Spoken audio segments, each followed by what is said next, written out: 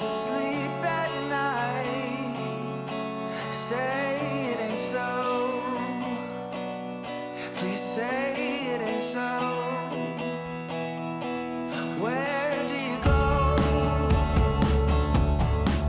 for divine delight? Is it someone I know? Someone from before? Oh.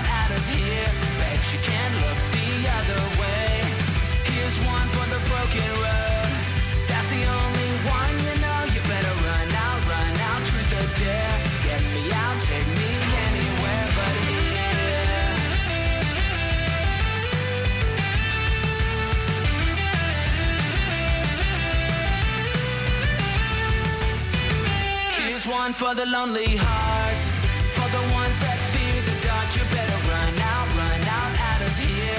Bet you can't look the other way. Here's one for the broken road. That's the only one you know. You better run out, truth or dare. Get me out, take me anywhere but here. Oh, anywhere but here. Oh, anywhere but here. Oh, anywhere but here. Anywhere but here.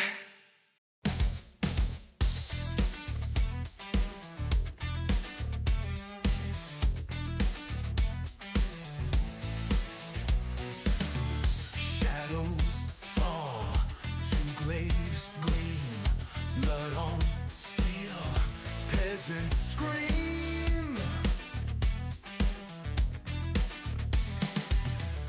Live in woods, ancients rise, angry bears fear the night. Men are gone, super werewolves, salt is on, never trust an elf.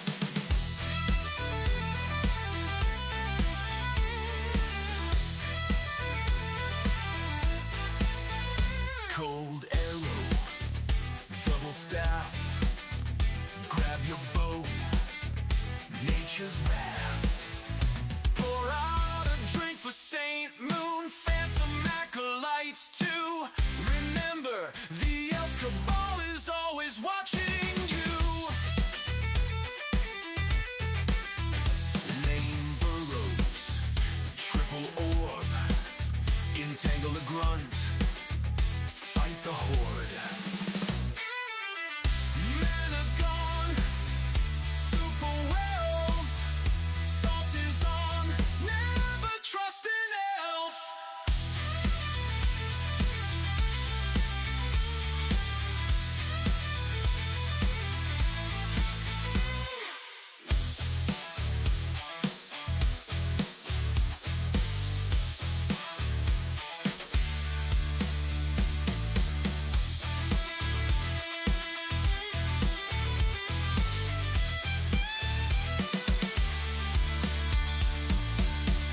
Cold arrow, double staff, grab your bow, nature's wrath. Pour out a drink for Saint Moon, phantom acolytes too. Remember, the elf cabal is always watching you. Lame burrows, triple orb, entangle a grunt, fight the horde. Men are gone, super wells, salt is on, never trust an elf.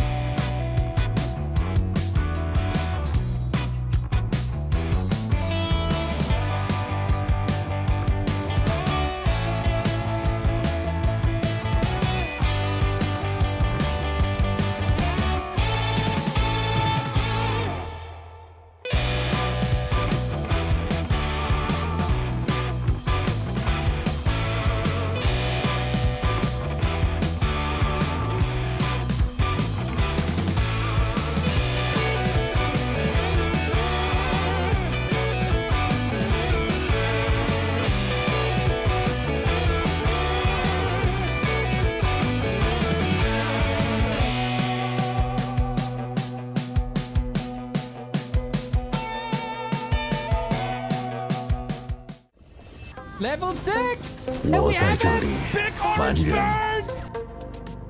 Who is going to win? Well, the Shadow Hunter is not the portal too quickly, maybe! 别催我， Zero's 如 tournament 你 right. 所愿。 Are we going? Silence on the 尝尝这个。 Blade that was used! So you use the shackles now! But is there silence on the Paladin as well? Maybe the supply? 别挡道。 Archmage? Demon Hunter is dead now though, isn't he? Potion! 尝尝这个。 No way! The knight killed the one! No way! This was never meant to happen.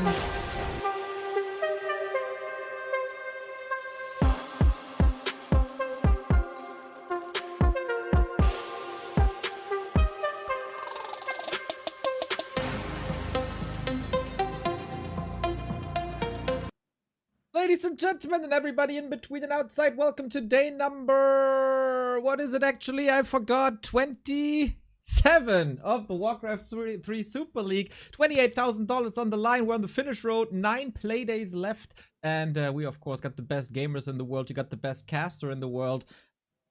With Quberte! Hey. Okay, Hello. I was lying, but it's nice to have you here. You were just talking about yourself. Yes, weren't you? of course. Of course you were. Man, it's been a long time. How have you been?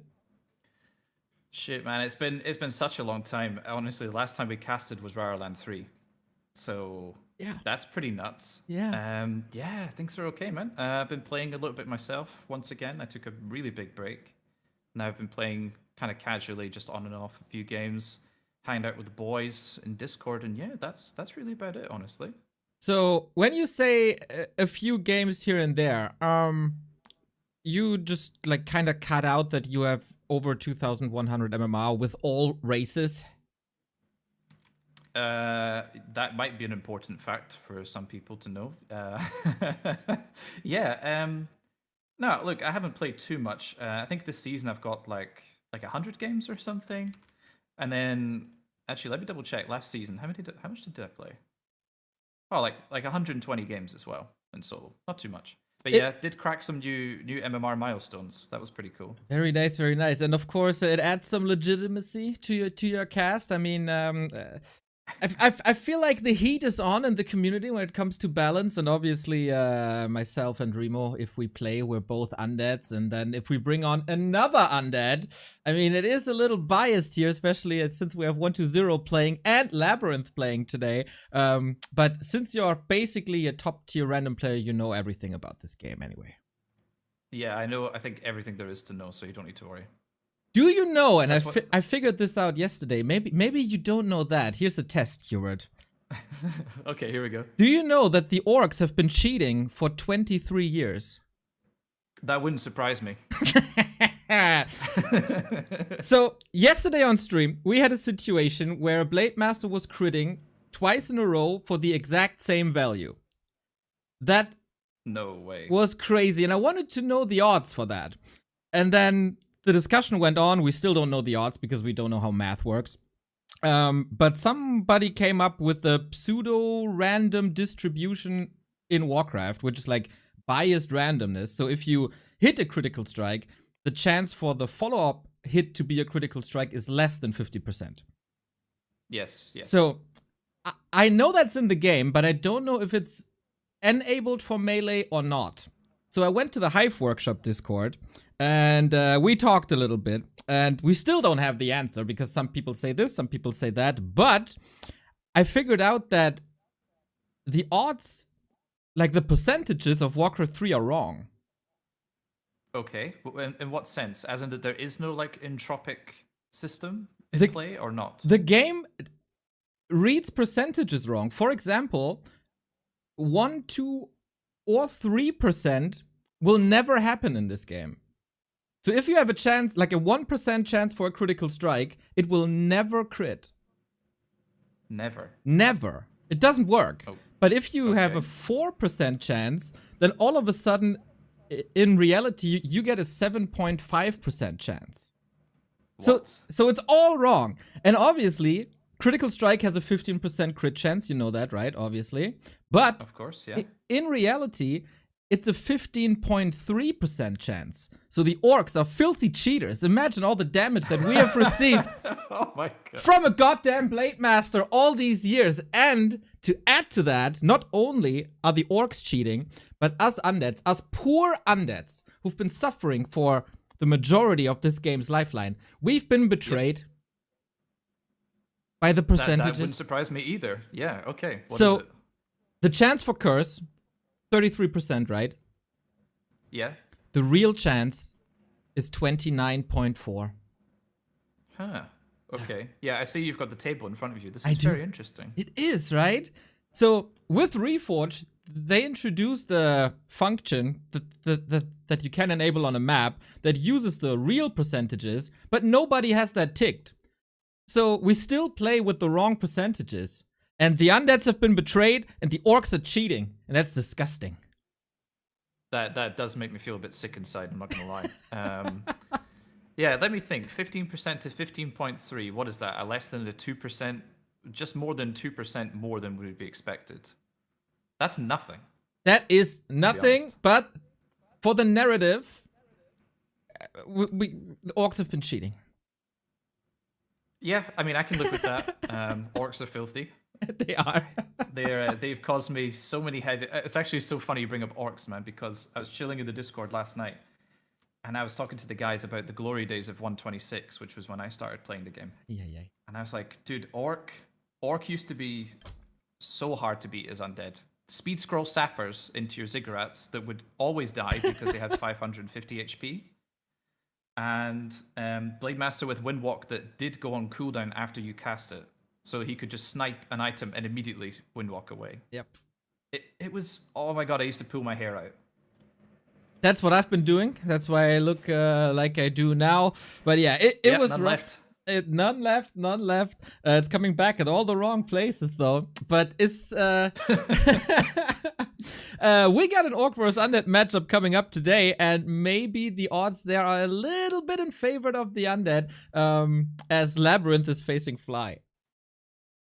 Dude, Labby has been on such a tear this tournament. It's actually been so awesome to watch. I had the pleasure of meeting him in person, obviously, at last Rara. Thought he was really cool. He has really good English, so it was easy to communicate with him and chat. And he was so disappointed when he lost his last series there at Rara. I can't remember who it was against.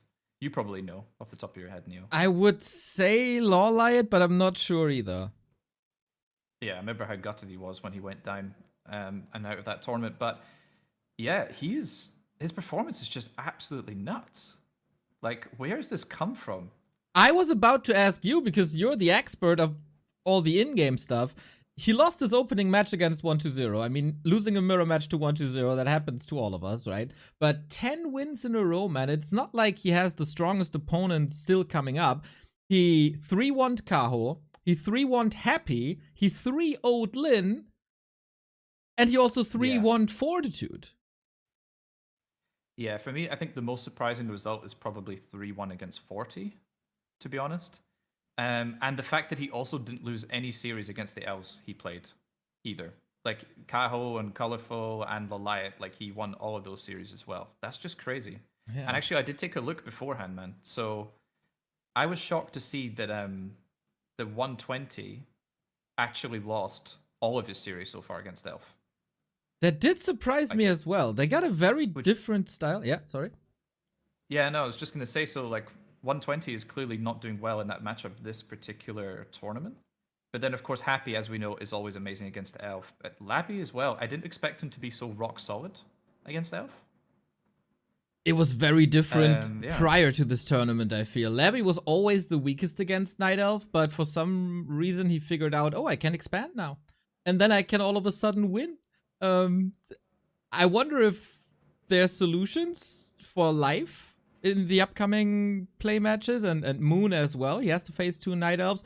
It's really interesting how these undeads are approaching the matchup. Like, Happy is rarely going for a fast expansion. The other players are going for a fast expansion. Some go for timing pushes. Some go for A-bombs late game. There is a lot of variety.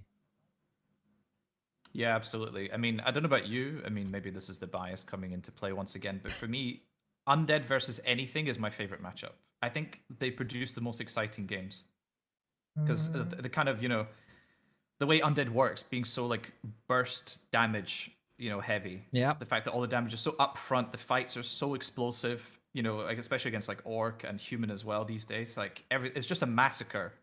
On right. each side, and also Undead Mirror as well. I love Undead Mirror. Like watching Undead Mirror. Don't like playing it, but I like watching it a lot. Hero action is always exciting. Yeah, I agree. I mean, I wouldn't say no to a great human versus night elf. That's also damn good. But yeah, I think you're onto something there. Yeah. For me, it just produces the most exciting games for sure. And we've definitely got some exciting bangers coming up today. Kicking things off with a human mirror, Neo, of all things, though. Yeah. What's your take on that? Our big reunion for a human mirror best of 5, man.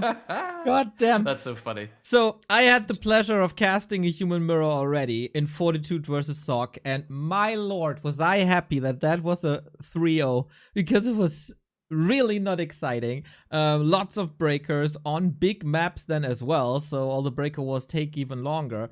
Oh dear. Yeah, now though, it's Fortitude versus Infi, and I don't know about you or the other people in the world out there. 40 and Infi to me are the best human mirror player in the history of this game. And to me also nobody's really coming close. And even when 40 was on the rise in like 2015, 2016, he was able to beat Infi, who was then undoubtedly the best player in the mirror match. So now, 10 years later, they fight again. And I wonder if Infi is up to the task, because outside of LabyRinth, Infi is, for me, the positive surprise of the tournament.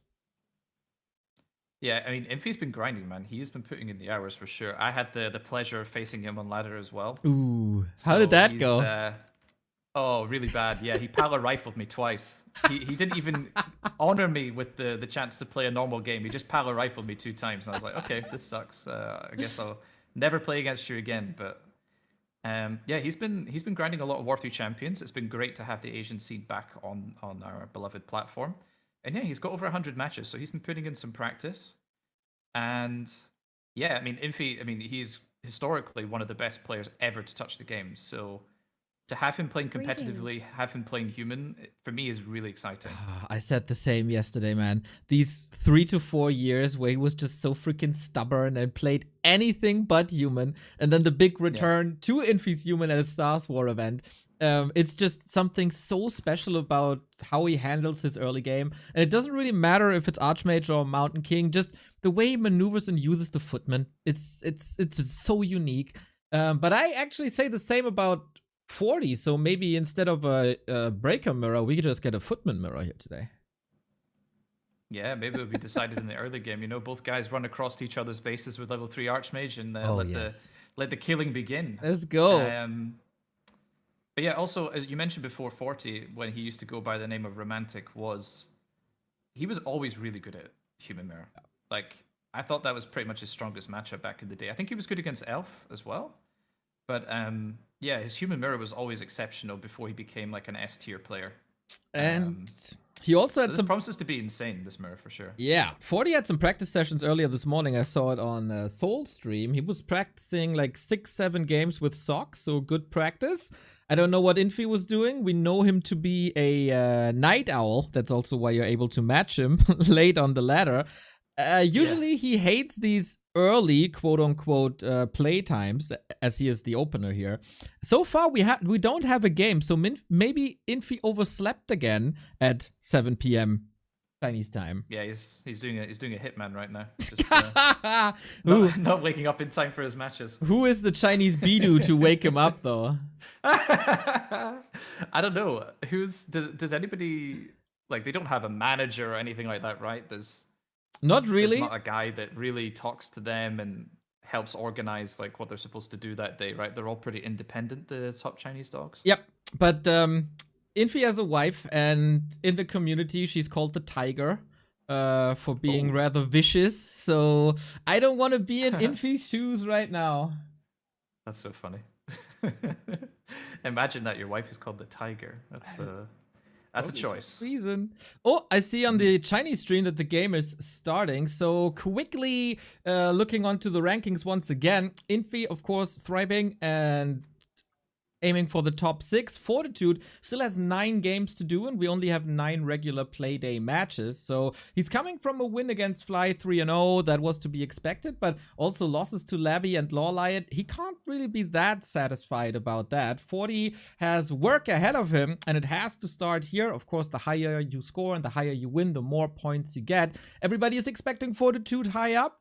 Now he has to show it. I'm not really sure in what shape he is, but he's coming from a WSB win. That has to say something. Yeah, absolutely. And of course, I mean, we all remember last year just how dominant Fortitude was as well. I think he has what it takes to probably finish, like, I would probably guess top 3 in this tournament, to be honest. Especially we can see with the maximum points available to him because he hasn't played that many series yet. I have no doubt that he will be able to do well against the remaining players. There are some major roadblocks, though, on the way, though, for him, for sure. I think getting through this mirror today will actually be quite tricky for him. I agree. I would not be surprised to see it go the distance. Especially with Infi. Happy Lane Kaho life. So good, man. So good. Tough. The next 9 days will be so good. We are in the game. We're fast forwarding. Don't forget the F7. I tend to forget that. So if you remind me down the road, I wouldn't be mad. We got a couple of supporters here. Thank you, Ben Crisp, Disproved by Hell, and JetLife for real. You're all awesome. We got the start on the greatest map of all time on Twisted Meadows. Let's go. Man, it feels good to be back and kicking things off with 2 of the greatest players that we have got in current Warcraft. Fortitude here in the top left on Twisted Meadows, and Infi in the bottom right as well. His As a opponent Pokemon today. with ever world champ, Opposite I can spawns, of easily course, afford those since that got changed a donations, long tears of time gold. ago. Will ensure a fair mirror. We see both guys are going to have access to the mercenary camps as well, so there's going to be a lot of action this game for sure. I agree. So early mercenary camp means early consumable and also means early shadow priest. Nobody came in to steal that just yet, but of course these consumables can determine the outcome of the early game quite a bit, with mana potions first and foremost. Nobody going to the lab as the shadow priest is so good. I'm curious how they play this. It is of course a choice to go into enemy bases and go for water elemental drops behind the farms. I would expect 40 to be a bit more aggressive. Yeah, it's going to come down to the items as well. Both players opening with the mercenary camp here, so the items here are going to be pretty game deciding as to who can get more accomplished in the early game. Obviously, a mirror match, having better items than your opponent is a massive deciding factor in who can gain an advantage, especially early on. All right, chat, thank you for the feedback. I try to level everything as best as I can. Please keep the feedback running so we're evening things out. Level 2 items, Wand of Mana Stealing and Invo Potion. Infi with a little bit of Infi DLC here to steal water elementals away. Yeah, Wand of Mana Stealing is actually a great item, to be honest. Sometimes it's a little bit overlooked. It doesn't give you the immediate power of, say, a big heal potion or a big mana potion, but honestly, where mana is a premium, and stealing that from your opponent and getting it back yourself, it's hugely valuable in the early game. Yeah. And Shadow Priest, of course, as expected. Infi with the fast attack, because 40 is already upgrading the Scout Tower. Oh, now a little bit of a different prioritization here. Both feel the other person is coming soon, dropping some water elementals. But yeah, it is your classic Human Mirror PvE opening so far. Yeah, we are seeing a little bit of a divergence, though, in both players' approaches. Fortitude actually deciding to go to the shop first, collecting the Boots of Speed nice and early, which I really like. Infi, I'm not entirely sure where he's going, honestly. Perhaps he thought he had more time. He does pick up the Berserker from the Mercenary Camp and a second Shadow Troll Priest, which is absolutely essential. And yeah, it seems like Infi, he prefers to be defensive in Human Mirror, which I've noticed. He likes to be the one on defense. He doesn't want to cross the map. He just wants to sit at home, defend as best as he can, and let his opponent come to him. Oh, beautiful spawn of the water elemental with wall, though. Exactly. Arcane Tower is up. Nice position on the Berserker as well. Should be super safe. We got the Dispels out. Not sure if he got that lasted with the Arcane or with the Archmage. Both are so similar here that it doesn't really matter. But the first offense by 40, well defended by Infi. Yeah, the Arcane Tower did actually deny the experience set for Infi, so unfortunately both players still sitting on the same amount of experience.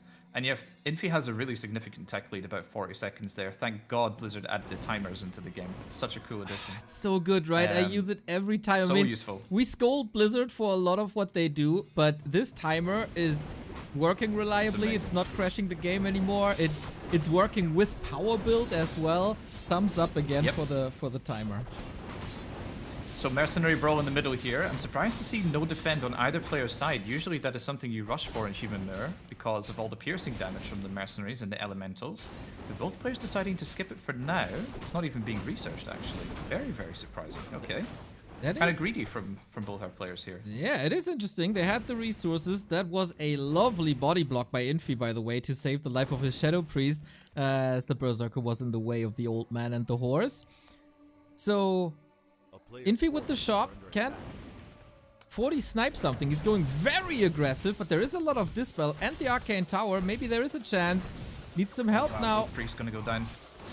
Oh, both priests gonna go down. And how on earth does Infi let Fortitude escape the base here? Are you kidding me right now? Yeah. A bit lazy from Infi there. Forty was able to run inside the base, snipe both priests, and then just leave as if nothing happened. That's the strength of 40, right? His first attack might not lead to too much. The first brawl might not give him a big advantage, but he always finds a way, luring Infi to the side with the rest of his army and breaking through the defense lines. That was heavy losses. Good XP lead now for 40, and of course double Dispel wiped up the map. Yep, absolutely. Fortitude now also getting to tier 2 himself. Should be a Mountain King coming from the altar for him. And we see Infi's MK is pretty much almost ready. So that tech lead definitely showing just how substantial it was. Infi getting on with some creeping as well, which I like. Wants to aim for that level 4. Unfortunately getting the Talisman of Evasion, not the best item.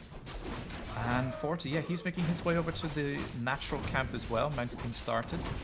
And yeah, both players kind of going for a very similar route, but I would give the edge this game to 40 so far for sure. Yeah, due to the level lead a little bit. We get the classic tier 2 also in the Human Mirror, while we have very experimental humans in the Western scene who like to go to tier 3 and Knights and all that. In Asia, SOC 40 Infi, tier 2 expansion all the way, all the time. Yeah, absolutely. I personally love to go tier 3 in Human Mirror. I think it just makes the game fun.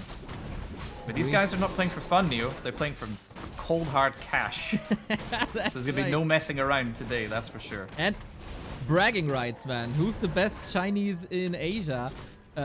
Who's the best Chinese human in Asia, of course, a region that has historically produced the best humans in the world, thinking back to Fly, and TH, of course. So, while Infi had the fast attack, 40 has the faster expo, and Infi seems to be mismanaging his resources a little bit, because his second base is nowhere to be seen.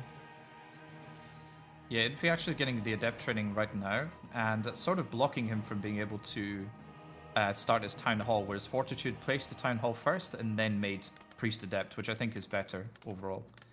And also, Infi didn't actually give that much XP over to the MK, so both MKs still sitting on level 1 here.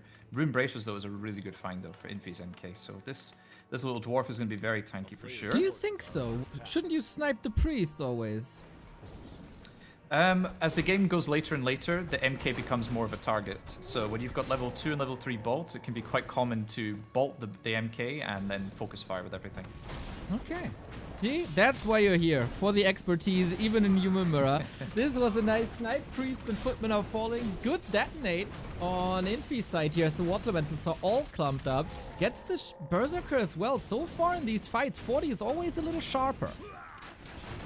Yeah, Fortitude has the stronger items as well, and the Archmage for sure, who is the highest DPS you have at this current stage. So Archmage items are always crucial, and yeah, 40s is a machine, that's for sure. And yeah, Infi not really getting the better end of that trade. And of course, his expansion is later as well. We'll see the gold differential shortly when both mines are fully saturated. About 500 difference so far. Okay, that would allow for attack, guys. Wouldn't it be nice to see tier 3 somewhere? But yeah, of course, we stay with Breakers. It is the most efficient one. And Blacksmith coming on both sides, some more upgrades. And yeah, now Human Mirror, Twisted Meadows, so much left to creep. Yeah, both players have gotten so much experience just by fighting each other, and there's so many more creeps left on the map. Definitely feels like a tier 3 human mirror map. But we'll see what our players choose to do. I like that Infi actually has his footman, by the way, positioned in the north here just to attempt to snipe some workers. There's no arcane tower. But Fortitude, look at this. He left footman and an elemental behind just to make sure that there's no peasant losses here. Sick. Really nice awareness. Yeah, so I start to sound like a broken record here because every Infi game I say, oh, the way he's using the footman, it's so special. But now 40 shows that he did his homework. He is well prepared for these footman harasses. The cheeky little play by Infi shut down before it even started. And that priest is a little bit out of position, getting immediately punished. Level advantage for Infi. And in the past couple of days, we've seen how powerful this bash can be. Yeah, Bash Everett, since it got buffed, is an incredibly potent spell these days. Well, passive, I should say, rather. Feels like it always procs, like every second hit or something, but it is 20% on level 1. But there we go, there's already been like 3 or 4 bashes, 2 bashes in a row on Infi's Archmage. Wow, taking a lot of damage right now. And there comes the Stormbolt flying past the Archmage's head. Whew, straight onto the Priest. Priest is going to go down as well. Man, 40 is getting such a good set of trades right now. Breakers, though, will help Infi quite a bit, though, to get some pickoffs. Yeah, and Infi is at 49 food, so no upkeep tax for him, while 40 is only getting 14 gold per second, basically. This could help him out in the long run. We see the first upgrades coming in. Infi already done with the attack, queuing up the defense immediately. And 40 a little bit behind in that regard, but gets another footman for free. Yeah, the upgrades are definitely very important. I think the armor upgrades especially are absolutely crucial. Breakers don't really get much of a attack damage bonus per attack upgrade, so you definitely want to focus on armor in this matchup. And yeah, Infi, kind of probably recognizing that he was behind in terms of gold, decided to stay on 50 supply for longer and has somewhat caught up as a result thanks to that lovely mechanic known as upkeep. So we have 60 supply queued up already. Oh, Fortitude has a massive backlog of units though as well. But like crazy, and he 10 also more supply rolling out as well. Yeah, man, and he doesn't have to produce during the fight. That's amazing. He's now level 5 Archmage, level 3 Brilliance Aura for more Dispel and more healing. Infi is adding the Ogre, which he tends to love nowadays. He's adding them also versus Night Elf a lot, but this Mountain King is so hurt. Despite the evasion, despite the Rune Braces and the Gauntlets, Infi in dire straits already. Oh man, this Ogre Mauler gives so much experience away, and it was not denied, unfortunately. That was a very tricky deny to pull off for sure for Infi. And yeah, we just see the effect of Fortitude having the better early game here, getting the expansion up sooner. He's just able to pump out so many more units. Look how many breakers he already has. And Infi, you're in a mirror match, you're not able to contest that kind of difference in units. Exactly. Sure. Yeah, it's all a ripple effect from the early mid game. It started with the Shadow Priest and the earlier expansion, better resource management. It's very, very rough. Infi has a TP to defend here, but only one Arcane Tower. Militia Call takes a long time, so maybe a heal scroll to save the day. Yeah, as the game goes on, we definitely need heal scrolls. 2 are actually available for Infi already. Here we go. Oh, sorry, it says sync with negative 15 seconds delay. What? I've never seen that before. That is... we're perfectly in sync, I think. Workers slaughtered. Infi jumping straight onto 40's army. No breaker frontline established. All these priests up for grabs. Easy pickings for Fortitude now. This TP is a disaster. Yeah, not looking so good there for Infi, I'm afraid. His army is just getting picked apart completely. You never want to TP so close to your opponent. The Stormbolt just getting massive value right off the bat. And Infi feels like he's crumbling. He's got the heal scroll advantage over his opponent, but it's not really enough. Man, we promised the people the closest human mirror possible with the greatest human mirror players, but 40, in his return to the Super League after having a couple of days off, is looking damn sharp. I mean, he has a 25 food lead in a mirror match on even basis, on even tech. There shouldn't be a silver lining for Infi anymore. No, I'm afraid not. Neo is looking incredibly grim right now. Infi burning through consumables just to keep himself alive, but the overwhelming breaker force is just too much for Infi right now. God damn. 40 is an absolute beast when it matters most. He's there. The value chart shows it to the people. Just, yeah, exploding, skyrocketing, relatively simple 1-0, no crazy creativity, just putting on the pressure onto your opponent. And if you're the actor compared to being the reactor, you oftentimes have an advantage unless you fumble this a little bit. And yeah, 40's rhythm is just outstanding. The way he finds the balance between creeping and offense and defense, superb. Yeah, I couldn't say it better myself. I really feel that moment where Fortitude was allowed to just enter Infi's base and take out both Shadow Priests was kind of an unforgivable mistake at this level of play. Those priests would have been incredibly useful going forward, at least until actual priests are in play. And that gave him quite a jump start in experience. Infi lost all the resources that he invested into those mercenaries, and yeah, also didn't get the expansion up as quickly as his opponent. It just felt, it's very snowbally, you know, in Mirror, right? So even these seemingly slight differences can amount to such a massive lead. Yeah, very much agree. Sometimes it's an item, sometimes it's an upgrade, sometimes it's a faster expansion. But yeah, front to back win for 40. Good news for all the Infi fans out there. He oftentimes started a little slow into series, thinking back to the games against 1-0, where he was down 0-2 and then almost took the series and reverse sweeped it. In general, the game 5s for Infi have looked tremendous. But 40, 3-0 versus Fly, now 1-0 up versus Infi. I think we don't have to question his shape anymore. Yeah, absolutely. He's looking imperious, to say the least. And I just hope that Fortitude can maintain this level of play. And yeah, we've got game 2 up, by the way. Let's go. We do. Echo Isles it is. Relatively similar to what we've seen on Twisted then, I guess, with mercenaries and expansions. But we're getting ahead of ourselves. Oh, I have to restart because our overlay didn't work fast enough.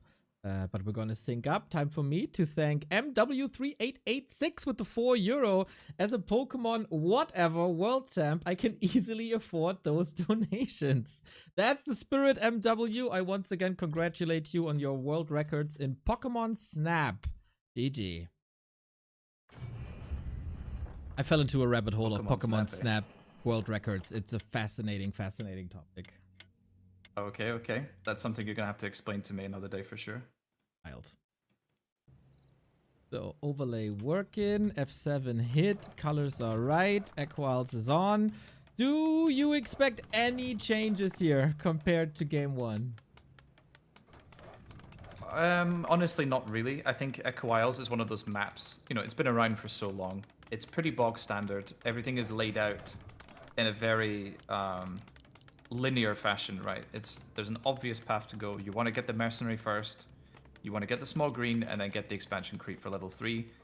And then sometimes you're going to meet at the shop, potentially, or you will go to each other's main bases and maybe split off some footmen to harass the expansion. So yeah, I don't expect to see too many differences. The only thing that I can think of is whether there will be a footman or peasant to try and steal away the opponent's troll priest at the beginning. Yeah, that would be a big one. I've seen, I will never forget this. First time I went to China for a tournament, WCA 2014. And of course we were all raving about the Chinese gamers, right? TH and Infi were the best at the time.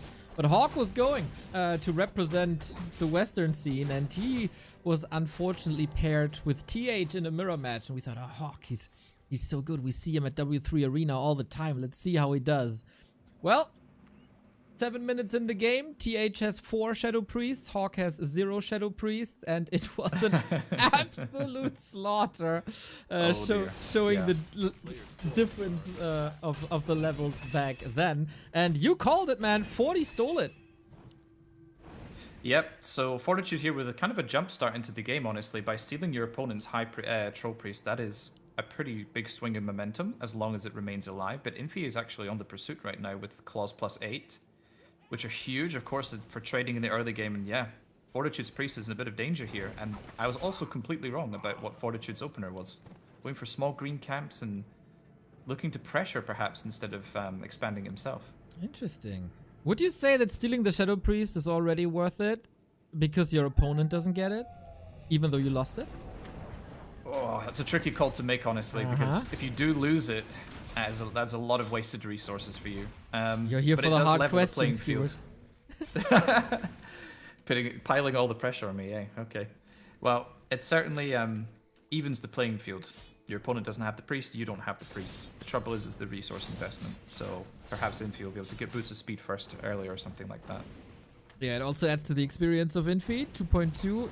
The damage output is mental. The Infi DLC, exactly what he needs after a loss like we've seen on Twisted. Tier 2 tech slightly ahead for 40, despite the investment into the Shadow Priest. But Infi is the one to get the first Footman kill. And this is looking quite a bit better than game 1 for the Iceman. Yeah, we see Infi really does not seem to prioritize boots of speed. Fortitude does, on the other hand. So he's going to be more mobile and a little bit more versatile in the early game here. And Infi did get a snipe on one of Fortitude's footmen, so that one goes down. And now there's a bit of a last hit. Oh, going towards Fortitude right now. Wasn't sure if Infi had managed to steal that away with the claws, but yeah. Fortitude getting both the item, which is amazing. Mantle of Intelligence. Yeah, the second securing one. XP for himself. Exactly. So damage is almost evened out here. Movement speed advantage, of course, as you said, in favor of 40. Infi goes for the second round of Mercenaries. 40 could do the same with a little bit of effort if you draw out the camp. But yeah, the availability of Mercs is giving Infi an edge in this early mid game. Yeah, this is the trouble when you don't go for your own mercenary camp yourself. You either have to be constantly on top of stealing them away, which is tricky because Fortitude committed to teching sooner. He doesn't have as many available resources to spend on army. And yeah, Infi gets the control of the mercenary camp, and I think 40's in a bit of danger right now, Neo, not gonna lie. Yeah, first mover advantage once again. Shout out to Styles for bringing that word into my vocabulary. These words, I guess. Trying to snipe, but yeah, the fact that 40 has to pull militia already is a bad sign. Yep. Thankfully for 40, though, he did get boots of speed, so he's able to stay out of range of Infi's Archmage. Actually managing to snipe the priest here as well with just footman and militia, which is a little bit surprising. A little bit of miss micro there. But it feels like Infi should be able to pile on the pressure right now. He's very healthy right now, has a decent force, has the Troll Berserker available, and 40, he is very low right now in his Archmage. Right on. He needs this regen scroll. Infi thought about killing the shop, but a little bit too much of an investment. 40 has to play defensive for the foreseeable future. Invest into a potion, actually. That's rare to see. Yeah, to be honest, Fortitude doesn't have much of an option here. He has to pull the health potion, unfortunately, and Infi is just standing strong right now. He's soon about to reach his tier 2 himself right now. Immediate queuing of that Mountain King, ready to go. 40, it feels like he needs to get some value from this defense here. Can he chase down the Berserker? I think he can, Neo. Looks like it, with the Boots of Speed, man, already paying off. And of course, Infi has to evacuate soon with the arrival of a Mountain King in a second, but seems like he's willing to invest the Town Portal for some econ damage. Yeah, we see the willingness of both our players across both games to dive the opponent in a calculated fashion to try and get as much value as possible. And Infi here, pretty close to level 3 actually after getting some kills. Mountain King does arrive on the scene though, so that is surely the time for Infi to abandon ship here and reset this match. Right on. So what he got was a Sanctum kill, as it seems, or his presence delayed the Sanctum. Whatever it is, Infi is a Sanctum up, while we have a little bit of an advantage for the Mountain King. In this mirror match, you always have to look for the nuances, right? So that's pretty much about it. But with the arrival in the mid game, advantage Infi, he evens out the boots advantage as well. And now it's time for the classic tier 2 expo.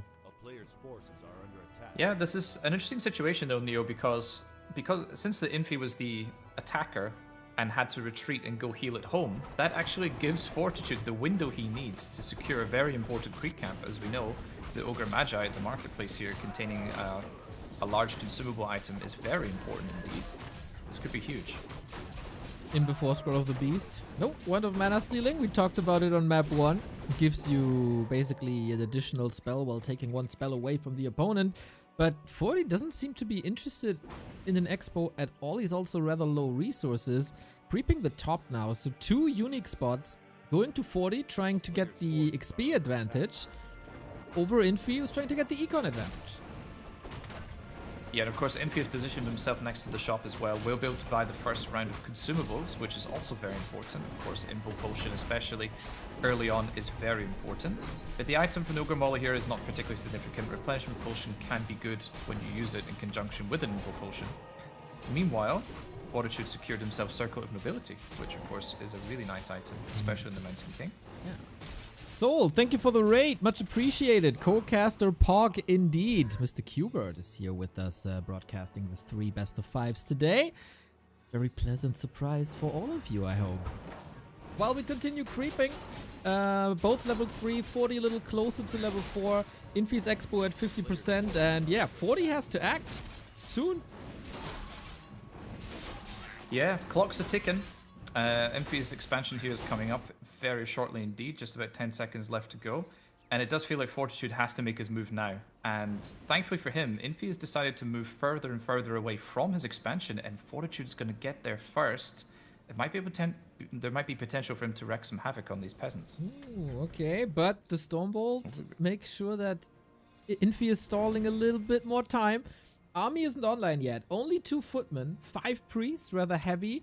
Needs some frontline now, though. Militia is coming in for Fortitude. Did he play this game smarter all along? Okay, he sends them back. He's not following through. Caster curse, but the push is still on. This is so interesting, man. It's really rare to see a tier 2 human mirror be played completely differently. We almost always see the Double Sanctum hero expansion style. And now it's Fortitude deciding to switch things up, flip the script, and see if he can make this style that he's going for work against Infi right now. And I feel like it's quite a gamble on Echo Isles because of the mercenary camp behind for Infi. Good See, call. is Fortitude strong enough right now to dethrone Infi right here? Infi again with the Ogre Mauler. Very big investment. Here come the Breakers as well. A little bit of do or die for 40 here. Usually when we see this early aggression, it's paired with the Panda and sometimes a proxy workshop as well. But not here. We have a big front line. Infi, of course, with additional income, has the longevity, and 40 has to do a lot of work in relatively short time. Yeah, it's tricky. Defender's advantage obviously playing a massive part here for Infi. His militia will have longer uptime. Focus fire onto the Ogre Mauler. That's going to be huge experience going towards Fortitude. He gets the level 3 on the Mountain King already. I feel like Infi's MK might be up for grabs very soon. We've got at least 2 Stormbolts available on 40's side. We see the priests are attacking the peasants at the back here, Nero. I'm not sure that's the best use of them. Nothing is being healed in the front lines. Not yet. Okay, 40, the best fighter in the human mirror. Let's see if that's enough. Mountain King for Infi has barely any mana. We, of course, have Bash, but now we go for the priest, and 40 is putting on a clinic so far, pulling ahead in supply despite the economy advantage. But the longer the game goes, the better it is for Infi. Yeah, Infi getting his 2 breakers right now, rolling in, which he desperately needs to ease the pressure. Last Stormbolt for the time being committed onto a priest. And Fortitude, you know, he's got quite a strong army right now. He has more breakers, he has more priests than Infi right now. But Infi's production is certainly rolling. We have quite a few units coming as well, more units queued up. And his reinforcements are going to arrive more quickly, but is it enough? Yeah, 40 the Madman is towering a human. When do you ever see that? Cross distance, of course, here on Echo Isles is a big detriment to 40's strategy. Gets another kill on the breaker, though. Upgrades are in favor of 40. He didn't invest into the tower, but he did invest into a blacksmith, so 1-1 breakers or 0-0. Yeah, there's just no way for Infi right now to get a blacksmith and get the upgrades rolling. He has to just pump units, buy mercenaries, and do whatever he can to stabilize here, Neo. Well, the Mountain King mana, though, this is something we need to pay attention to. So Fortitude has got 2 Stormbolts available right now. Infi with none currently, but he will get one very shortly. And this could be absolutely crucial. Whoever runs out of mana first on the MK can often start to lose the battle if the armies are relatively even because of that ability to focus fire. Yeah, courtesy of that Wind of Mana stealing, right? A 240 mana difference or something right now? Yep, that's right. That is 3 Stormbolts, basically, if you play it well. But Infi finally, for the first time in forever, can use the Stormbolt himself. He's pressed against the back of his own base. No production at the moment, as Infi is supply blocked at 56. So he might have additional income, but he can't make use of it. Yeah, Infi here, he's having to pull militia so often that he's lumber starved completely, not able to actually make a farm in order to... Oh, there we go, he just unblocked himself. But it's not going to be enough time to get reinforcements. I think, Neo, this Mountain King is in serious trouble right now. Fortitude has so much mana at his disposal. Another Stormbolt flying onto Infi's Mountain King. This is very close right now. The chase is on. And wait a second, both Mountain Kings actually have boots, so Infi might be able to abuse the vision around the trees to keep falling out of vision. Oh, it's not going to be enough, Neo. The Mountain King just goes down and gets sniped from downtown. Holy moly, man. Mountain King for Fortitude, 1 level ahead. Infi holds on to his expo, though. The focus on the fight was obviously on the right-hand side, so Infi stabilizes in the middle, amassing a huge number of breakers, but 40 doesn't seem to be done here. Another priest falling. Archmage has to hold this by himself, but that's also the last bit of mana for him. Oh, this is such a mountain to climb now for Infi. Losing your second hero, it just feels impossible from this point onward. The NK is such a huge source of damage in this army. Surround. What can Infi do? He goes for a surround on the Archmage. I think that's a great idea, but can he hold it? Wait a second, I think he can, Neo. He might be able to force Fortitude back and buy himself the necessary time. Wow. Infi seeing the one road to potential victory here, and he takes it immediately. Damn, what a clutch save here. That was the one move that he could have pulled to stop 40 from breaking his base. Now supply is even. Mountain King is back in 45 seconds, of course, with a huge XP penalty. Shop is up, we need to heal, and 40, he has to cross the map again. That will take him 30 seconds at least, but he's not in a rush at all. Queuing a little shop, mercenary camp here for, of course, the race to level 5. Yeah, this is Fortitude has an interesting chance here to actually, an opportunity to make a counter expansion. He TP to his own side of the map. It seems like it is worth the time investment just to collect some experience, collect some potentially good items, and apparently just start the town hall when the creeps are still there, which is very rude.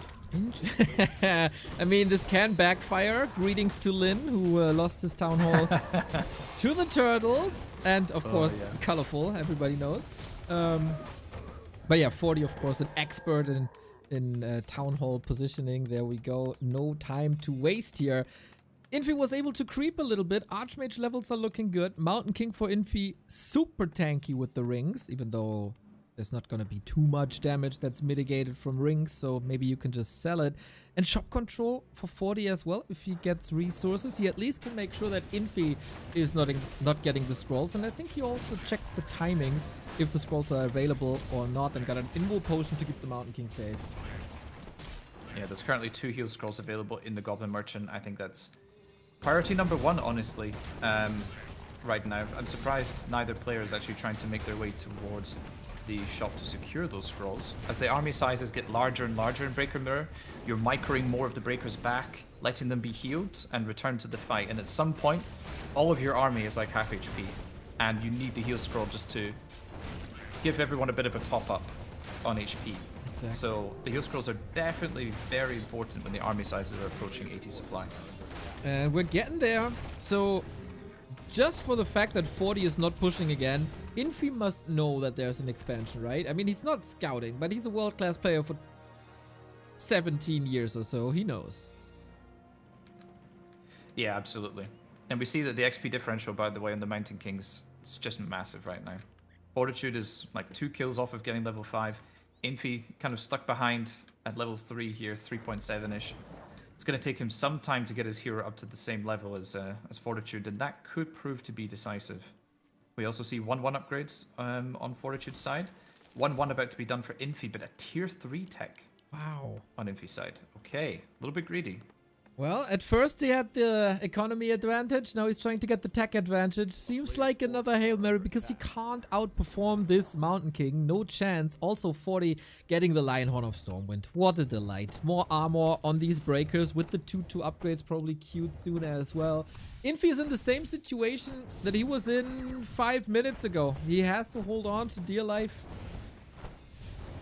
Well, Neo, here comes another big breaker battle, and this time there's about 3 times as many as there was last time, so we're in for the long haul, ladies and gentlemen.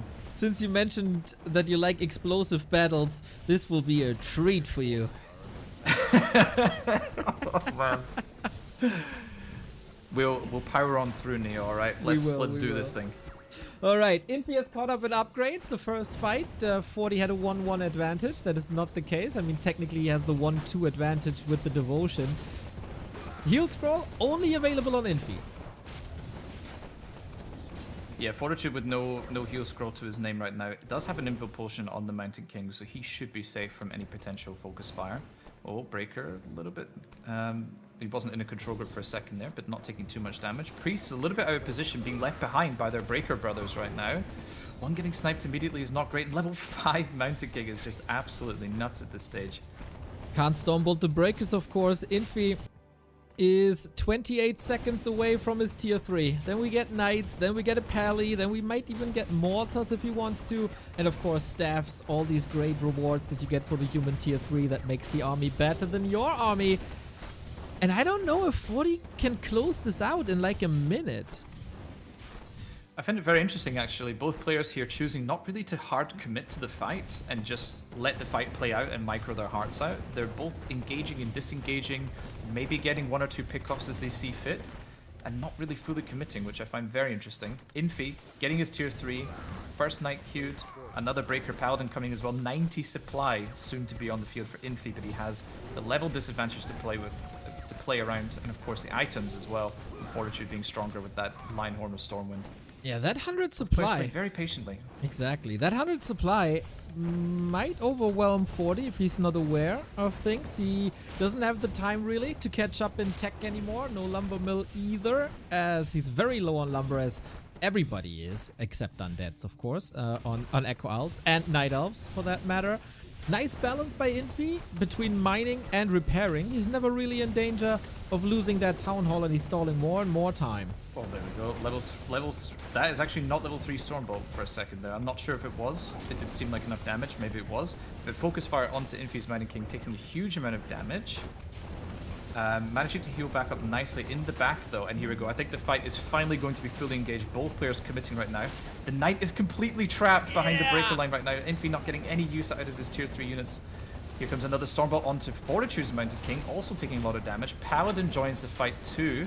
Well, that's shift the tides in Infi's favor. Oh, the Holy Light is going to be so good on this Mountain King. We got a staff as well for free healing, basically. If Infi moves forward, he has the advantage, of course, with the Knights, with normal damage against medium armor and high damage as well. Uses the Stormbolt to stop the opposing Mountain King, who can't really get too much done. Holy Light was used, but the staff is ready to save the Knight. Beautiful Staff of Sanctuary by Infi. I think Fortitude is actually losing control of this fight a bit here. He's doing his best to micro the units back, but they're taking so much damage, especially because of that Knight putting in a lot of work. And Fortitude decides it's time to get out of dodge and spend his resources, Neo. Yes, I was about to say the same, man. Fortitude pulling a little Kaho here. 1,600 gold. What are you spending it on, though? Your opponent gets the shop control. There's no real chance to grab it. Backpack would have actually been amazing here for the Breaker. But yeah, you don't have tier 3. You are not able to get to 100. And Infi is just crossing the map, basically a-click, and is willing to close out the game. I think Fortitude is in some serious danger right now, not able to actually produce enough units. Should have got a few farms just to at least go to 100 supply with Breakers.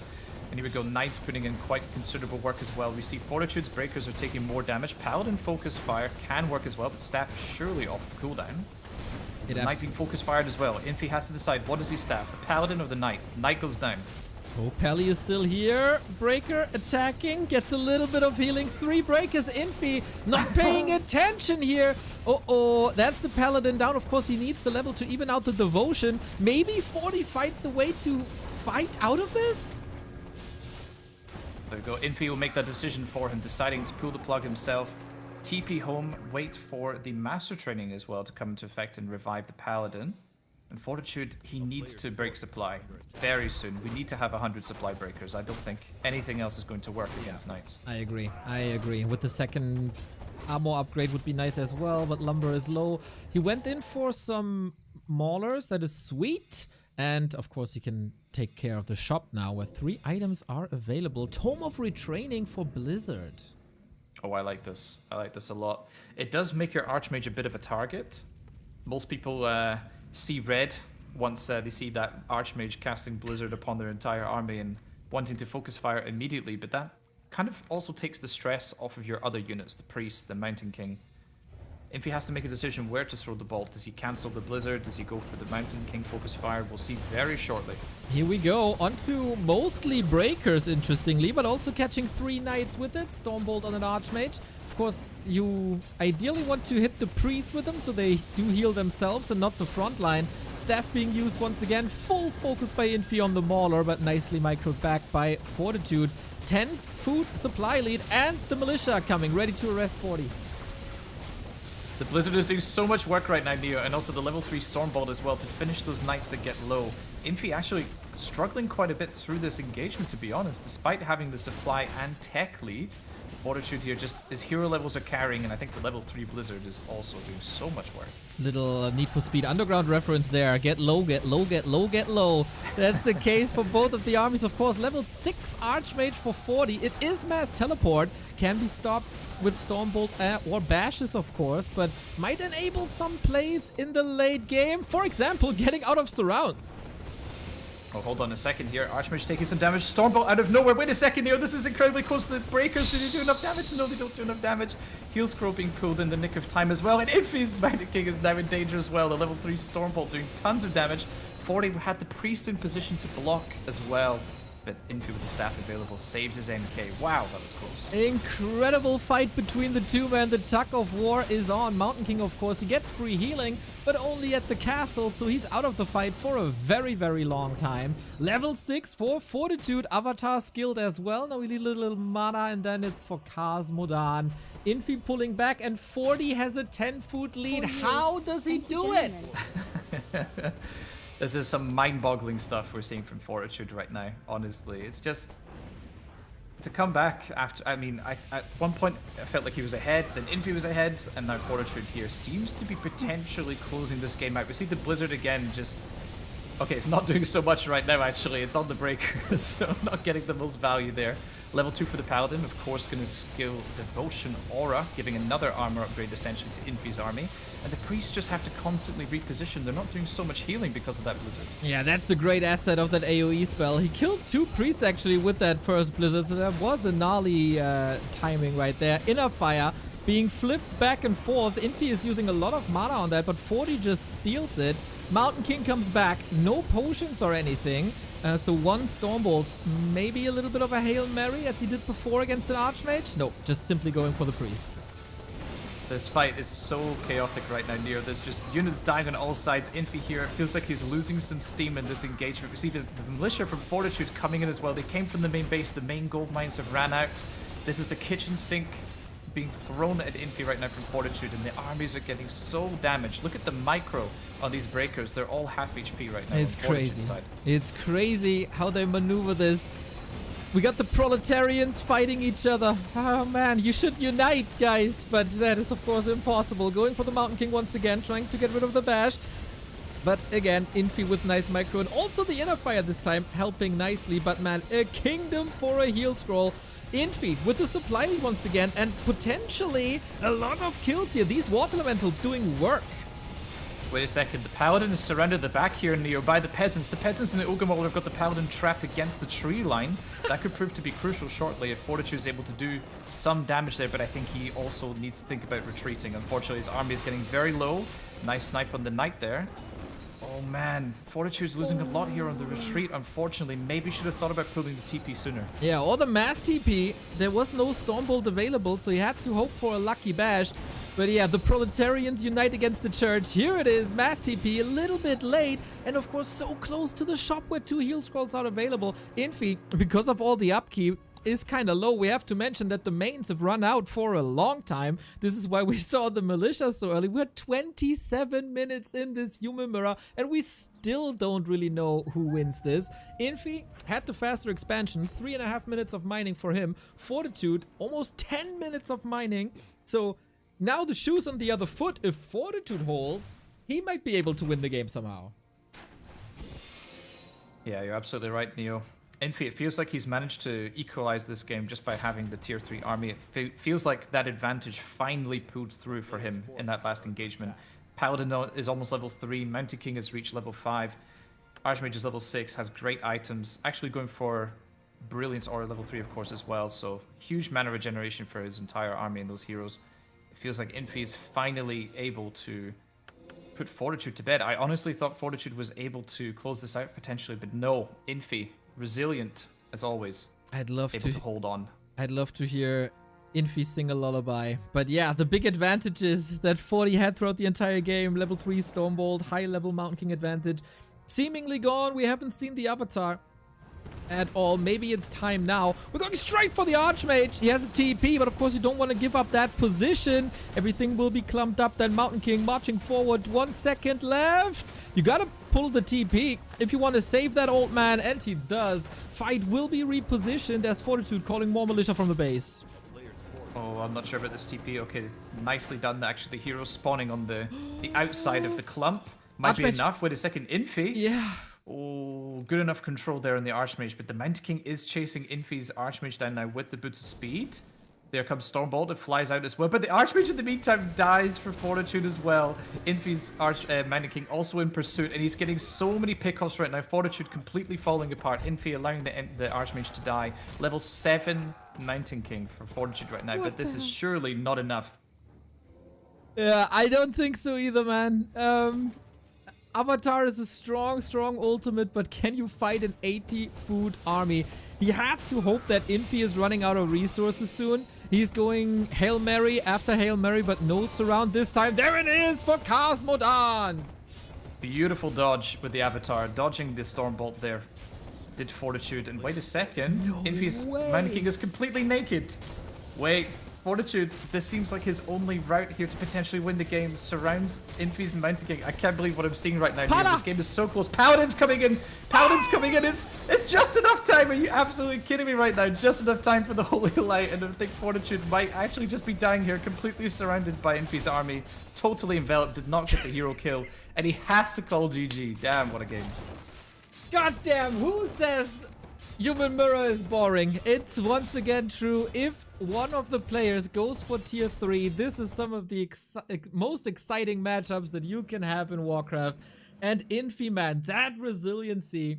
40 tried a lot to get the win here, despite being one base down for such a long time. Was super close to getting him there, but Infi's decision making seemingly a level above here.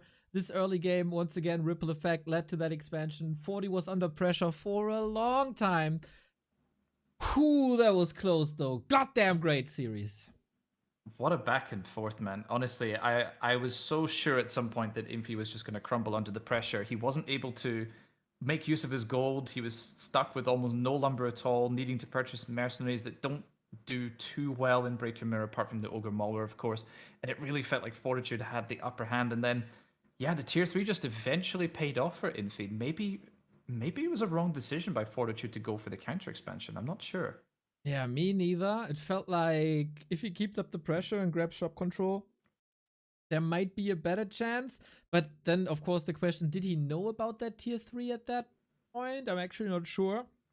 It was so much action. My mind is filled with all the Stormbolts and TPs and pushes. It was a gorgeous game. And the fact that Infi had the guts to go for that tier 3 and just was on the verge of dying, and the knights appear like the Riders of Rohan, and the paladin appears at the perfect time with the staff, just as he did in that last encounter for the Holy Light. Just 40 had chances to win this, was sometimes a second off, but that was great Warcraft.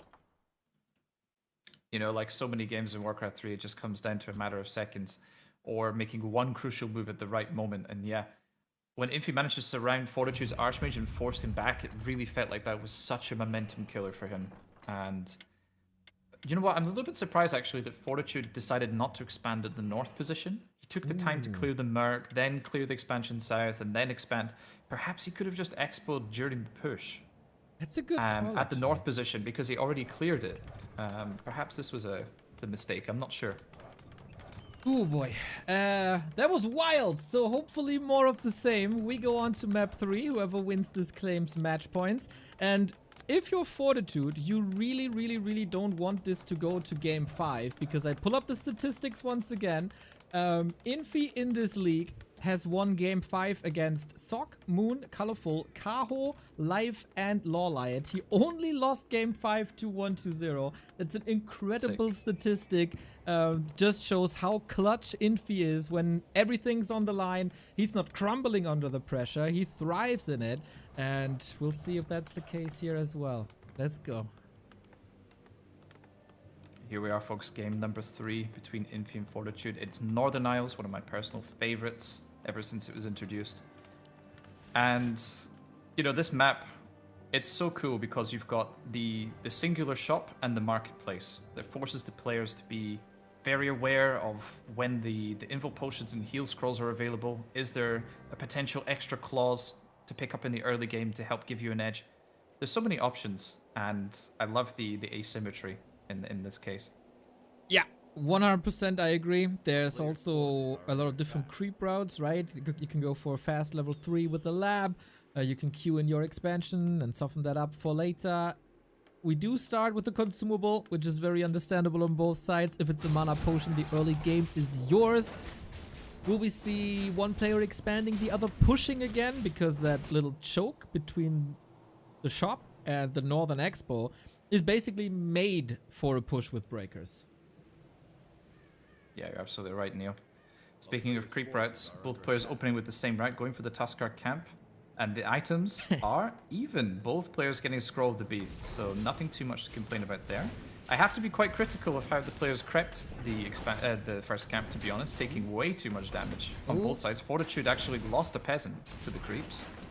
So a little bit of a slight early game edge there for Infi. Soul Apeman told the world how to creep this spot when he was coaching any Fuchsia. Infi and 40 didn't listen. Yeah. Yeah, I mean, I think they can actually use, they could use a bit of a refresher, training on how to clear this camp. In any case, we see both our players here going for the exact same route. It will be into the lab as our third camp, securing level 3. The item here can be so game-decidingly strong as well. Could be Claws +8, could be Circle of Mobility, or it could be a crappy Ring +5, Neil. That's right, or Talisman of Evasion, of course. We call more Militia for this. Techs should be running. 40 is indeed a little faster in everything. So a bit of a cleaner execution. We get the Talisman actually on Infi's side, and we get on the other side a little bit of mana, but that Pendant of Energy is not as strong as it once was. Puts it to the shop and gets boots for it. I think that is a good choice. Oh man, Fortitude. I just love his early game prioritization. Going for the Goblin Merchant first, getting rid of a bad item, going to the marketplace and getting himself another Mantle of Intelligence. Look at the items on this hero right now. It's just absolutely nuts. And Infi, his items are terrible. We've got Scroll of the Beast, which is not particularly great. Cloak of Shadows, which he shouldn't need, hopefully, and Talisman of Evasion, also not particularly good. Infi, I feel like he's going to struggle as soon as our players collide. The Infi item DLC is broken here on Northern Isles. But yeah, Fortitude's map movement, that's a little bit of an advantage for the bottom left-hand side starting position, right? As in he was able to get to the merchant. The lab in the marketplace first? Yeah. To the merchant first and foremost. That's true. Yeah, and of course you can then get boots of speed, get you over a little bit faster, so yeah. Imba true, map. I've actually never noticed that before, Neil, Yeah. so thank you very much for that. I'm here to educate the people. Everybody knows I'm a great caster because of my knowledge. Wow, the way you laugh at that, bro. The disrespect. The disrespect, yeah. Hey, look, you know more than you let on, perhaps. That's right. You know, I have to be relatable. And the unwashed masses out there, they don't know shit either. So I'm just toning it down. Yeah, gotta be on the same level as everyone else. Yeah, so Infi once again playing defensive as we saw before, and Fortitude, he kind of took a sweet time, honestly. After securing the items, decided to hover near his side of the map just in case Infi was coming towards him, but now decides to be aggressive. Gets the Arcane Vault cancel, kind of decent. But there's not really too much for him to do here. He's left the footmen on the map, which are kind of trailing behind him. Look how many footmen Infi has, by the way, as well. Always, man. He is a man of the foot people. And 40 getting 2 kills here. First the peasant, then a footy denies his own. Water elementals shall be killed, of course, for a little bit of a level advantage. But 40 is so clean. Goddamn. Dude, imagine he doesn't make these denies. Infi is like almost level 4 already. That's how massive denying is, guys. So suggest in your own games. Something you need to do. And you Especially gotta, elementals, they give so much XP. It's crazy, man. And you gotta give it up to Todd, who kinda influenced the scene by realizing the value of the denies as one of the first players in Human Mirror, especially. Yeah, isn't it crazy to think that in the past we just never used to pull creeps or deny creeps as well? Like, Dude. or deny your units? It's so weird to It think is that weird. players never did this. For the And creep now it's just a pulls, staple. for the creep pulls, dude, I don't know if some mechanic broke that just enabled this. Yeah, the trouble is we can't go back in time, right? Like, I don't know if this is how it works. And the game has been forever changed with Reforged. I think the AI is slightly different, so it's difficult to tell. That's for sure. On some servers, you could try this with patch 1.27 or something. But is there something inherently different about how the mechanics of the game work? I'm not sure. I don't know. It's a mystery. Need to get War 3 history on that to find out. As if Fishy knows such things. But he can be our researcher in the field. You True. know, he can work these things out. Yeah. If he's our spearhead, we're doomed. Oh, come on. Fishy, such a legend, man. He is. Alright, what do we got? Infi, creeping up right now. Didn't bring a scroll of regeneration, which is really greedy. Wants to rely just purely on the priest healing, which is interesting. Fortitude did bring across the scroll of regeneration for himself, healing up his army nicely.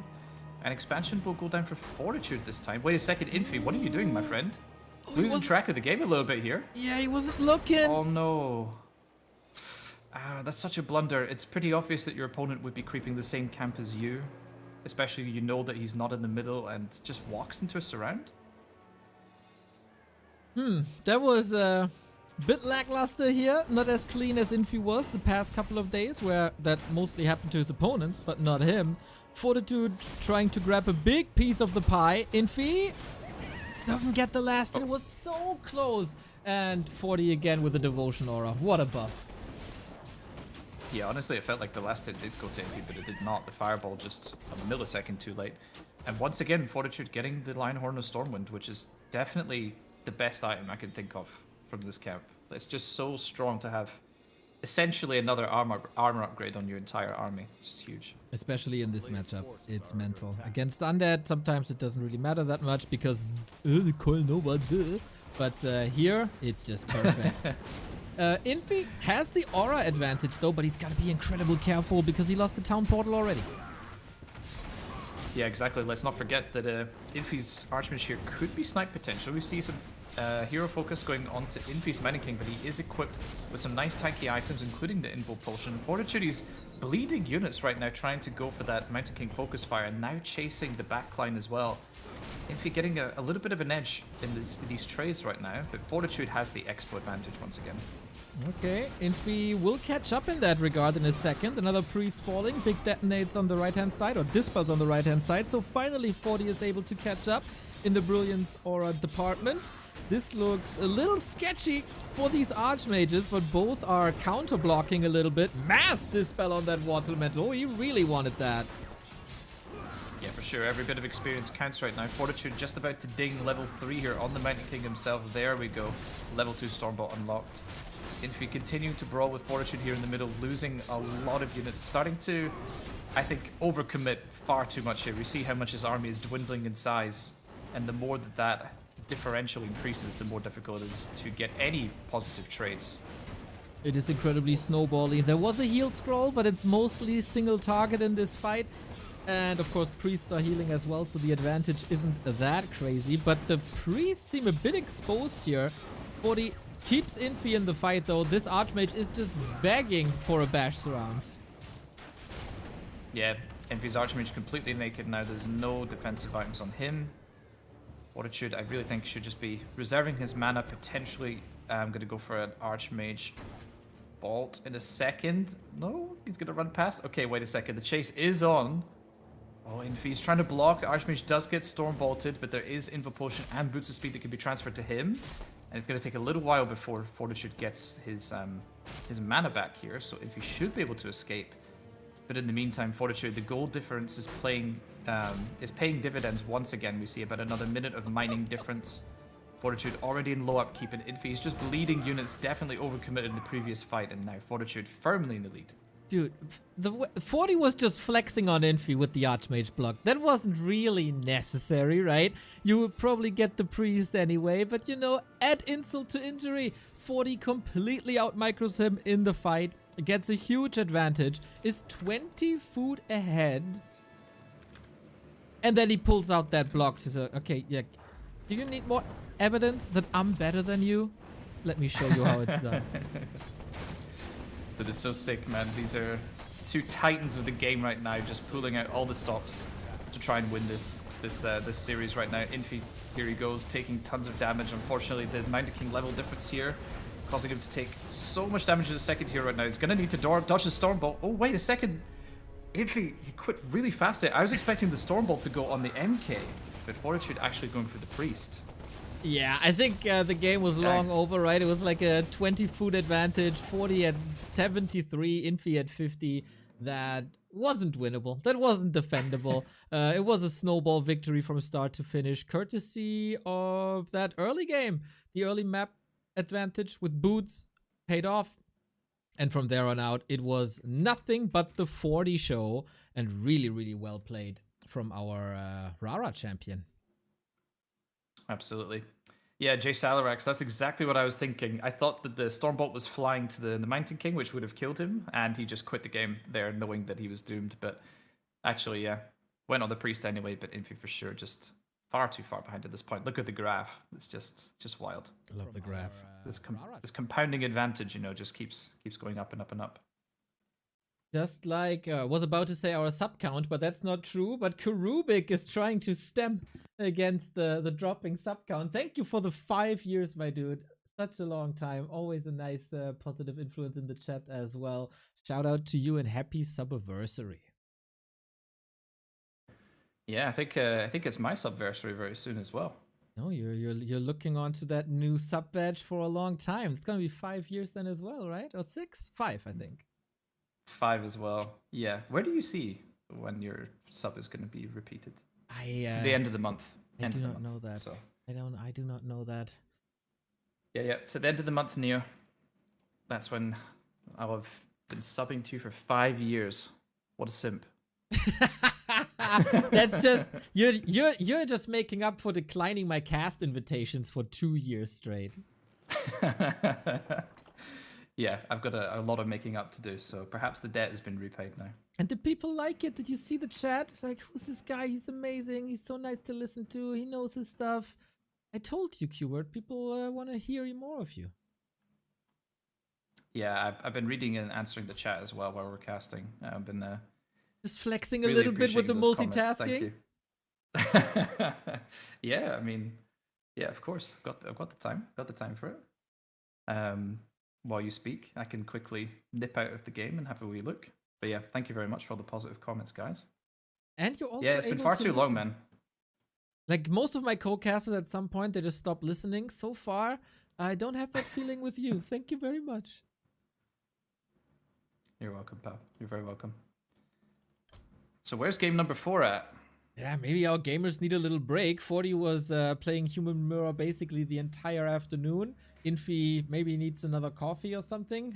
Probably just woke up after a long night of Direct Strike on Warcraft Champions. Do you know what's actually funny you mentioned that? Because I think Infi's not even that good at Direct Strike. Let me see. Oh, look at the shots here, man. Infi is not good at creeping. Infi is not good at Direct Strike. So funny. Shall we organize a little one-on-one MMR between you guys? Dude, I would get smoked. Absolutely smoked. Yeah, that nobody needs to see that. It wouldn't be a contest. I think people would have great fun with that. Yeah, watching me get torn apart, probably. Yeah. I mean, a lot of people have fun watching the Fly games in this league as well. Yeah, poor Fly, man. He's had such a rough run of it. I think he's won only 3 maps or something. He's on an upswing. He 3 maps is correct. But yesterday was the first time where I thought Fly is competitive throughout an entire series. So today he's gonna surprise everybody. Okay. We'll see how he performs. I actually met Fly on ladder. I played him 3 times in a row. Yeah, how did that go? Well, let's just say there was a game where he flew into my base with Zeppelin, lost all of his heroes, and then I still lost the game.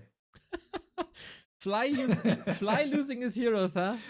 That Yeah, he really, Even he on really, ladder.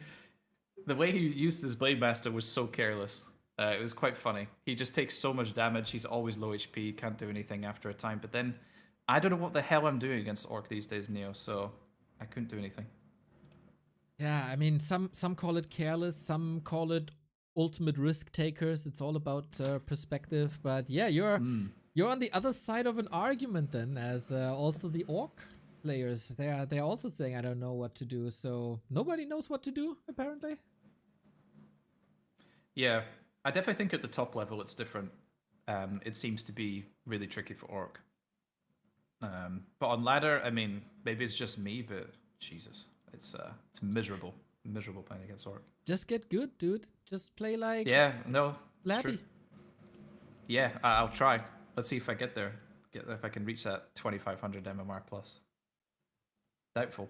Very doubtful. We'll see. Sky's the limit, Quberte. Just put a little bit of time and effort into things, and you will be surprised by the results.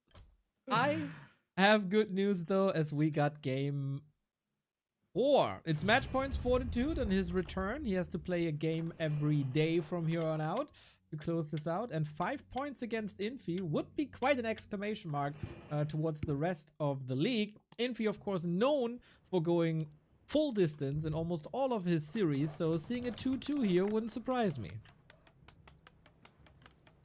Yeah, you're absolutely right, Neo.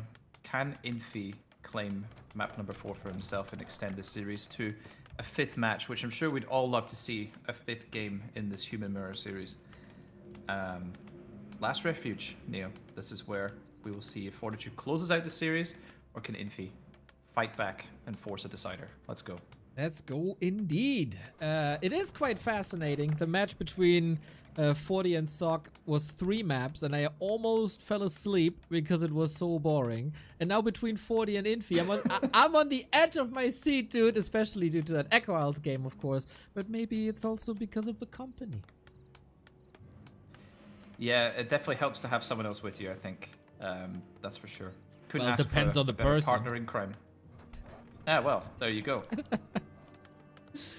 So, of course, in the early game, we don't have any surprises. It's Archmage Footman, but we have a mercenary camp here. And, of course, that is in high demand. We've seen it on Twisted. We've seen it on Echo. So, we're starting with the top and the bottom.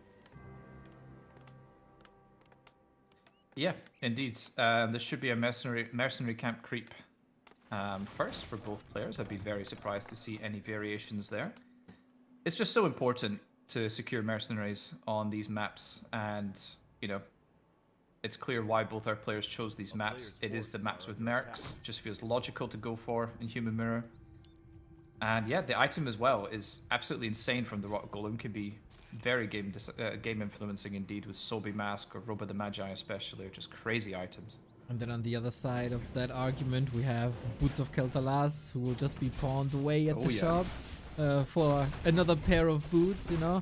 But yeah, that is crucial. Also, once again, the Shadow Priest discussion, but both get their healers, their dispellers. And now the lottery is on. Who gets the jackpot? 40 with Belt of Giant Strength, Infi with Devotion. I think the Iceman wins that gamble. Yeah, for sure. Linehorn, as we've already mentioned, it's appeared in 2 of the previous maps. Amazing item. But to have it so early on, it's not amazing.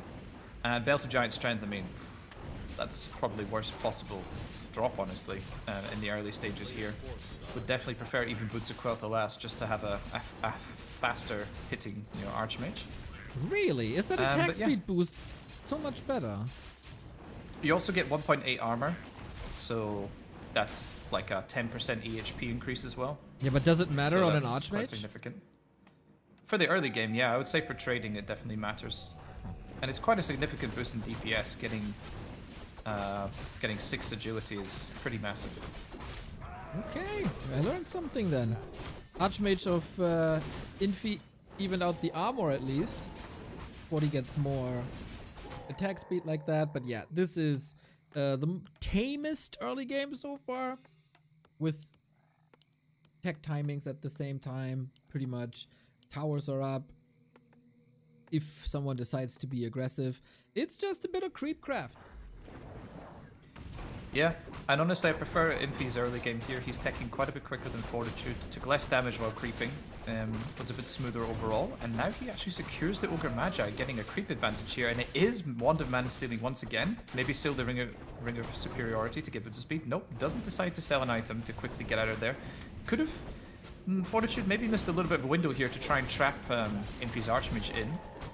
And yeah, Forty just having to contend with the scraps here, getting a little bit of XP for himself. But Boots and Wand of Mana stealing for Infi. That's really nice. That is super nice. Berserker is really nice on Fortitude's side. Little unlucky that he gets ensnared, but might lead to a defense. It's a very similar situation to Twisted for now, I feel. But Infi doesn't seem inclined to go for defense upgrade anymore. Is that upgrade just trash after the patch? I don't think it is, but it's clear that both players don't value defend in this matchup, which, I mean, I'm still going to get it if I play Human Mirror again. But, yeah, I'm not sure, honestly. Perhaps they just don't see the value in it as much as it used to. You know, it used to be obviously more potent, so... And the piercing changes also essentially make Footman 10% tankier anyway against all the range damage, so... Yeah, perhaps it's not as essential as it used to be. Okay, more time or more space for piercing damage is makes the fights a little bit more explosive. Human Mirror will always benefit from that. Tier 2 almost done for Infi. 2% chance maybe for a Panda, but I would be very surprised. But Infi is quite far away from his own expo if that's the play again. Yeah, this is the thing with Last Refuge, right? The shops are so important to get, and Greater Healing is just like an insanely strong item on your Mountain King especially. So Infi really prioritizing getting the consumables on his side, and Fortitude just a little bit behind. You know, he's forced once again just to get the scraps of the camp that are left over, and Infi gets the, you know, he gets the cheese from the bread. So yeah, definitely have to give Infi the edge there. I like his prioritization. Isn't that saying like the other way around for you? Are you still allowed to say that the cheese of the bread is the good part? Oh yeah, for me the plain bread is the best part, that's for sure. Yeah, plain bread and a glass of water. That's the dream breakfast for Quberte. I would have survived really well back in the Dark Ages, you know, You with just would. bread and water. And if you if you ever go to jail, you're gonna have a great time. Oh yeah. I'm ready. Alright, Elemental. Oh, Fortitude denied it last second, preventing Infi from getting level 4 here. Actually, pretty important move.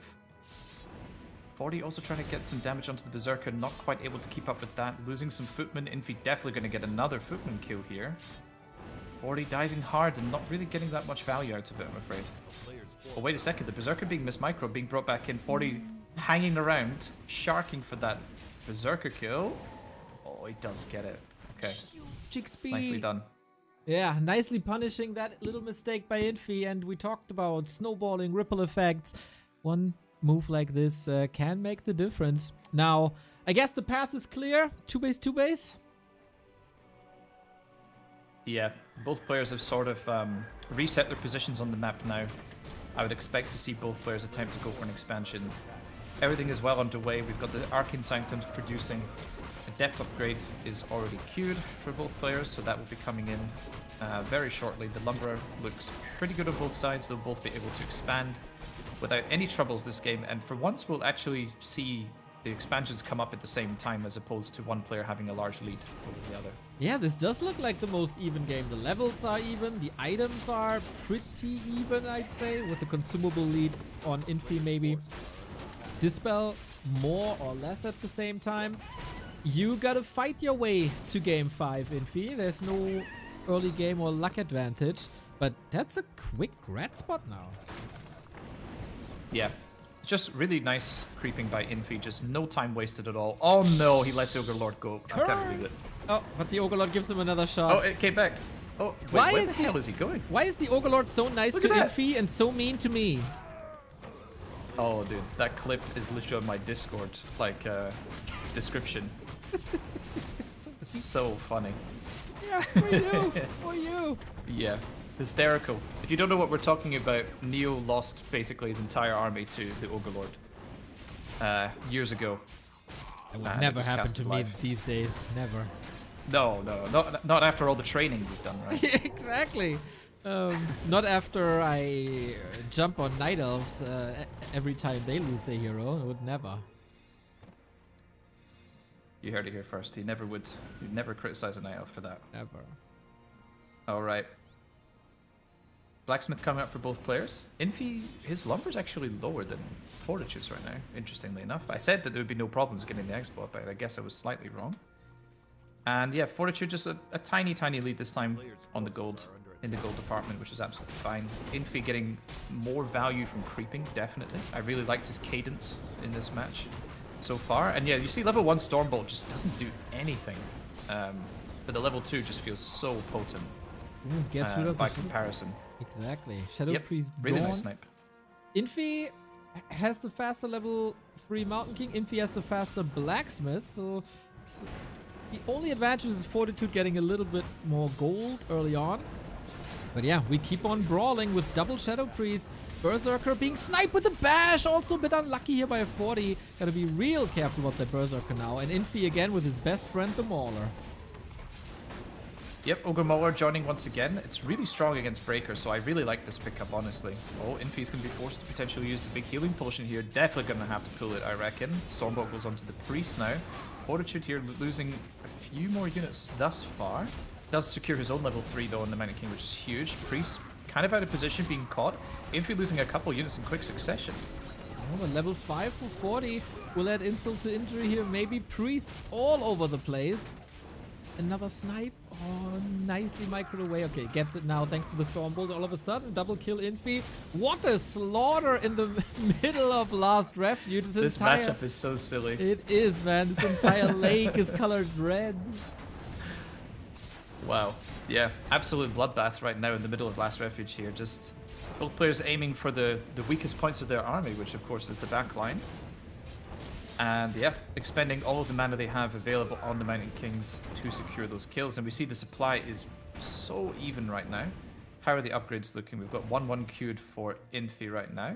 And 1-1 queued as well, almost at the exact same time for Fortitude. Both players really mirroring each other much more closely this game. It's all about execution. You can't make a mistake anymore at this stage, it seems. Heal Scroll for Infi might give him an advantage. Mana is looking similar-ish, with a slight advantage for Fortitude.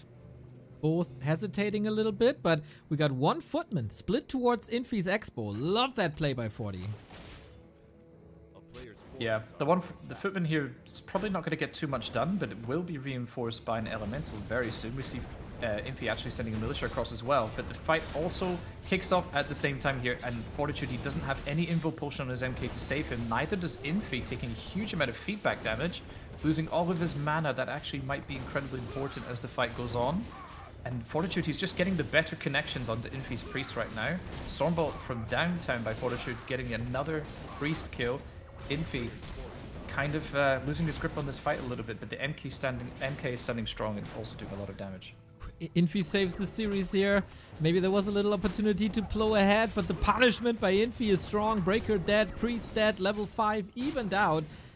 Both go for Brilliance Aura to feed the little dwarf, and Fortitude's Mountain King hasn't been seen in the fight for a long time. Of course, he was behind enemy lines, went the outside, and is now only joining again.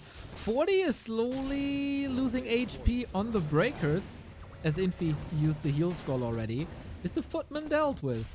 Not really, but we see a counterplay with the Water Elemental by Infi into Fortitude's expansion. This is getting really stressful for the players. Yeah, there's nothing like having to deal with another screen while your main army is under duress and taking so much damage. You don't want to look away at the wrong time and just get bolted and killed or surrounded. So you have to decide when to divide your attention at the right moments. Stormbolt flying from both sides here. Fortitude taking even more damage, lots of feedback damage on him. And Infi, his MK is so healthy now, had so much time to recover from the Priest healing, but Infi's frontline is just disappearing. And Fortitude is getting a massive supply lead. 3 breakers ahead, 1 Priest ahead. It feels like Infi has to go for another Mauler. This one had a lot of longevity. Oh, 40 is going for the Mauler. God damn, they're throwing everything at each other. 40 had some losses at his expansion though, so gold-wise, Infi might be able to catch up as he's fully saturated still. Man, this game is so close, even though we have a 10 food lead. Infi has some catching up to do. Might be able to sell some items, get additional gold that way, get some information too. So much on the knife's edge, and I guess we are ready for round 3. Yeah, both players recovering quickly here, deciding to go for another engagement potentially. And yeah, Infi just getting so much more value from the split harass onto Fortitude's economy. Will that be enough to let him catch up into this game? That remains to be seen. Focus fire once again going onto Fortitude's Mana King, taking a lot of damage. Once again, mana being burned. But the front line is just so huge for 40. He has at least 8 breakers there. And what does Infi have? Like 5? 6? It's not enough. Yeah, 5, but 2 more are coming. Burns a lot of mana with the feedback shots that you mentioned before in that fight. And of course the chance to go for a Mauler once you can afford it. Or call the boys. Coming from the main, he has enough lumber, can pull them. Looks like 40... Oh, no, that's the Water Elemental of Infi. So mercenary camp control for Infi, that is. The Mauler split to the side again. Peasants will suffer at the expo. Infi needs a little bit of a miracle here, it seems.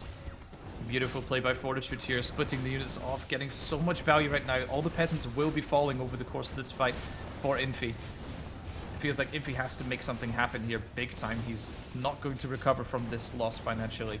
Yeah, he was able to save his series on Echo Isles with an Archmage snipe, but 40 pays great attention, always in the middle of the pack, no chance for a surround. And no consumables on either side except that one Invo potion, so 40 is even ready for that. What can Infi possibly do to save the series? Mana King focus fire coming onto Infi's Mana King, taking huge damage. Dude, the recovery of human is insane. 40's MK was almost dead, and now it's got mana and full HP again. Just Priest and Brilliance aura. It's just a crazy combination. Heal is a great spell. Level 6 now on the Archmage. Could be, yeah, mass teleport once again. Breaker trade, 1 for 1, but 1 for 1 isn't enough. You need more. 40 sees, okay, I might need some healing and some recovery. I might have to deal with that footman that's pestering me here. But it is a whooping 7 supply lead. In this matchup, that is whooping indeed. Maybe Infi's last chance to go for a faster level 5 Mountain King somehow. And go for some snipes, because the thing that saved him on Echo Isle is the tier 3 isn't started at all. Wow, Fortitude is so aggressive. I was expecting him to go take a little pit stop at the red camp, get that secured, get the level 5 Mountain King, but no, Fortitude decides he wants to move across and try to prevent Infi from securing this creep camp. Interesting decision. Going to be fighting really close to Infi's army, his base, sorry, to get reinforcements faster, support from militia, etc. more quickly. But now the players decide to commit to a huge fight. What is the item for the Mountain King? Fortitude, he's trying to get the Ogre Mage at the same time, has to commit another Stormbolt just to get Anchor of Reincarnation. Yeah, that was too worth it. A bit fumbly-bumbly here. Fortitude jumps onto the Town Hall. Infi following with a Town Portal. Another Peasant Slaughter. Now Town Portal out by Fortitude as well. Jump around. Jump up, and get down. What a wild human mirror this is. That was cool, yeah. Just to see mass TP into TP just to get out of that situation, as Fortitude did. And feels like COVID times, man. Everything is about TP. TP? Yeah, toilet paper. You know, everybody was... toilet paper. Need TP for... I was thinking... I couldn't think what TP you were referring to, honestly. You're the English native, aren't you? Yeah, who the hell calls toilet paper TP? Beavis and Butthead. Okay. You might be too young for that, huh?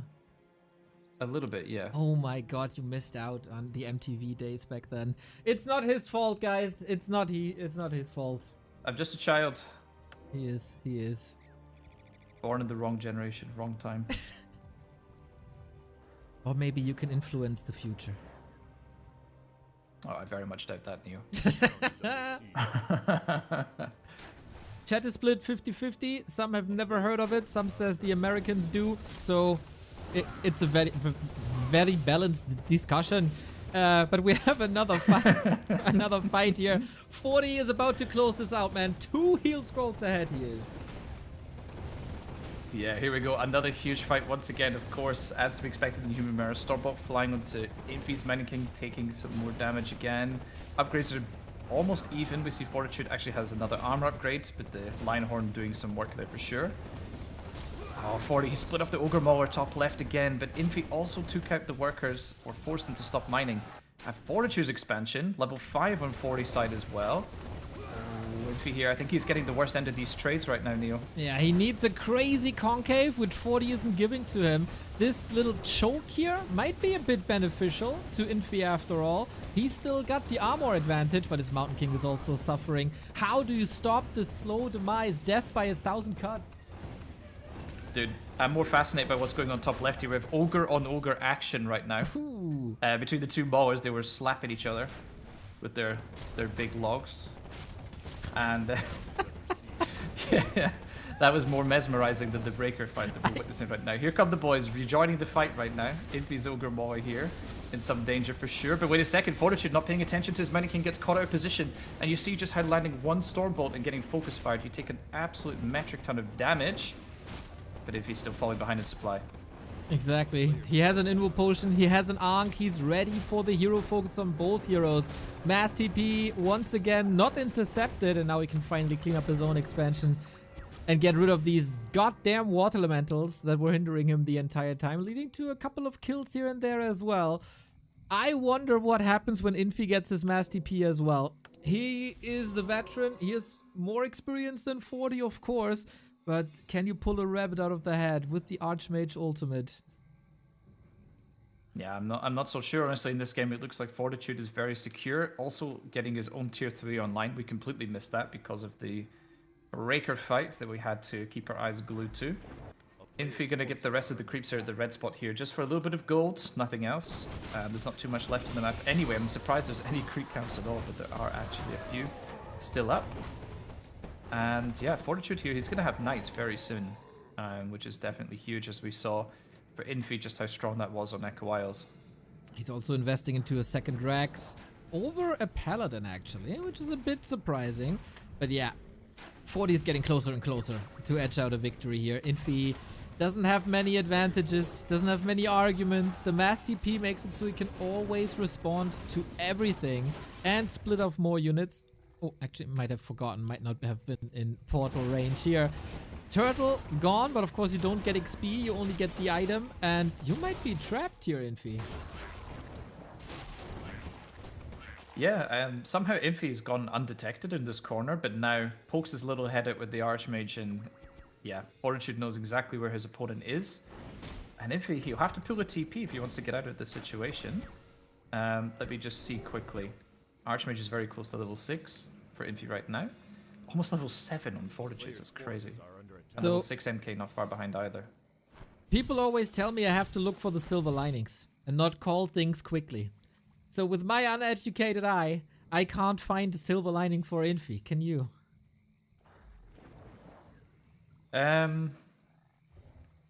Yeah, I can't. No, I'm not gonna lie. In this choke, 40's supply advantage won't be that massive because the breakers block themselves. This is what Infi is kind of looking for, but this would be great if he'd be catching up in tech, but he isn't. Yep, exactly, that's the trouble. Infi's still stuck tier 2. Really good position for him though, as long as he stays far back, but yeah, Infi just decides, okay, whatever. Just gonna go home, get out of this position. Does he really need a TP? I'm not so sure. Mass Telly not. Onto the Ogre, into the Expo, because Infi portal to his main, and 40 knows that he can't respond. This is the knockout punch, man, straight on the chin. There can't be a chance for Infi after this slaughter anymore. What a play by 40.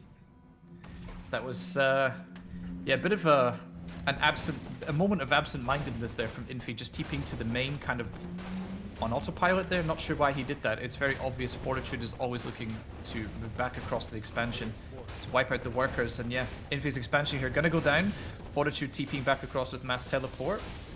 Oh, the Blizzard is gonna connect with everything though. Kind of a strange position though for 40. Needs to move out his units, and now Infi has a humongous concave onto all of Fortitude's breakers. Here come the militia though, and there's gotta be Knights joining soon as well. Hail Mary by Infi with Blizzard. It would be fitting if Blizzard can force game 5 here. It was extraordinary damage, 2k plus. Economy being hurt but not wiped, so 40 is getting further and further ahead. How much damage can you possibly get with this Archmage Blizzard? I don't think it's enough. Yeah, it's not looking enough right now. Infi behind in supply, also neglected to get the second armor upgrade until this very moment, unfortunately for him. And it feels like Fortitude here, he's just fighting back now. He has the stronger heroes. Look at level 7 and level 6 on his side. Paladin joins the fight. Knights are here as well with Sundering Blades doing huge damage. Infi's Archmage has to pull the Invul Potion. More Blizzard is raining down from the sky. But sooner or later, Infi here, he's going to run out of options. He can't use the other Invul to save himself. Avatar being pulled as well, and Infi just gives up, knows there's nothing he can do. A perfect Fortitude claims the series. Exactly. What a celebration for the 3-1 victory. 40. Who can stop him is still the question. Winner of WSB, Raraland, and the Dolphin Cup. Successful here as well in his return into the Super League. 5 points for him. Well done. Infi, his win streak of 3 games has been broken, but it doesn't take away from the fact that he's playing an enormous series, an enormous league, and we updated our ranking by a result. That puts 40 at 4.17 points per match, creates a little distance between himself and 120, but 120, of course, in the upcoming match, chances to tie that up once again, where he's up against Kaho in a match between rank 4 and 5. Infi, he probably expected this loss. Fortitude is and probably forever will be the best human mirror player. Once again, a tremendous performance. Infi has a safe spot in the middle of the pack, in the upper middle of the pack, has 1 game left. That's against Happy. That will be tricky. Oh, no. But man, Infi always up for surprises. Yeah, I mean, Infi's going to have to pull one hell of a series here against Happy for sure when that one takes place. But I think he can be pretty satisfied with his performance. It's not like he has been at the top or as active as his fellow competitors in the Warcraft scene for a while. It feels to me like he's still in the middle of a resurgence. Perhaps I'm wrong on that, but it feels like he hasn't really fully reached his, his potential yet. But still, competitive series today. Pretty good for a human mirror, honestly, wouldn't you say, Neil? Yeah, absolutely. 40 had to pull all the strings. Like, the amount of work that was necessary here on Last Refuge with all the mass teleports is pretty much a great showcase for that. Infi pushed him to the limit. The Echo Owl game was one of the best we've seen all week, if not all month. And shout out to Infi once again, just Fortitude better here. And for 40, he of course has a lot of work to do. 8 games still for him. He has to play the heavy hitters in Happy, in Lin, in Kaho, 120 life as well. So just because he won here doesn't mean he is starting a sick win streak now. So good start into his busy week. Good performance overall, not too many flaws, even though Quberte was, of course, criticizing the creeping, and it was noticeable. But the practice games against Sock, they surely paid off. Coming in prepared, coming in warmed up, was countering Infi, especially on Twisted, very hard. And to me, it felt like Twisted was kind of the crux of this series. Yeah, Twisted was kind of laid the groundwork for Fortitude to show us what he's got, and he kind of had the more stable early game in each game.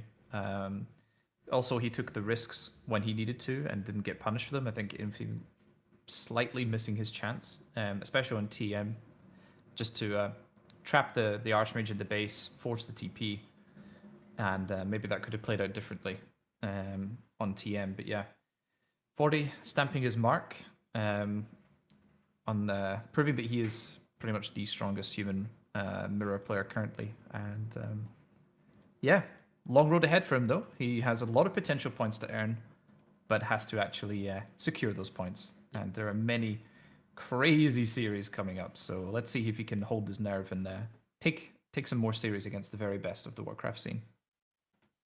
8 great days coming up with lots and lots of Fortitude. So we move on to the next series then. If you need any breaks, by the way, feel free to take them whenever. I'm just plowing through, because if I go into a break, people leave. We don't want them to leave because people have to see 120 versus Kaho, our upcoming match. What a banger. Yeah, I mean, I don't want to miss a single second of that for sure. I'm here all day for the Undead games, man. They're just so fun to cast. yeah, it's going to be super exciting. 1-0. I'll probably just disappear to get a little bit of food or something Of for course. like 5 minutes. Of course. Now? My lovely girlfriend just came through and brought me some food. Shout out. She just came back over for her work break and brought me a Pokeball. The Pokeball. Yeah, like a poke. Ah, okay. I mean, I don't know how you even say it. Yeah, not know. a poke. Not a. I know. To be honest, it sounds exactly the same as Pokeball anyway, so I can't really tell the difference. I know what you mean. But yeah, that is so nice, man. She's a That is keeper very sweet. apparently, and not the Night Elf filthy one. No, not one of those, thankfully. 1-0. I'd say performing better than expected going into this league. But he has to show his performance right now. Good appetite, Mr. Quberte. You deserve it. You deserve it. Thank you, sir. I don't know if you're like here or are you eating now? Oh, I mean, I'm confused. I will every time I take a mouthful, I'll mute myself. Ah, I see.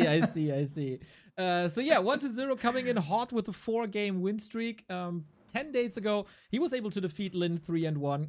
That skyrocketed him high in the rankings. Also, that clutch victory versus Infi, wipes against Fly and Starbuck, which was to be expected, I guess.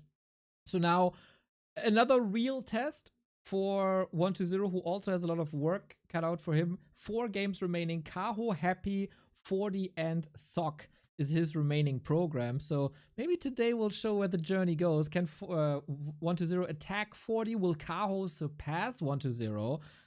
This will, of course, not shut up the undead haters, but, you know, would give a little bit more color to the top 4 of this league. Let me just double check between the players. So 120 versus Starbuck. I wanted to see how the undeads have performed against human. So yeah, 120 only played against Starbuck and Infi so far, winning both series, but it was very close against Infi. Happy has only played Sock, which he won 3-0, which is kind of to be expected. And Labby, he's played every human, I think, hasn't he? Slaughtered them all. 40, Bucky. Yeah, and he won every single series. Damn. Yeah. It's it's interesting, man. A lot of players, a lot of people right now, I think, feel like that matchup is pretty skewed towards undead currently. But I think the humans have got a lot of room to grow. For sure, for sure. Let's put our attention to Kaho then, now that we discussed 1-0 a little bit. 3 games for him. The overall strongest Night Elf, while life might be better in the undead matchup. In the other matchups, Kaho shines. He had a couple of disappointing performances. I think if you lose 2 maps versus Starbuck in this league, that is a bit underperforming. Also, the loss to Sock came unexpected. The loss to Infi came a bit unexpected. And to me, as always, the biggest disappointment that he can't get maps versus Happy, but that might just be a mental block. Just because Kaho lost 0-3 to Happy doesn't mean he also has to lose to 1-0. Hi, Quberte. The match versus Labby looked a lot better. Kaho's matchup versus Undead isn't that great, unfortunately, but also 1-0's matchup versus Night Elf isn't that great in comparison to Labby and Happy at the moment. Our game is up. We go for the tail of the tape. It is 2-0 for Kaho, and the last encounter was at WSB. It was a game for the grand final, and Kaho looked very dominant there, to be honest.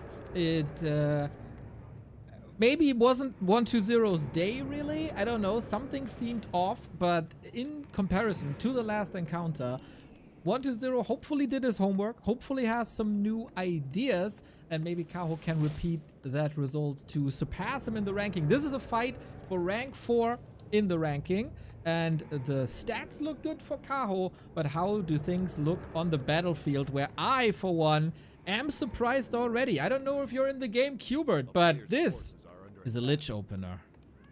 Yes, sir. I've been paying attention to the sped up footage right now to see what's going on at lightning speed. And yeah, beautiful introduction.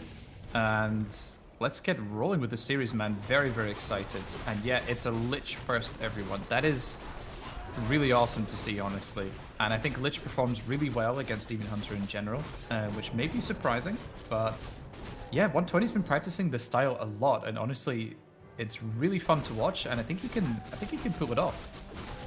Yeah, he always has had a great Lich. This is, of course, again, not his play. This is something that Labby has been playing for years, really, especially on like Last Refuge. Now we bring it to a brawly map like Autumn Leaves as well. The advantage of a Lich, of course, high burst damage, as we can see here on Archers already. He is a range attacker, so can keep some distance. And Frost Armor. How good is Frost Armor against the Demon Hunter? Yeah, Frost Armor is pretty nice. Definitely really strong in the early game, which is helpful. And I think that is probably the weakness of Lich early on. It's easy to sustain a lot of damage, get right-click down to death by a strong Demon Hunter. And yeah, it's definitely an interesting choice, but it does mean that he will need level 4 in the Lich in order to get Dark Ritual, which is a bit of a weakness. Exactly, as there is mana burn, of course, so the Lich has to operate with very little Nova. I'm still speeding up, man. God damn, 6 minutes 30 Yeah, me too. in. Okay, they started pretty much right off the bat. Kaho trying to counter-expand here. Sorry, guys, that we started the series. The next one will be without too much fast-forwarding. But 1-0 tried to be aggressive, and he couldn't get too many kills. He couldn't get level 3. He couldn't get the counter expo down. So Kaho seems rather stable. Follows it up with a Naga into a Merc camp, interestingly, for an Ankh, which is always a blessing for all the Night Elf players. God damn, how long are we fast forwarding here, man? It's unbelievable. There we go. 8 minutes and 8 seconds. We got Frost Armor up. The body block by 1-2-0 is looking mighty fine, but of course everything is slowed down here thanks to the Frost Armor. Can he save him? Wait, the Lich though? Into the narrow? Yeah, what about that Lich? He Ooh. is getting slowed down and saved. What about the Fiends though? Yeah, I think Kaho can actually stay for a while here. But the Ankh is gonna get triggered? What the? Not quite. Okay, the Lich is not catching up to. Oh wait, there we go. One shot, boom. Ankh of Reincarnation being triggered. Yeah, I don't like that Kaho retreated so much here. I think he really could have just pressed the attack, given that he had Ankh of Reincarnation and the Lich is so low. And yeah, just to quickly recap the early game, even though it went by at blinding speed, 120 was not able to really delay Kaho's counter expansion. Counter expansion already up and mining. Of course, 120 a bit ahead in the gold department, and Kaho is also behind in tech, interestingly enough. Not sure how he's behind in both ways. And oh my god, Neo, not like this. Not again. Well, there was a town portal, there was an Invo potion, but the Coil Nova action obviously too quick to do anything about it. There is nothing a Night Elf can do about that, as we've seen in the past. Kaho maybe looking somewhere else. I think he was constructing a shop maybe, but at an odd timing. It does line up timing-wise, and that's just these crucial mistakes. Here comes Naga's the Nova, dead too. here comes the boom, here comes the double kill. 1-2-0 is making damn sure that Lich opener is a very valid strategy. I mean, that's just careless, isn't it? I mean, if the undead is on your tail with both heroes, and especially if they go for expansion, it is very common to have mana potions available. You can't look away. You have to be paying attention at this time. And yeah, just loses the Demon Hunter, which of course then means Kaho loses the Naga next, because there was a second mana pot available, by the way, on 120 side. And yeah, just, I don't know, lack of awareness, carelessness. I'm not sure what it is, Neo, but I'm not too happy about Kaho's performance right there. Well, since I got a lot of flack on YouTube comments and Discords, I refuse to comment further on that. But we got Ghoul Frenzy and Destroyer upgrade coming up. This is, of course, the timing. It doesn't matter if you play 1 base or 2 base. This will always be your timing.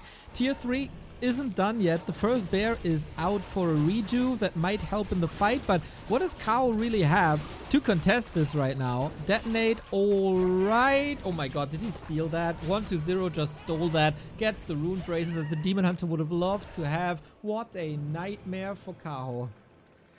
Dear oh dear. 120 actually securing the entire creep camp there. And Kaho, what can he really do? There's no Bear Master training yet. It's almost finished. Priestess of the Moon 3rd. As we've been seeing so frequently, a strong orb carrier, has a counter to burrow. True Shot Orb, of course, as well, quite nice. Not sure if she's the best 3rd hero choice, but I've noticed that elves are seeming to be sticking with her a lot. And yeah, 120, he's just fully prepared. He's in full flight. All the upgrades are prepared. Destroyer form is there. Ghoul Frenzy is available. And Kaho is just so far behind in supply. Yeah, now we have seen some insane defenses on Night Elves, on Autumn Leaves with this setup. The shop is up for potions, that might help. Kaho, super interesting by the way, how he constantly goes for Immolation 2 these days. In this specific setup, I don't think it does him any good when you don't have Mana Burn 2. I feel like, what is the point of having Immolation later on against Undead? You're not able to just stand inside the Undead army. You have to micro, you need to Mana Burn, so that you can limit the Undead options. Oh no. There is Dark Ritual available now. There could have been a very quick eat of the Fiend and then sniping the Demon Hunter there. That surely would have been it. But now Kaho able to retreat a little bit. Demon Hunter can heal up nicely.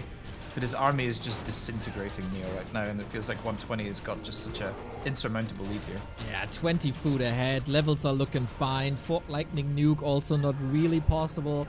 Detonates always to keep the Lich out of Nova range, but of course since Ghouls are there, Fiends are there, Statues are there, Mana shouldn't be an issue for 120 at all. Who is putting on a clinic in this game 1?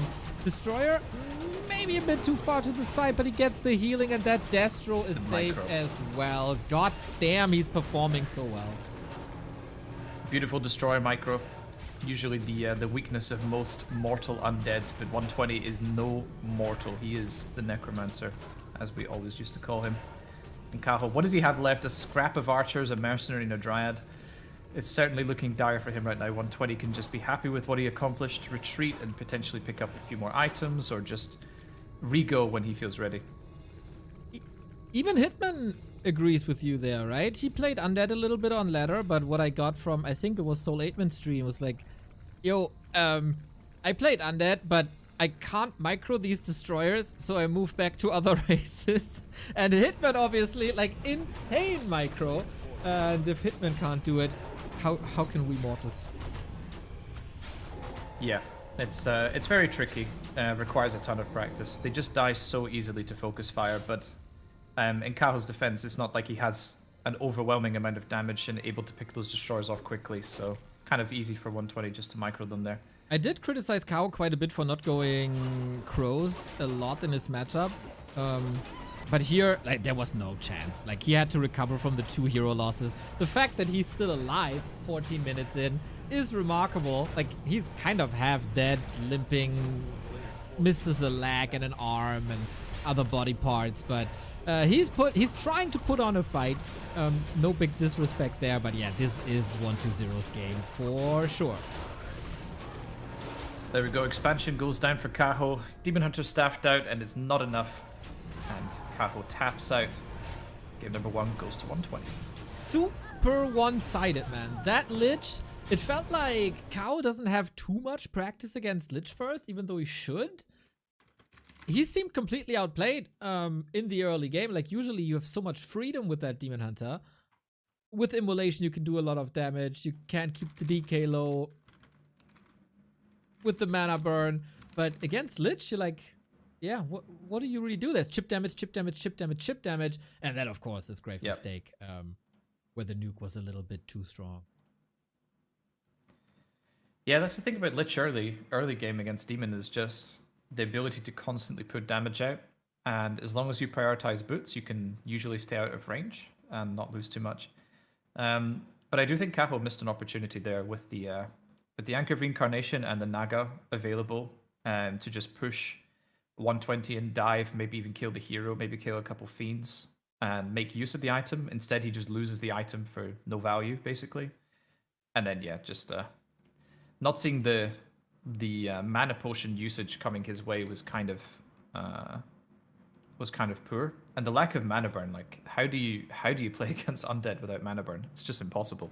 Yeah, I was praising him actually a lot for that level 2 immolation play, especially versus human and versus orc. Because sometimes you're lacking a little bit of damage there in these big fights against orc especially. So that brings a lot of punch. And mana burn against the Blade Master is of course not that important, but here in this matchup, I kind of see where he's coming from. Like, get rid of the ghouls quickly to open up the fight for bears. but that was not the time nor the place for Immolation 2. Maybe he was thinking you can speed up creeping with that. Like, there must have been good reasons to do it. But yeah, here, maybe the game was over anyway when he picked that level 2. Or it was a misclick. You never know. Yeah, I mean, we don't know what the players are thinking exactly. Kaho obviously values the level 2 emulation for whatever reason. I just feel like without a significant advantage, how do you play against Coil Nova without mana burn? I mean, especially burning like the DK, you know, preventing the coils from coming out. Lich is difficult to deal with because of Dark Ritual. And obviously being a first hero has access to being higher level to begin with as well, so it's probably going to get more mana back compared to as if the Lich was a second hero. But yeah, I don't know. I feel like Immolation wasn't doing much, and if you're not on even supply, then what does it matter if your Demon Hunter can't stand for more than 2 seconds in the front lines?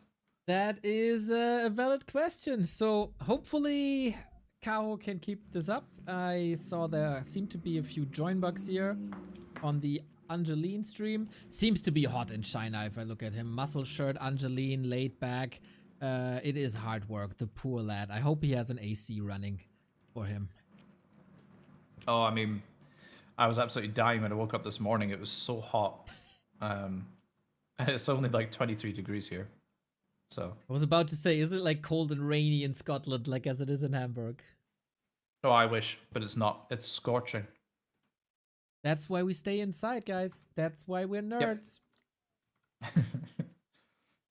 Yeah, despite I was out all day yesterday actually. And Yeah, it was beautiful weather. I heard you got a little bit hammered.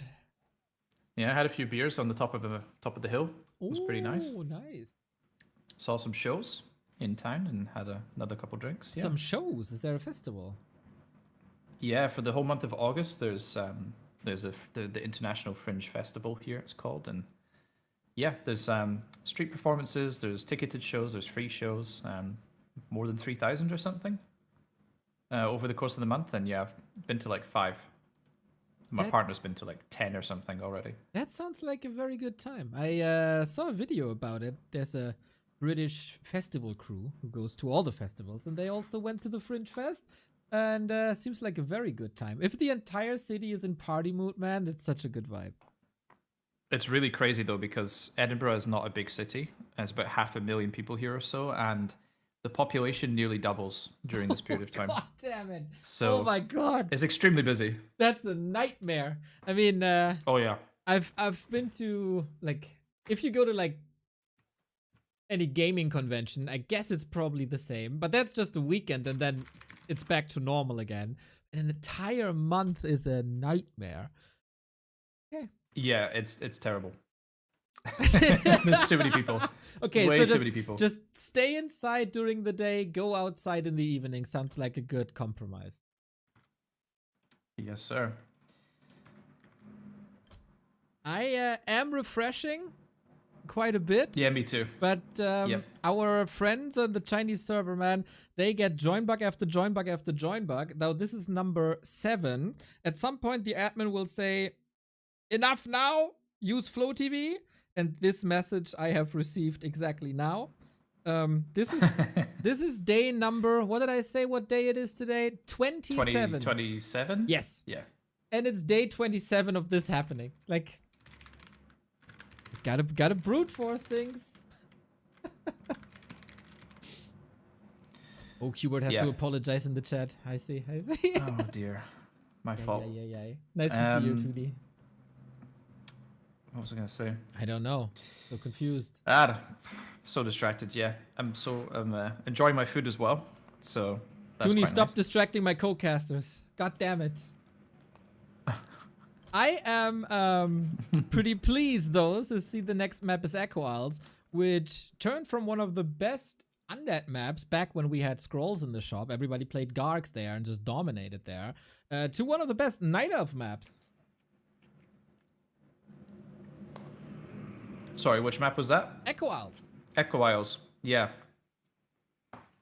Dude, I've not watched so much Echo Isles, to be honest. Like, What? You missed so many Yeah. great games, dude. I hate watching Echo Isles games.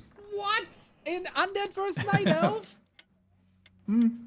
Oh, it's my favorite, dude. Okay. Yeah, I remember we will teach you the beauty of Undead All right. Night Elf Echo Isles right here, right now, as the game is on and we're fast forwarding and we're definitely not missing 7 minutes of the game anymore.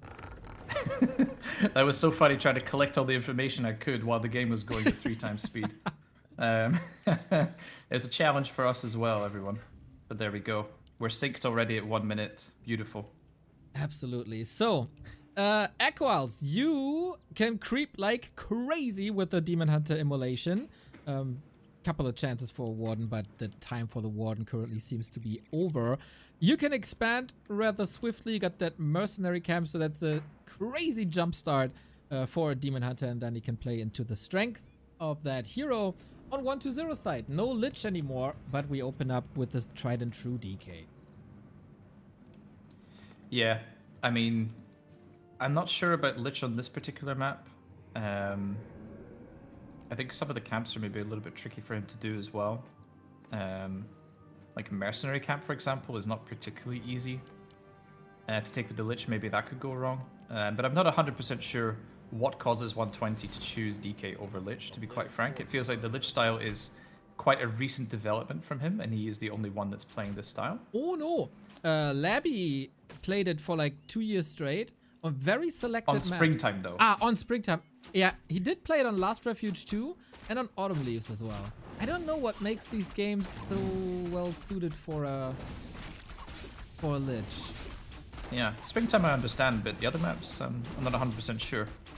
In any case, Kaho here with a really nice pull onto the creeps. They're all beautifully surrounding the Ancient of War right now. But actually, the camp from above is also getting involved, and don't tell me Kaho's losing his Ancient of War here. It's very close. There are 3 wisps preparing right now, and 120 also stole the priests. So, yeah, Kaho having a lot to contend with right off the bat here.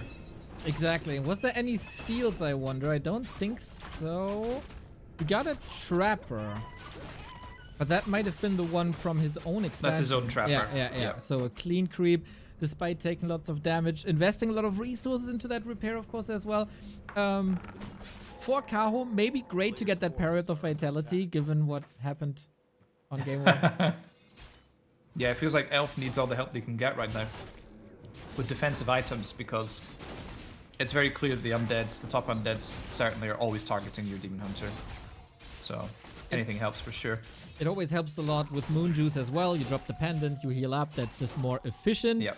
Nice little angle here for Kaho, as the poison was spread by the Murloc and the Demon Hunter has immolation, but he seems to be only for... Okay, now he's going for the Shadow Priest once again, but great blocks by 1-0 keeps the Demon Hunter away from the high value targets. Wow, that Wisp actually managed to reach both skeletons there. I'm pretty surprised about that. That must have been at the absolute furthest reaches of its range. But 120, he can be very happy with this early game right now. Getting the expansion up immediately, it's not going to get cancelled. And Kaho, of course, he has to play catch-up in that department. He'll get the quicker tech, but he has to walk the tree over. Obviously, by proxy building it, it takes more time. Let's see if he can get some value out of the Mercenary Camp early to maybe get another little advantage here. Yeah, I am a bit surprised by 1-0's play, actually. Oh, Coil aggressively, before the mana gets burned, I guess. Usually this would be the timing to send 4 ghouls across the map and jump on the Tree of Eternity. That's often times when the Night Elves are preparing with like 2 archers, a berserker, and a Demon Hunter staff to react to that. But no aggressive play by 1-0 at all. He's just allowing this expansion to come up for free. Yeah, that's definitely a little bit surprising, honestly. I think it favors Undead quite a bit when they're able to be aggressive in the early stages of the game, where it's easier to do so, especially with such a clean early game like 120 had. But now the Ogre Mauler, I think, is probably going to go to Kaho here. I'm not really sure how 120 is going to be able to secure this creep. The Demon Hunter is full HP, there's no coils available. We have 3 archers and a berserker. It's a pretty decent standing army, and yeah. 120, his focus is just about the fact that he got the gold mine up without any problems, and his tech is underway already really quickly. Wow, Kaho is barely ahead in tech, but isn't even mining yet. That looks rough. Yeah, he still needs some time, but the fact that this expo wasn't cancelled is a win. The fact that he can prevent level 3 is also a win, I think. Lots of damage with Immolation and the Berserker. And that's the thing, like, if you don't put pressure on this expansion, the Night Elf can use the Berserker aggressively. Got a Ghoul. And I, contrary to you, like that position for Kaho, given, like, in comparison to what I've seen happen to other Night Elves here. Sure. Yeah, I can definitely see that. But I'm still worried for Kaho because this expansion is taking so long to be rooted. And it's not like he has a significant tech lead right now over 120. So I feel like this just massively plays in 120's favor as long as he doesn't let Kaho get too many creeps, which he is doing really well right now. Like, he can't fight directly, but this constant posturing back and forth with a small army is amazing for the undead. Yeah, I definitely agree with that, as the Mauler is still up. Also, the Expo isn't crept yet. Tree of Life has to do this fight all by himself. No support. Okay, this is interesting. It's also something that I just gonna creep it. seen before, but it is calculated, I guess. Like, this is working. Yeah, this is working really well because of nighttime. You're able to actually root in range, and of course, Kaho pre-ate a tree, so the fortified armor is definitely enough for him to just tank the entire creep camp, which I think this is a really sick move actually. Yeah, I have and of not. course, he's not last hitting either, so we get all the XP. Of course, he isn't last hitting either. I mean, who would last hit the creeps here? Naga's coming in to finish the job. Oh, careful, buddy. Yeah, producing wisps now to stop the tree from attacking. Wisp, perfect timing to repair. That is one hell of a move by Kaho. Really, really cool. It's also not giving the top for free as the Demon Hunter is still roaming. Gotta be careful though about that incoming Lich in a second. But Kaho, respect for that. Oh, Mana Potion actually being triggered already, and 120 being rewarded with the greater Mana Potion as well. And actually denying the Ghoul as well, preventing the level 3 on Kaho's side, who needs to retreat right now. Level 3 secured for the DK. But Kaho's Naga is making good progress right now. Ancient of War was already in position beautifully here.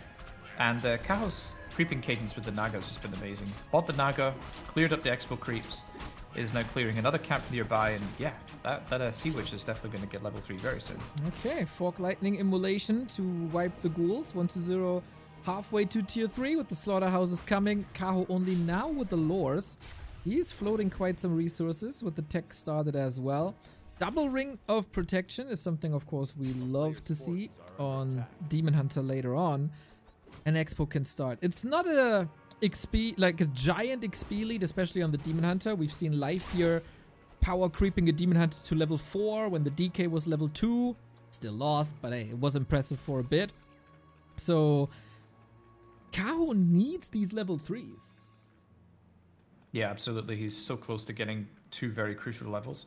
I would probably be tempted to buy Circle of Nobility in the marketplace, by the way, as well, just to pimp out the Demon Hunter even more. I just took a quick look at the resource difference. So 120 is about 1700 gold ahead, and he's ahead in tech. So just that information on paper alone puts Undead in a very favorable position to take a good fight on tier 3. But of course, Kaho had the second hero out sooner, managed to get more experience. I do have to give the advantage there to the Undead in this case. Okay, we'll see if you're right. We got a Moonwell for the defensive position. He knows a push will be coming. Shop still takes 30 seconds. The Demon Hunter needs a green camp. Naga fighting by herself. Oh, Demon trying to staff in. Is that too little? Is that too late? Gets a burnout. No more Nova, but this Berserker will fall in seconds. Can the Dryads control this fight? The DK comes in with the big potion. So much coil available. Yeah, big mana being popped right now. Wait a second, the Demon Hunter is getting surrounded. There's no Staff of Preservation available, but the Demon Hunter barely manages to slip out of that surround. I think 120 should have made that. But yeah, Kaho being given a lifeline here, being allowed to escape from that surround. But Fiend's, not the best unit in the world to make surrounds with. That's right. Okay, we have Burrow up. We get early Abominations as well. He's pushing with an A-bomb. That's interesting. When usually we'd only see Destroyers and Fiends. Potom again by Kaho ASAP. No wins to be seen despite having the resources. The macro by Kaho actually looks pretty clean. But he's, despite this expo, lacking resources for Staff and Orb. Yeah, we're seeing the gold difference really shine through right now for Kaho. For 120, he's ready to fight sooner. He has all of his upgrades prepared. And Kaho, he just has 2 production buildings. He's not able to get out so many units. There's no talons, which I'm definitely missing right now in this fight. Or even hippogriffs, whatever you choose to go for. And yeah, I think Kaho has a very tall order ahead of him to try and defend this. There's 4 statues available.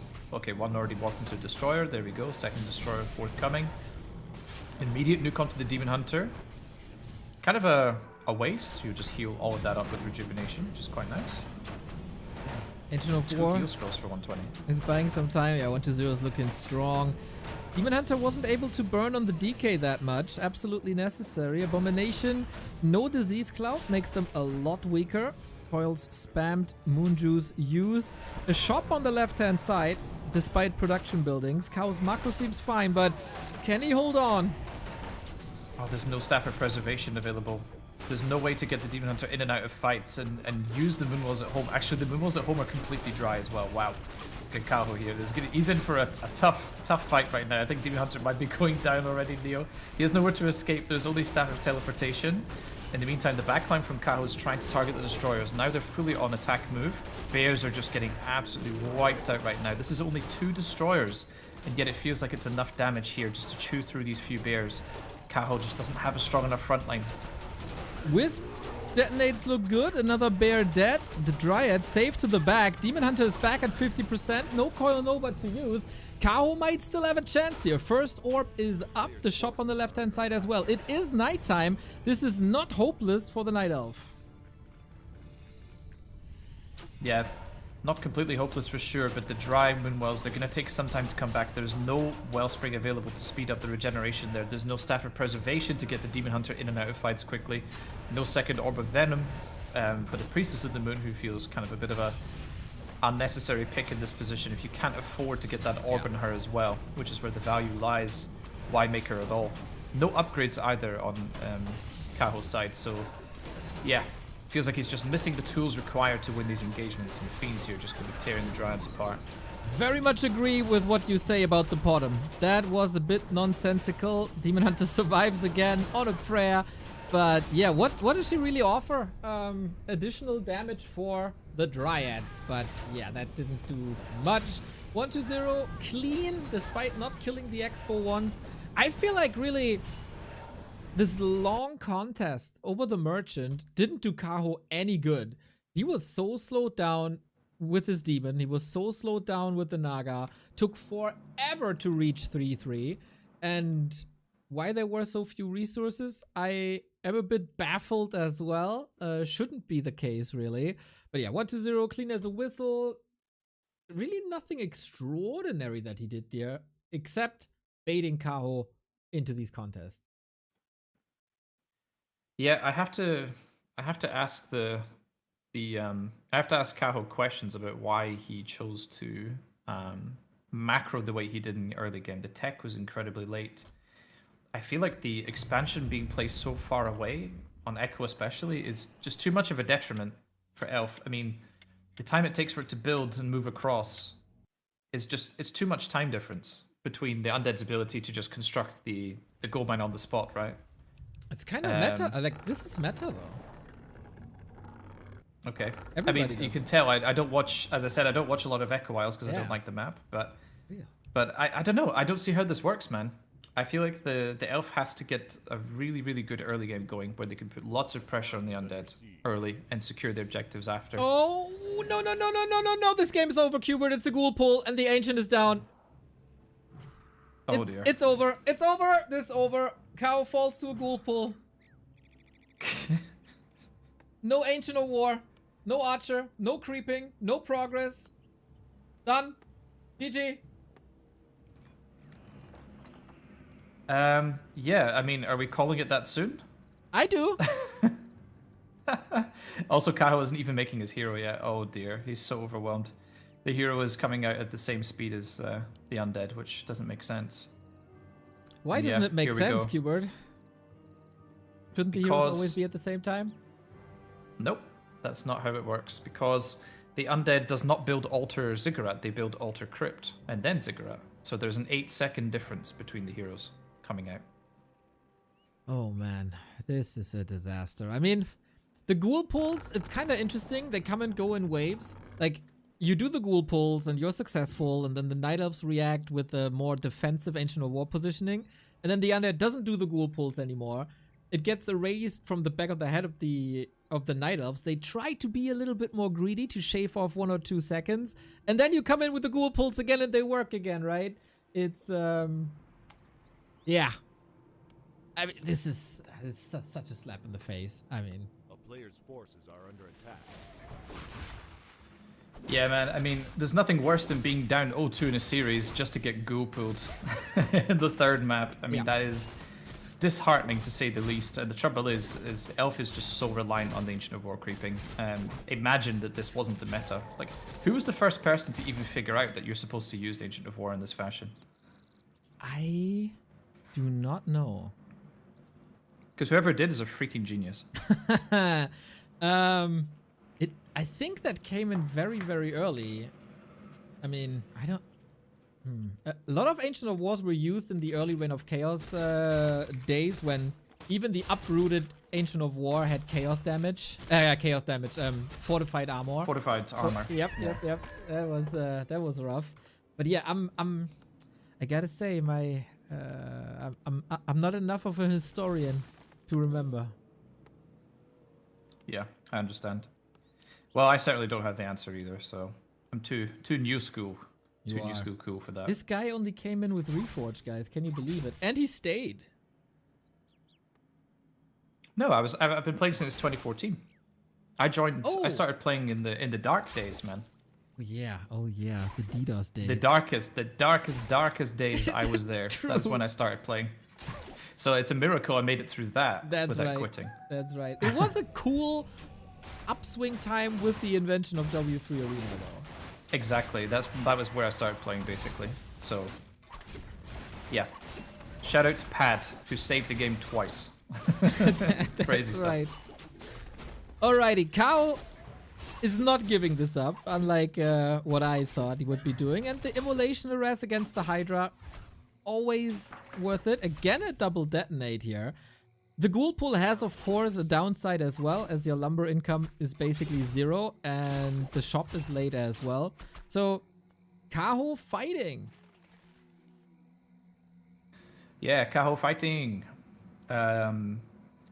We see that, as you mentioned about the lumber gathering, that means 120 has a bit of a slower tech, which is nice for Kaho. That gives him some breathing room once he gets to tier 2. He will get the Naga immediately. He'll be able to establish map control immediately, but the progress on the Demon Hunter, that is the most crucial thing in the early game, and he just has to contest all of these camps. There's no other way.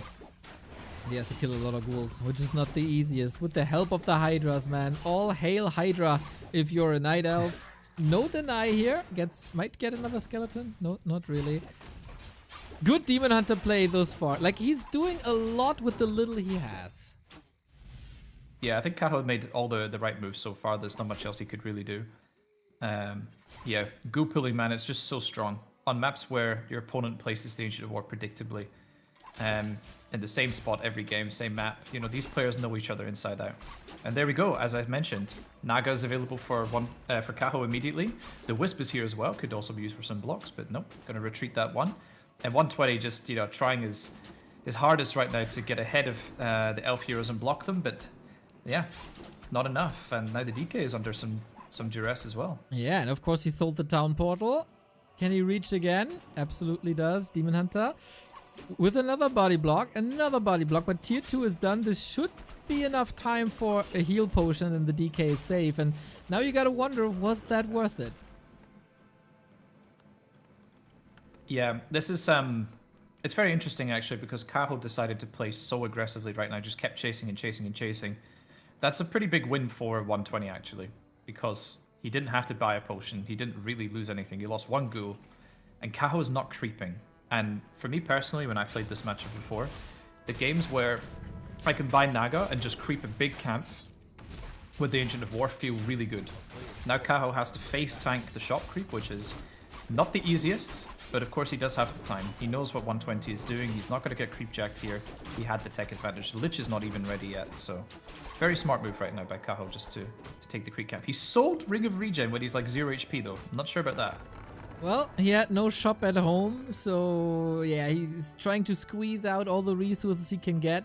This is of course a very different game now, as it is not 2-base. I think we didn't even mention that yet because of the ghoul pull. That's pretty much impossible.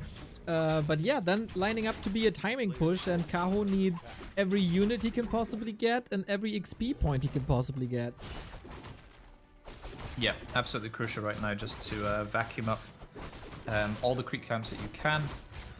Something you'll learn as you get better at the game is it's extremely important to always be doing something. You can't have any downtime. You need to be going camp to camp to camp, creeping, making sure you're taking those resources away from the map, away from your opponent, to at least keep it in an even state. And that's something that's always impressive when you watch the pro players. They're just the experts at this. Incredibly. Even in mirror matches, like when one player is facing a slightly better player, there's still like a 20-second difference of reaching levels. They know what to do in this game, man. Thank you, Lado, for the sub, and thank you, Knusby, for the 350, and Executor also for your prime, as well as Zinrog. So, Kaho is expanding now, and Quberte is vividly typing, answering questions in chat. My question, Quberte, is this expansion the right call? This is a Hail Mary play for sure. I'm not really sure if this is the right move, to be honest. Maybe Kaho is just desperate. 120 is lining up a huge push. He preserved all but one ghoul in the early game. He's going to have a massive attack. Could buy Naga third. You know, there's so many options available to him. Kaho is pretty lumber starved because he decided to plant the expansion, has to get master training. It's going to take a while for him to get to 50 supply, but 128 is going to give him the time, Neo. We have an Acolyte coming towards the expo. Ooh, the happy plays then. Happy for a long time, the only player who expanded at tier 3. After Xlot introduced it in like 2021. Been a long time until people followed that up. Now, if you don't want to go for a timing push, for the 9-minute 30 timing push, this is the play, and with that, Kaho might be able to do something here. Yeah, it definitely gives Kaho some time, gives him some space. Also, look at this Demon Hunter, by the way. Triple circlet, double gauntlets. It's crazy. It's like, how much HP is that? Plus 300 HP? That's crazy. So, Kaho, he's got a tanky boy, which is definitely going to be required in order to survive the nukes that are incoming. I'm sure 120 will pick up the Naga later on as well, just to help with the focus fire. And Kaho, his expansion is coming up, but not that quickly. But look at the difference, right? The Haunted is still going to finish faster than the entangled gold mine. Oh my god, the tree's not even in range, Neo, for the gold mine. Oh no. Oh dear. How long will it take him to realize? Usually this automated... Okay. Oh, there we go. Ooh. He walked past, so he had to look, right? Well, he walked past an undead army and his demon hunter melted, and but yeah, we're not talking about that anymore. We have this. We have the orb early and now on the demon hunter as well. Great damage on the Naga. Kaho needs to buy a bit more time. 50 food only. These 50-50 foods are way more doable than what we've seen on Echo Isles. Yeah, that's for sure. The main trouble for Elf is that the undead is able to explode into supply by obviously chain morphing destroyers, which are incredibly strong with mana, whereas Elf has to obviously wait for their reinforcements to join the battle. So undead has always got a strong opening engagement. You know, they're full mana, you've got the destroyers morphed, but then as time goes on, it's usually easier for the Elf to fight back. With mana burning, the destroyer's running out of mana, the hero's running out of mana, it gets easier and easier. If the engagement lasts longer than like 30 seconds. But also, one thing I have to point out is 120 did a great job creeping. He got the Lich to level 3, made sure to give enough experience over, so he has really strong heroes. And yeah, both players kind of posturing right now. I think 120 is probably a little bit scared to engage here. Like, Kaho's army is quite strong. There's the Ancient of War. Demon Hunter is incredibly tanky. But yeah, fight's gonna break out soon, Neo. Great call with the Lich, actually. You expected a Naga, I expected a Naga, and we all expected timing pushes, but he didn't go for 3 heroes to give that 50% experience boost to the Lich, and now Coil Nova level 2. Everybody knows how strong it is. Will that be the right call when you don't have that much control against the Demon Hunter without Frost Arrow is the next question. Still posturing the Ancient of War if it loses HP, no problem. If you can trade it for mana burns and some poison, that's the right call, but 1-0 seems very determined to break through this defense. Yeah, absolutely. Kaho doing a great job actually this game. Just mana burning and rejuving, even without boots of speed, which is normally required to do this effectively. I think because the Demon Hunter is just so tanky, he can just walk in and mana burn anyway. And yeah, look at the mana on the Undead side. He was full mana before this, and the fight hasn't even began yet. 1 Nova available, and that is it. And there's also 0 coils available now. There is 1 of mana stealing, but, you know, that's not a lot on 120 side. And Kaho, his main issue is going to be the destroyers. Let's just see how fast these bears might. Wait a second. Focus fire into the Naga. Immediate Invo Potion being used. Really nice job by Kaho. Focus fire into the bear. That one goes down straight away. Dryad's connecting really nicely with the destroyer. But the bears, man, they're kind of melting already. 3 destroyers in the air. Oh, wow. Kaho's actually prepared with the dust. Really nice move here. Can still get the fiends. Very important indeed. We do have a lot of Dryads in the back. Destroyers are running out of mana. Bears melting, but so were most of the fiends. The hard counter to Dryads, that is. Would love to see a Shop or a Moonwell here, but this defensive setup by Kaho isn't ready. 1-0 still moving forward, going for the 3-0 and the 6 points with A-bombs coming into the mix again. Grasping at the statues for a little bit of mana. Kaho really needs to hurry back here. He cannot let this Entangled Goldmine fall, which he does not. And this is where what I was talking about before is going to come into effect. Undead is basically completely dry on mana. Demon Hunter is full HP. How do you fight this as Undead? You can't.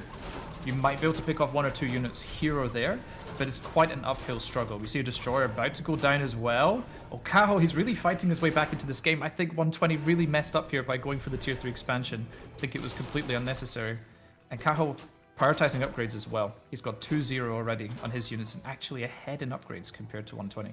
Yeah, I don't really hate the expansion. I hate the expansion into push. He didn't have a huge lead to go for that push. Defensive setup by Kaho, defensive posturing was nice. Mana burns were really good. And the expo didn't really pay off, right? There was no great lead for 1-0 to play into that push. The A-bombs are only coming now. Disease Cloud is only coming now. No third hero either. Could have played it late, but hey, maybe he can still find a little bit of a miracle. Last coil goes onto the A-bomb. Fork Lightning.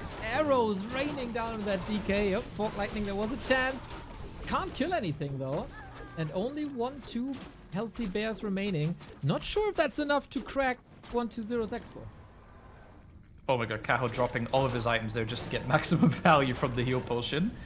Nicely done. And yeah, you see what I mean. It's tricky as Undead here. Once you're dry on mana, and the elf has a healthy army and healthy Demon Hunter especially, it's very hard to take any fights because you just don't have the upfront burst that you need to force a hero out of the fight, to kill the bears quickly. The destroyers are out of mana as well, so you just lack all of the upfront damage that 120 had when he first began fighting. And now it feels like you need to play it slow, get your mana back, maybe transition into something new. I personally love to go for Banshees. I think they're incredibly strong. But does 120 think so? Will he even go for Frostworms? I don't think so.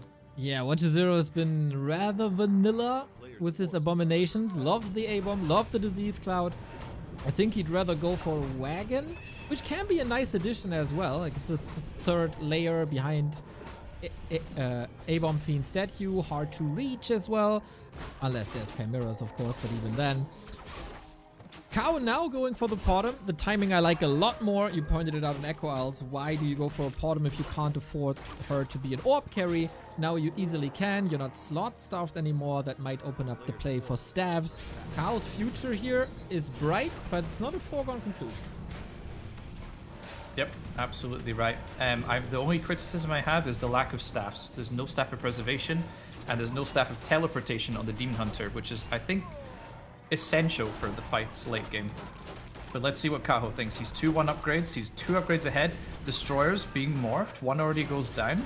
Demon Hunter taking a lot of damage right now, and this is where we're missing the staffs, Neo. You need to be able to go in and out of fights quickly with the Demon Hunter. Actually using the staff onto a bear, saving it. So the DK just gets focused down and killed. What? Out of nowhere, Fork Lightning from the back just snipes the Death Knight, and 120's in shambles, man. Despite a health stone, despite a town portal. That is a huge mistake that shouldn't happen. Demon Hunter under fire. He swaps the town portal in time. And there was a great fight for Kaho. Maybe the deciding fight. It very, very much looks like it. Cantor's portal back. Sip from the wells. Get the items. Use Rejuve against Disease Cloud. That's everywhere. 1-0 doesn't have to TP, but he has to rebuy the DK from the tavern after this grave mistake. That is usually not allowed. Yeah, this is the thing. We talk about elves not pooling their items or getting their heroes sniped, but the same is true for undead. You just cannot... If you have the tools at your disposal, like TP, Healthstone, Invo Potion, if you just don't pool it at the exact timing that you need to and save yourself from death, well, you're just throwing the game, unfortunately. But Warcraft is a fast-paced game. Even the pros make mistakes, Neo. Even the best. What now? 1-0. Still 2 heroes only. There's no tech switch. There's no banshees. There's no wagons whatsoever. And the bottom is getting better. The orbs are getting better. We have the first staff of the game as well. Upgrades are kicking in with 2-2. And as you mentioned, destroyers all out of mana. There's no burst.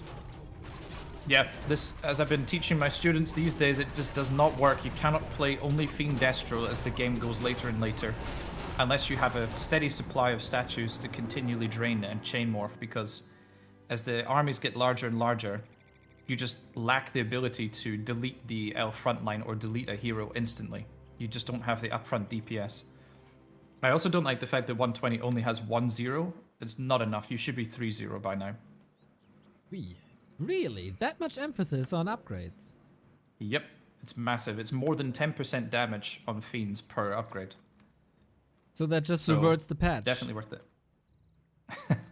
Yeah, I suppose upgrade number 1 essentially ignores the patch. I see. I guess, if you want to word it like that. But also, undead attack upgrades are among the cheapest. It's only 150, 200, 250 gold for attack upgrades. Creature attack, that is. So, yeah, in my opinion, you have to prioritize that. You have to transition as well into either worms or banshees as the game goes later and later, because the elf army, once it gets established like this with a really strong demon hunter, highly upgraded units, it's very hard to win fights. As we see here, and also like winning that fight on the left-hand side, immediately placing an expansion, going high up on items. Love to see that. The heal scrolls against all that AoE damage, and especially against the Disease Cloud. Invo Potions at the ready on all heroes but the Demon Hunter, but there's a staff for that. Kaho in a winning position despite the ghoul pull. Yeah, it's amazing to see how this has turned around. The only thing I don't like right now is Kaho wandering around the map for no reason, but there's also, like, all his units are damaged. You need to heal up your army to full. You can't just be half dead before the fight begins. We see Disease Cloud obviously having done work, but there's Moonjuice at home and also Moonstone, but I think Kaho never buys Moonstone, and he also never upgrades Wellspring. I have a feeling that he just doesn't even know this upgrade exists, man.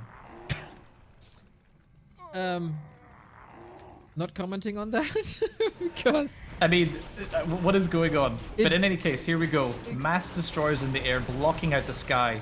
Is this enough upfront damage now? The Fiend's just getting mauled to death in the front line here, but the nuke is huge on the bears. We have 3 bears about to go down. 1 microed very nicely back home. Destroyers now are the focus fire target for Kaho, who's looking so strong in this fight right now. His levels are huge. Roar being cast, which is just going to get dispelled. Oh, Demon Hunter in the back here picking up the destroyer. Gets level 5. He gets all the solo experience, Neo. Jesus, the focus fire by Kaho was insane. Every volley from the Dryads was 1 kill in addition to the Naga burst, even more. Perfect fight for Kaho, Jesus. So good. Has to heal against the Disease Cloud now, of course. Has to restock up on bears to get that reju. The saves were there, as you see. So reju is kicking in, and he holds that 3rd base, which is absolutely a win condition. On top of the level advantage, on top of the supply advantage, on top of an upgrade advantage, on top of an item advantage. There's just so many advantages, Quberte. As Grubby talked about, this game, Warcraft 3, is a game of advantages, and Kaho pretty much has every single one you can imagine. He has the better army composition, the better heroes, the better items, the better upgrades, the better everything. This Demon Hunter is just a beast. 1250 HP is just ludicrous. How are you going to chew through that? And the level 3 mana burn is -2 coils. Well, if Grubby says this is a game of advantages, he clearly hasn't seen my ladder streams. Well, perhaps Neo ladder sessions are not what we should be learning from, but I mean, it's very good if you want to point out mistakes, but this is not ideal for 1-0 once again. 84 food for Kaho. The Lich is melting. So are the bears. The coil at the ready. Ritu is running the entire time with 2 destroyers up. Not perfect. DK level 5. Even pulls all the ghouls here. Kaho losing quite a bit, but triple orb. And now the mana's gone. yeah, the only thing I can see here right now is 120's got a mana potion on the DK, and Kaho is very low on the Demon Hunter now. He has no way to save himself. Wait a second, Staff and Preservation's on cooldown. Oh, okay, 120 not able to really get on top of the Demon Hunter there. Micro to the back very nicely, and I think the Undead is just falling apart right now. Despite getting some bear kills, Demon Hunter will return to the fight very healthy. We see the Dryad's doing a ton of work. All the Fiends are slowed. Oh man, this is not the position you want to be in as Undead. You don't have any way to get out anymore. No teleport. I think Kaho has got this game in the bag. Absolutely. There's a mana potion though, so behold, Lich invul level 5 as well. Double kill. Double kill on the Fiends with the Fort Lightning. Extraordinary A-bomb. Denied for a little bit of mana. 1-0 lining up a Coil Nova. It's noticeable. Oh, actually, saves the Lich in that regard. Might just be too little too late. Can't do it. The reju It's is not in. enough. It's not enough. Defensive coil once again, choosing to obviously go for the defensive coil. It wasn't enough to kill the Demon Hunter anyway. 120 running out of options right now. As I pointed out before, how can you win with this army comp? It's not enough against these elf heroes. The backline is too strong. The piercing damage is too strong. Whoa, last second coil to save himself there. Did 120. Kaho in some danger, but it's not going to be enough, man. Kaho actually, dude, he lost so many units, but he didn't macro at all during the fight. So This is something I heavily just very concentrated on winning on it. Exactly. This is something I criticized in this match against Happy, where he floated 2,000 gold in the last fight. Of course, it's harder to fight when you don't get reinforcements, like it's super obvious, but the micro is taxing. Understandable to a degree, but this is closer than expected. But triple orb is such an ultimate weapon at some point. Kaho just has to have his eyes wide open that his expansion is up, but the Owl is confirming that. So you don't have to brute force the right hand side where you got towers. You just go to the 6 o'clock, wipe that, and win the game from there. Yes, indeed. And dude, it's a sad state of affairs for our undead friend. All the destroyers are damaged. There's hardly any mana left. You don't have the scaling of the triple hero, which Kaho actually has. Rare to see the elf having tri-hero and the undead having only dual hero. It's not going to be enough. Defensive coil will have to be used very soon. There's no valid targets for 120 to go for. Just bleeding units, man. Okay, giving us some streaming time. I appreciate that. There's another ad coming in a bit. So get your subs in to dodge that one. Mana potions on both heroes for 1-0 at 44 food though. He needs a Coil Nova Gatling gun to somehow save this game. Yeah, indeed. The Demon Hunter is just so strong, man. These items have just been huge. I mean, think about it. Kaho didn't even really have Infi Potion on his Demon Hunter for most of the game. Just relying on the items, microing the hero back, and keeping up the mana burns. And as I pointed out before, mana burn is just essential in this matchup. You cannot play without it. Yeah, very noticeable here for sure. Bears marching forward. These destroyers look so pathetic without mana as so often. I wonder what win condition 1-0 sees. I don't really know. Okay, he doesn't see any. He doesn't see one. any. No. Perfect timing. Kaho puts his name on the board, man. Nice to see fighting spirit here. It was rather easy to call this after a 0-2 and the ghoul pull and the killed Ancient of War. But Kaho knew, well, if you ghoul pull, then that's not an expo. If it's not an expo, I got my chances, and he fought well. Yep. It's nice for the elf to be able to play against 1-base undead. It makes a big difference. It feels like undead on 2-base just has so many options to come back into the game. They can transition to other units. They can amass a 70 supply timing push on you before you're ready. There's just more options, but yeah. Kind of a tricky map to expo on as well. I think it would have been pretty greedy by 120 to try that. But I still think this tier 3 expo was a mistake. I think this was not the play. Kaho went for the expansion. If 120 just bought Naga, it went straight across. I'm not sure how Kaho holds. Having invested so much into the Tree of Life, he didn't have many bears up. It would have been tough. As the legendary German footballer Lothar Matthäus says, sometimes you have to be a little bit lucky. And that was the case for Kaho. He got that opportunity and he seized it with a strong late game. Made it to the orbs, made it to high heroes. That was fine. Chat saying, remember when Neo, aka the Prophet, said this game was over after 1 minute 30? I obviously meant that because there's no fast expansion, there's no chance for 1-0, but you couldn't get that, obviously not. Hubert, I'm a little worried now, to be honest. Like, this would usually be the moment where the caster says, is this the start of the turnaround? Is he reverse sweeping? Yada yada. But I've seen a lot of Night Elf Undead in the past, and Night Elves were very competitive on Autumn Leaves, Echo Isles, Hammerfall. Night Elves weren't super competitive on any other map. So we've seen those 3 maps now. And now it's twisted. And now it's twisted. Yeah. Certainly can't call anything too soon. But it has to be said that Undead does generally perform pretty well on this map against Elf with the fast expansion. Kaho, is he going to play Warden? That would be so cool. He did improve his Warden. I haven't seen her in a long time in this matchup. So I actually don't know where she stands right now. Some things are for sure. There will be expansions. I would assume no ghoul pull this time. As, of course, you want to expand on a macro map like this. Well, it seems like I got my wish, Neo. Because it is a Warden. Oh, damn!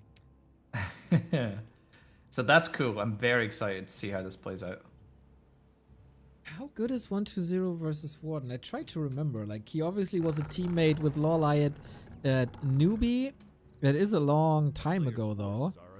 Yeah, this is really uncharted territory for me, but it's not uncharted territory to get support from Mr. Backhat, one of the MVPs of the past couple of weeks. Thank you for another 5 gifties, man. Lovely. Thank you for protecting 5 community members from these Twitch ads. Yes, thank you very much indeed. Got to support back to Warcraft, man. It's the lifeblood of the scene. Oh, you're so cute, Qubert. You should call you Cute Bird. I mean, you can do that. I wouldn't mind. Okay, I try. Like, last time I gave you a nickname, it was Trash Jack. So Cute Bird might actually be a bit better. Yeah, I think there's a bit of a difference between those two, isn't there? you improve in my standing. Well, let's see if Kaho can improve his standing in this series right now. We've got Scroll of the Beast for the Warden from the first camp. Not the best, it has to be said, but can be decently potent if you manage to build up a few units. And yeah, 120 just missed a coil there, by the way. That was kind of a bit of a gimme, to be honest. Shouldn't miss this coil in the Ogre Warrior. There we go. Some XP going towards 120. Summers of Agility, pretty nice. And yeah, Kaho's going to get quite a decent force here, getting the Troll Berserker. We have the counter expansion in the 3 o'clock position. And 120, yeah, once again, going to get the expo up pretty much uncontested. And that's the trouble with Warden as well, especially on the big map. There's just no way to stop the Undead from getting the expansion. Yeah, I agree. I mean, with the Scroll of the Beast, maybe there's a play where you get a lot of mercs, but that's also a big investment. Just like Buttcrumbs and his gift subs, 3 more to his count, 3,192 gift subs with the subs to Münster, Colby, Jack, Cheese. Yeah, okay. I thought that was a reference to me for a second with Jack and Cheese, but yeah. I'm pretty sure it is. Legend. Are my peculiarities about food so well known yet? Oh yes, I yes. don't We think talk so. about it all the time. Oh man, you must talk about me a lot when I'm not even watching the stream. I mean, I keep mentioning how I love to have you on the cast, and then one leads to another, and it happens. It finally happened. A player's force is Also, here I am. Buttcrumbs is watching every single stream and has the biggest memory because he's from Texas and everything is bigger in Texas. So he knows. Bigger is better. Oh, I'm not As they say. convinced. I want to believe. All right. Yeah, game. Hoping aside. Yeah, everything looks pretty stable so far. 120's tech is already underway, as to be expected, at the 5-minute mark. Warden found some good progress. Oh, there's a ghoul over here actually, just checking things out. Did try to put some damage onto the tree, but was not too successful in that regard, but did confirm for 120 what Kaho's game plan is, which is nice. And now it's all about the Death Knight. The Death Knight needs to try and interrupt the creeping of this expansion spot for Kaho. And the Warden is going to probably try and hero focus, I think, with level 2. Whoa! Yeah, fan of knives, man. No blink against an undead who's pretty damn good at surrounding. I think, though, these ghouls would have been lots of pressure on the tree that with only a couple of mercs maybe wouldn't have held. So it could be a life-saving choice, but the lack of blink also cost Kaho games against Happy before, so remains to be seen. Yeah, indeed. Pretty good trades though for Kaho, I have to be honest. He did prevent 120 from disrupting this Kree camp. The mercs here should be enough to creep the camp with the Tree of Life. It's just important that you don't suddenly get descended upon by DK and ghouls, because that can go sour very quickly for Elf. Warden's going to heal up, get full HP, full mana, returns to the Kree camp. I like this play a lot. The DK can't do too much here, honestly. Going to take another Shadow Strike to the face, but it's only level 1. Of course, it's level 2 fan of knives. Wisp being used to get rid of some skeletons. Nice play as well. And yeah, 120 just forced to get out of dodge and let Kaho get his counter expansion safely. I think I really like the usage of Shadow Strike level 1. Like, it's a bit unintuitive, right? You always want to make most use of your spells, and of course level 2 is more efficient usage of your mana than level 1. But just a little bit of damage over time, just the movement slow and some chip damage, that completely stopped the push. So Kaho, that might not be the most natural move to do, but it was a real good one. Just like 2 more gifts up by Mr. Backhead. Thank you, thank you, thank you. That fulfills 100 gifts up to the channel. You legend. Also Zandorian, thank you for the 22. Beautiful stuff. Just like what the potential item here could be for the Warden, who is level 4 now already. Kaho does have Nature's Blessing enabled, so that is going to be huge. Going to let the Ancient of War move from camp to camp. And what is the item going to be? This could be a pretty big one. It is Ring of the Archmagi. Very nice item for the Warden. Okay, sells the right-click damage for an Invo Potion for boots and for a staff. So the Roaming Warden is on. No second hero just yet. I was fearing a Gargoyle play here, as a Same. twisted can lead to some Gargoyle maps historically, but pro undeads don't like that unit, and that is better for our entertainment. Yep, certainly the opposite of viewing pleasure. And something to note, by the way, Kaho made another expansion at the 12 o'clock position. So, Holy. yeah, that's definitely unconventional. Might leave himself very vulnerable to a massive attack from the undead. 120, 1 minute out until tier 3 is enabled. Same for Kaho. And we've got the statues coming now. 120 should break supply pretty soon, as undeads always do. He did neglect to get upgrades though. We don't even have the first attack upgrade yet for the Fiends, which isn't too great. And Kaho, this is the advantage of solo hero. When you play only one hero, it's essentially the same price as an expo. I mean, it's, you know, a bit more gold and less wood, but you know, in terms of number of resources, pretty even. And you can afford to make either another expansion or get a larger army faster, since you only invest into one hero. Oh my god, dude. 120 scouted the 12 o'clock expo, but he scouted the gold mine and not the exact 12 o'clock position where the tree was, which was up but didn't start moving yet. So because of that, 120 missed the scout, is now probably of the opinion that there is no expo, and is fooled. This could be the little bit of a misplay that Kaho needs to get this expo up. But I still wonder, man, how are you supposed to hold against the 4 production building undead with this army? Yeah. Yeah, it's certainly a tall order for Kaho right now. Frenzy, Ghoul Frenzy and Destroyer Form are about 40 seconds out, but I think 120 is going to make his way to Kaho's expansion a little bit sooner than that, just to put some pressure on immediately. Alchemist third, pretty good choice, especially against Fan of Knives. I like that a lot. And Kaho taking the time here to get level 5, root the expansion, but his army is just so small. We have 1 AP and 1 Ancient of War, 1 Moonwell as our base defense, essentially. And maybe, is Kaho willing to defend this? I'm not sure this is the right move. He's 20 food down. The Warden's got a carry, but yeah, I love the Alchemist, man. 120 has so much sustain. There's heal spray, there's double heal scroll as well as the mana potion. There's gonna be so many coils. How is Kaho even supposed to kill anything? Yeah, the best bet, honestly, are just ghouls. Like, the ghouls are the most vulnerable, but 120 is doing an amazing job moving the ghouls back and keeping them safe, and just the fiends take the damage, and the statue healing and the alchemist heal spray seems to be enough for the time being. Coil was also insane on that fiend just when the nuke came in. So Ancient of War, as so often, supposed to buy some seconds. That didn't work. AP, also not the greatest weapon. Gotta shave off some ghouls. Ring of Regen on the Warden, obviously fantastic. And here comes the Fan of Knives, but the heal spray is so quick. Yep, heal spray and heal scroll straight off the bat for 120. He's not going to lose that many units here. Oh man, this kind of sucks for Kaho right now. Like, he just doesn't have enough of an army to deal with the undead army. Yeah, And sorry, those but he 3 dug his Fan of own Knives. It's just been countered. He dug his own grave with that third base. Yeah, I mean, this was a choice. This was just a kind of random decision, honestly. I don't think it was really necessary to go for this. But maybe he's playing the ultra long game here, Neo. Maybe just constant level 3 Fan of Knives will be enough to eventually whittle down the undead army.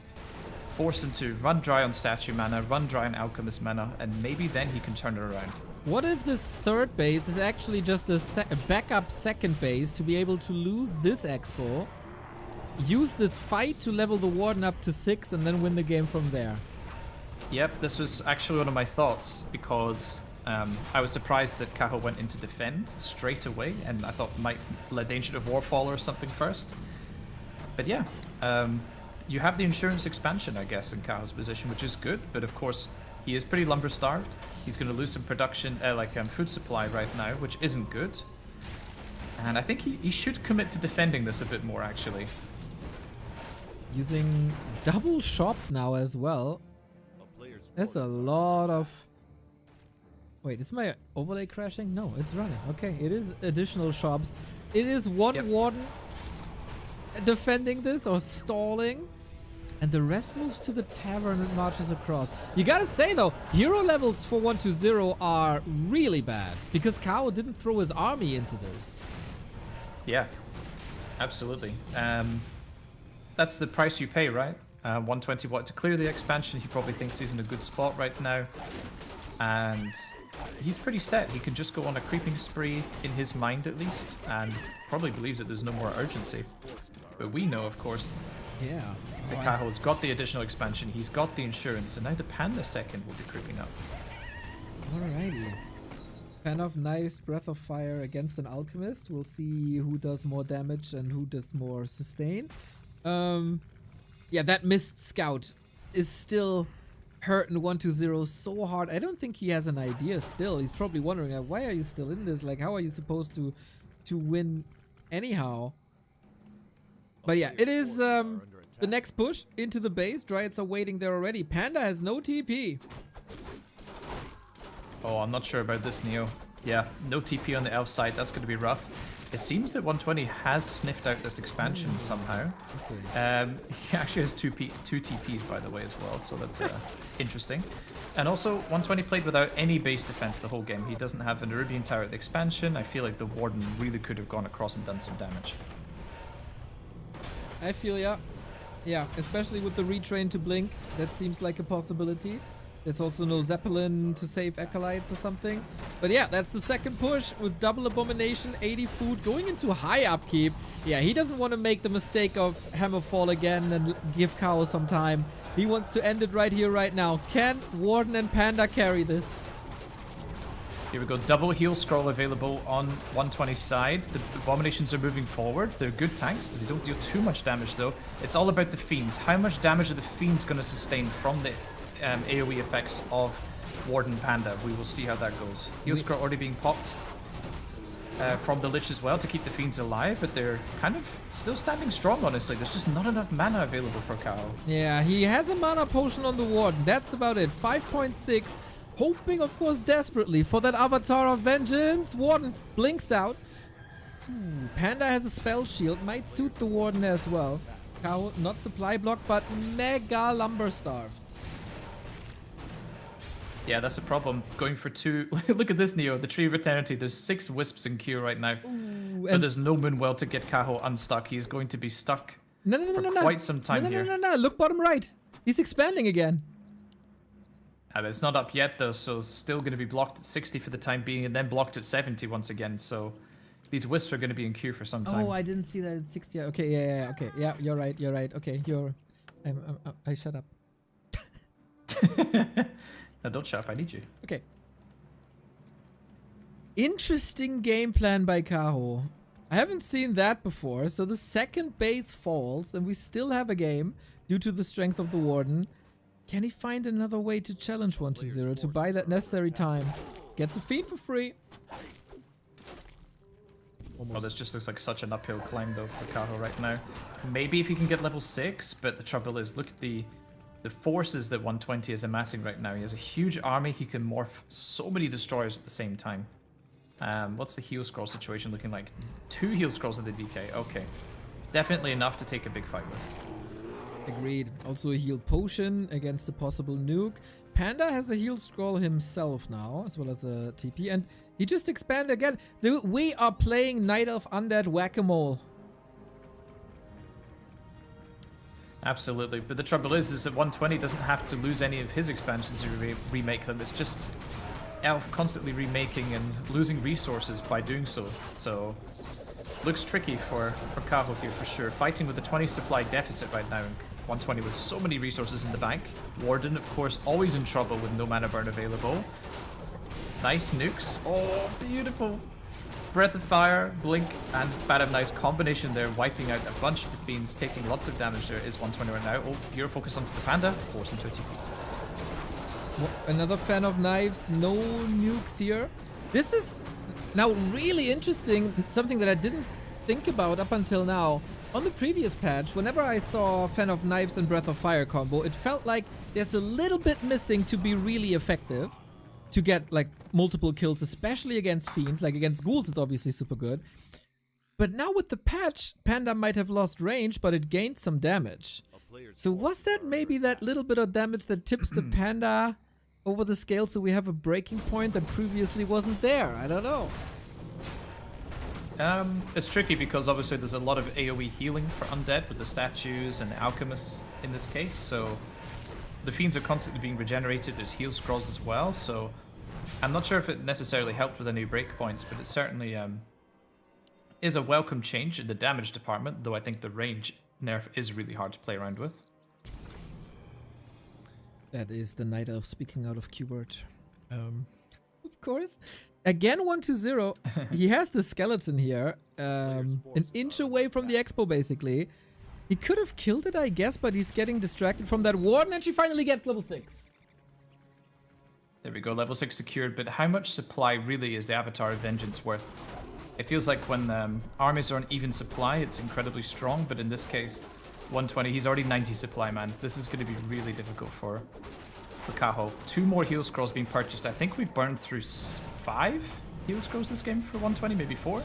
It's just crazy investment required in order to keep his army alive against all of the mass AoE damage.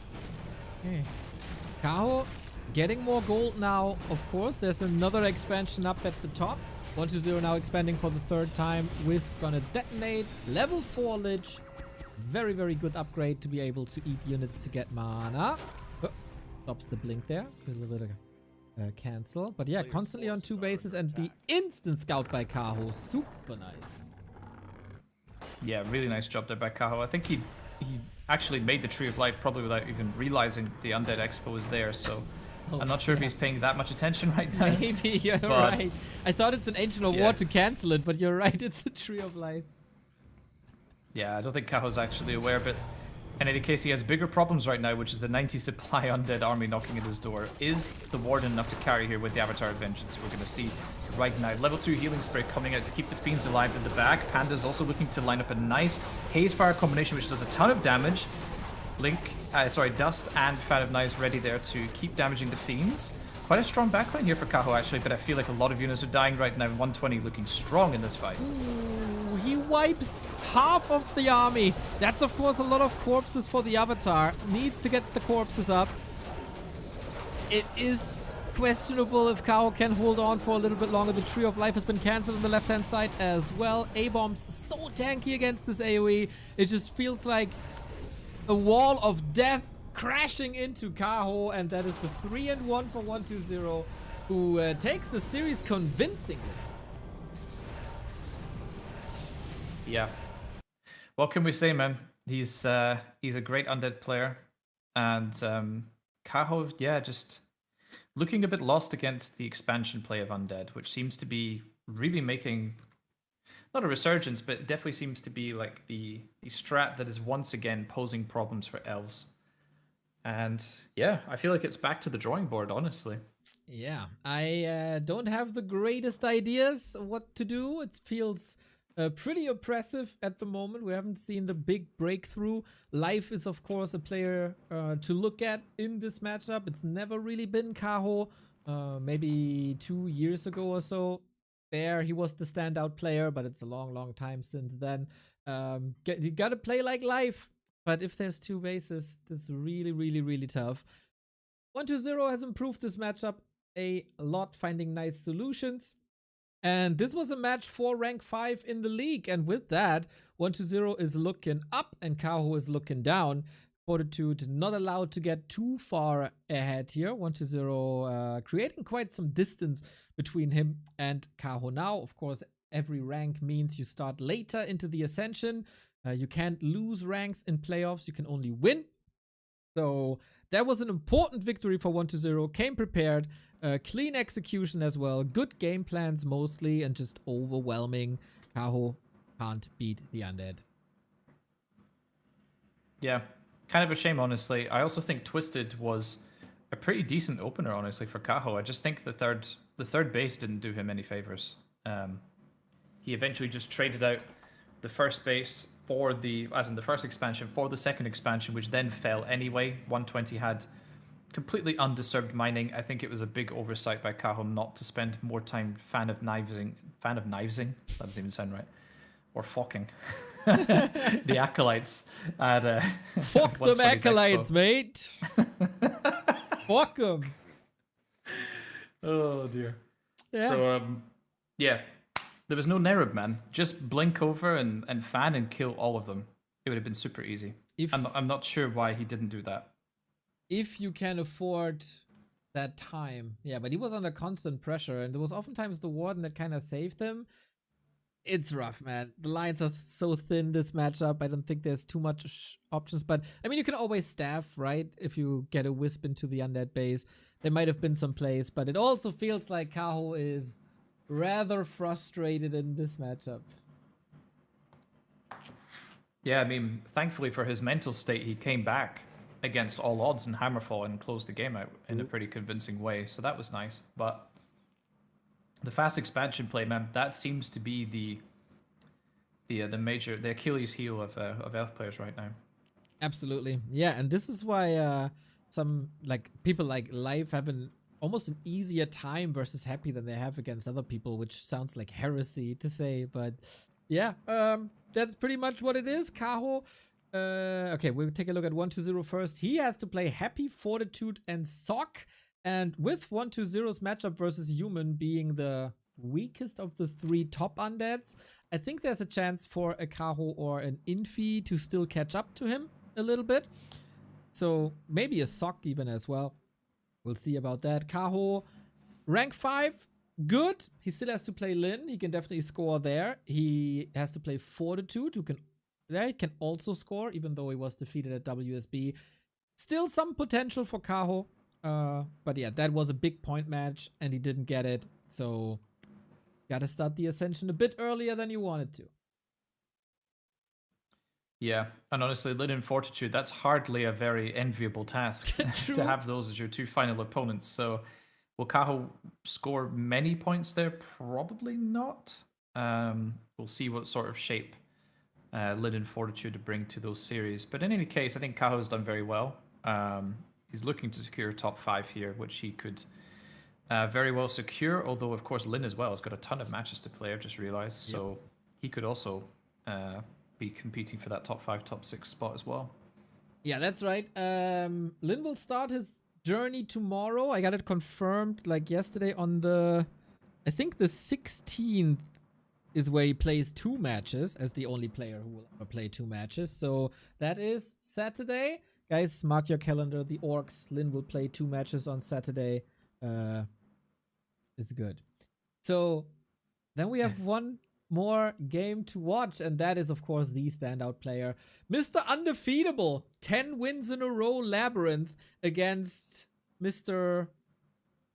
I can't win a single match in this league, and I'm very much underperforming. On paper, we don't even have to watch this, as Labby is going to plow through Fly, but there is a little bit of a silver lining. Yesterday's Fly was the best Fly in this league, and historically, Fly was pretty amazing against Undead. So may the items and the crits be with him. He needs all the help he can get. Well, this is certainly going to be interesting for me, Neo, because I need to learn how to play this matchup from the Undead point of view. So, yeah, Labby, show me the way, man. Show me how it's done. Looking forward to that. What, like, can you put a finger on it? What makes Labby so strong in the past 6 weeks? I mean, that is tricky when you don't watch a lot of live Warcraft, it has to be said. Well, Quberte, you can always watch the VODs at youtube.com/back2warcraft. There we go. I actually, wow, you're even advertising your YouTube to me. I mean, I have watched a few series on the way to work and back. Because I asked you to. Sure, exactly. Yeah. I knew you'd want me to. I need the clicks, man. I need the clicks. I don't know, man. I think he's just incredibly solid in every game, and his willingness to be more experimental than the other undeads is very advantageous. Like he's not the kind of guy to just play one style every game, apart from against Human, where I think he's very rigid right now with Cryptlord expansion, which feels like that's all he does, although he does it very well. But against Elf, you know, he's like 120. He's very willing to go for expansions. Does he expand against Orc sometimes? Yes, sometimes. Map dependent, right? Of course, but yeah. I also think that there's a bit of not a mental block, because how can all of the Orc players have a mental block against Undead? But I think all of the Orcs are currently underperforming against Undead at the top level. So if you're already doing very well with Cryptlord expand, Orcs are struggling against you with their style of mass air or whatever, and just can't work out how to make it work. But then who's really left? The Elves? And then Elf, it's kind of the same problem. It's like, how do you deal with Undead fast expansion at this level? Yeah. So I think he's just playing the right way, playing solid every game. I mean, come on, he beat freaking Happy 3-1 in Mirror. That's just crazy. Man. Yeah, this is so something crazy. like something you said early on is also going in the same direction as to what Chehi said. Of course, one of the greatest undeads to ever live, especially in our region. And if you think Chehi isn't so great, you know, the copy pasta. And everybody seems to be aware that Labby loves fast expanding, so they always have a anti-fast expansion play in mind, but then he then flips the script and is not expanding. Labby already has a huge lead in the early and mid game because the counterplay of the opponent is not working out. And speaking of working out, I think Labby drastically improved, especially his Fiend play. That is so noticeable. Like, his Fiend play was so bad in comparison to especially 1-0 that at Raraland, over like 3 or 4 beers, I kinda advised him to not go Fiends anymore but play Garks against Night Elf. He didn't follow my advice and we had a good laugh, but it was really underwhelming in comparison. But now it's very comparable. Like, still 1-0 a bit ahead, but Labby has improved drastically in his micro and it shows.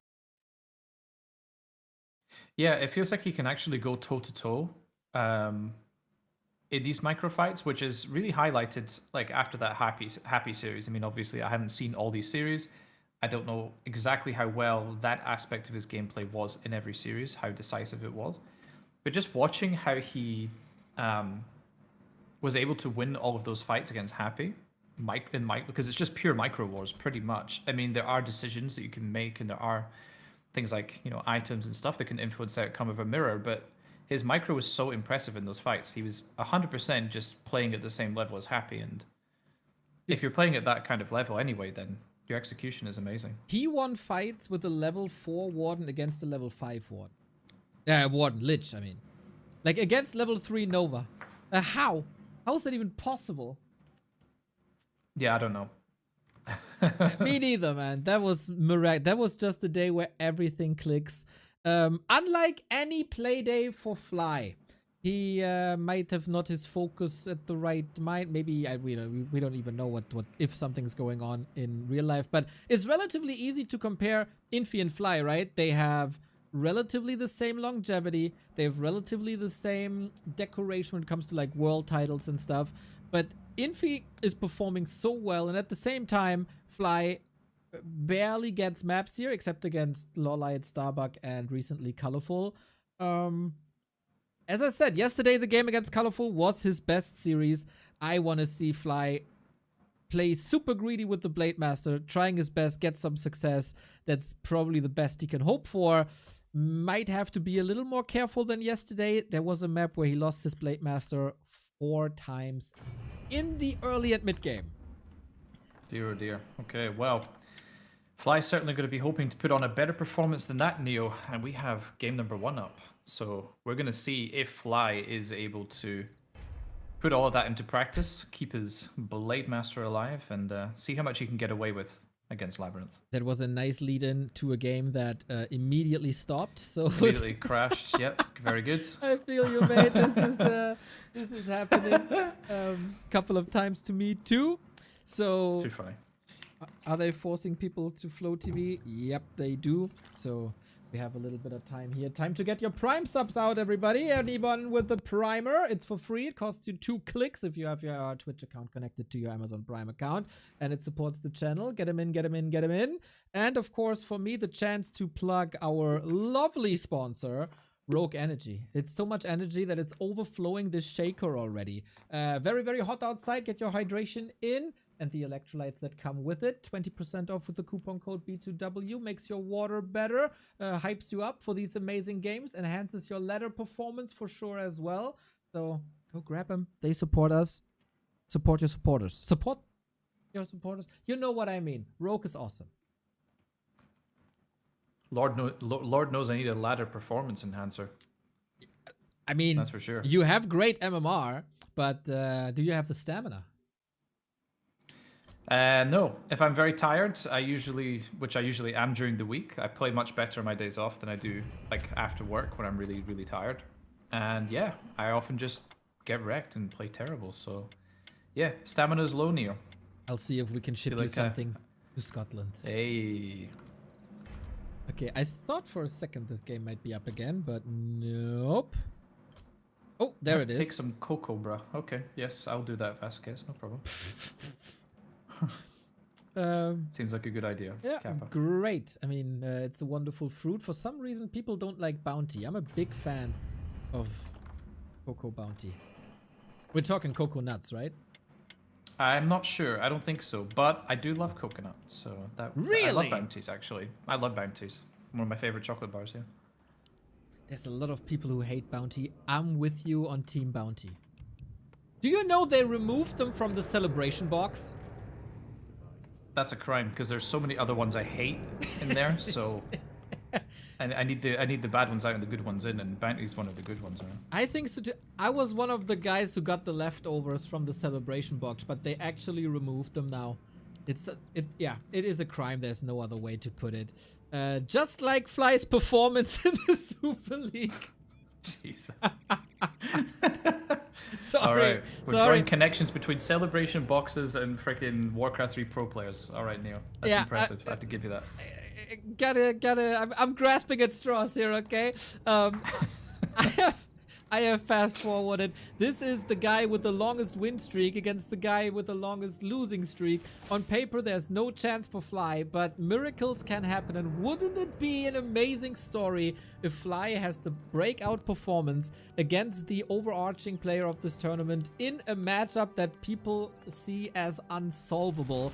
I'm here for it. I want to see the miracle. Go Fly. Totally biased for once. Yeah, I'm with you there, man. I actually, as much as it hurts me to say, I would like to see an Orc victory today, which I don't think I've ever said that before. So there you go, Fly, even though you wrecked me 3 times in a row in ladder and really made my life hellish. Hoping and praying for you. Let's see how it's going to be. Hammerfall is map number 1, Neo. Correcto, and we kick things off with the Blade Master versus DK. I don't think there's any chance to expand here. I haven't seen Labby vs Orc in a long time. I mean, there was this game against Lin, which was a 3-0, but as I said, this was rather Lin handing the series to Labby than Labby playing extraordinary well. I think this was 3 gifts in a row with turtles killing expansions, etc. So I don't take that as like the biggest measuring stick we got. So Labby, show me the way. Show me the way. Well, opening things up with a pretty passive game plan from both players. Just going to find their own levels, get a couple creeps. Oh, Acolyte is sharking for the kill here. Fly respecting it. He's like, nope, no way. I'm not going to let the Acolyte steal this creep. Which, by the way, it would have. If the blade attack went through and the Acolyte next, the Acolyte would have gotten the last hit. So, very important to take the time there to get rid of the Acolyte. LabyRinth secures his own level 2. Pretty nice. The key here against Blade is to have lots of units. You need to be able to constantly damage the Blade and creep at the same time. That is, of course, quite tasking. Fly is past his prime, that's for sure, but he is not past of a chance to cause upsets. I've seen him play extraordinarily well against undeads in the past 20 years, also in the past 3 years, I'd say. So bring me that Fly. Grunt is coming in. That's a recipe for a surround, especially with the newly found love for triggering end snares, instant punish, and Blade Master super low as well. Oh, the ghoul micro here, though. Is it enough, actually? I think a couple ghouls might be going down. One has to get denied. Second one dies to the blade of the Blade Master. That didn't come out very well. Another ghoul being focused right now, and Fly is greedy enough to go for it. Of course he is. Why would he not do that? And of course the Grunt going down as well. Kind of a decent trade, actually, for Fly. But the main problem is Labby still gets the creep. Well, he should. Wait a second. 2.2. Wait, this is the problem, as I was saying, but you need a lot of units here to fight the blade and the creeps at once. The more ghouls you lose, or the more you have to micro away, the more difficult it gets. Coil is available, though. Is Labby going to be that greedy and not use the coil? Come on. Blade mana is regenerating. This is very close. And Labby does decide to finally commit the coil. Wow, that was so many losses for him, though. Did anyone count the amount of ghouls? Was it 6 ghouls for the lab? Quite a hard I think it was count. 4. 4. Oh my. I think it was 4. For one Grunt, man, that's... I mean, he got the best possible drop. So, does that even the scales? I don't think so. That's a massive trade out there for Labby. Takes a lot of creep speed away for Labby, of course. And I mean, level 3 is realistic, but the Lich wants to level as well. We get 1 Shadow Hunter, 1 Beastery, and the tier 3. So no Wyvern then, I guess, as we also have a Barracks. Hammer 4 was always a good invite to Wyvern laming, but that's just not Fly style. Fly is an honorable orc. He's looking for the fights. He wants armies. He wants boots on the ground. And we'll see if that does him any good. Well, he obviously doesn't respect me very much because he was just hitting my base with Wind Riders non-stop, so... But yeah, he has traditionally always been more of the quote-unquote honorable orcish player. Blade Master finding so much experience, man, because of all those ghoul losses. We have level 3 Blade against level 2 DK, which is basically unheard of in this matchup. And wait a second, Neo.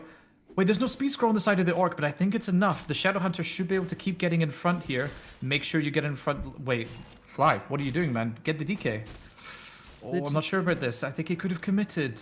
The movement He could have committed the hexes. wasn't the greatest. Yep, no Windwalk either. The DK is right there. Kill him. He's going for it. He's going for it, man. Might be trading it for a ghoul. There's another coil. Oh, level 3 It's now. Death Pact to level 3. Oh, what? What? Death Pact is gonna save the DK here. I actually can't believe that, by the way. But if Fly bought a speed scroll, he would still get the kill here. And you've got to be joking me. The Shadow Hunter is in danger as well. The Lich taking tons of damage right now. Whoa, this game is way crazier than I expected, Neo. You can Wait, the DK is not out of... Wait, the Lich is gonna die. Oh my god, what is happening? Fly with the kill, let's go! Let's go, let's go, let's go. The Shadow Hunter is safe. Fly What the 110%. You can say about Fly what you want, but his dams are goddamn entertaining. It's a bare knuckle box fight. It's absolute chaos, and for now, he's thriving in it. Dude, that is nuts what we just witnessed right now. But dude, why was Fly so hesitant to go in the DK? Bro, He he's... has nothing to save himself. Just go for it. Kill the DK faster. Don't let him get level 3 and keep himself alive. That could have been Quberte, really game turning. shut up! The dude is 0 to 11 in this league. He might not have the greatest confidence anymore, okay? He might be, Okay. like, overthinking things a little bit. He's also getting a little bit older. Maybe he's not that aggressive anymore. He got the kill eventually. And there's no level 2 coil, which is another win. So, That's true. there we go. That's crazy. Labby needs level 4 just to basically make the DK useful. That's interesting. That's probably a first for me. In the meantime, though, how does Fly compound upon this advantage? He is going for a really standard army. It's going to be kind of like the 126 days. We've got Berserker, Kodo, Tri-Hero. Maybe one Raider will be mixed in. We have the Wind Rider for creeping. This is such an OG army right now from Fly. Exactly. Dude, Labby is expanding. What are we watching right What? now? This is amazing. Ooh, he might not expect this. Wyvern ideally could scout, of course, but you also need it for creeping. Very early TC as well. Big mana potion on Fly, by the way, as well, so that evens out. Blade Master items looking alright-ish.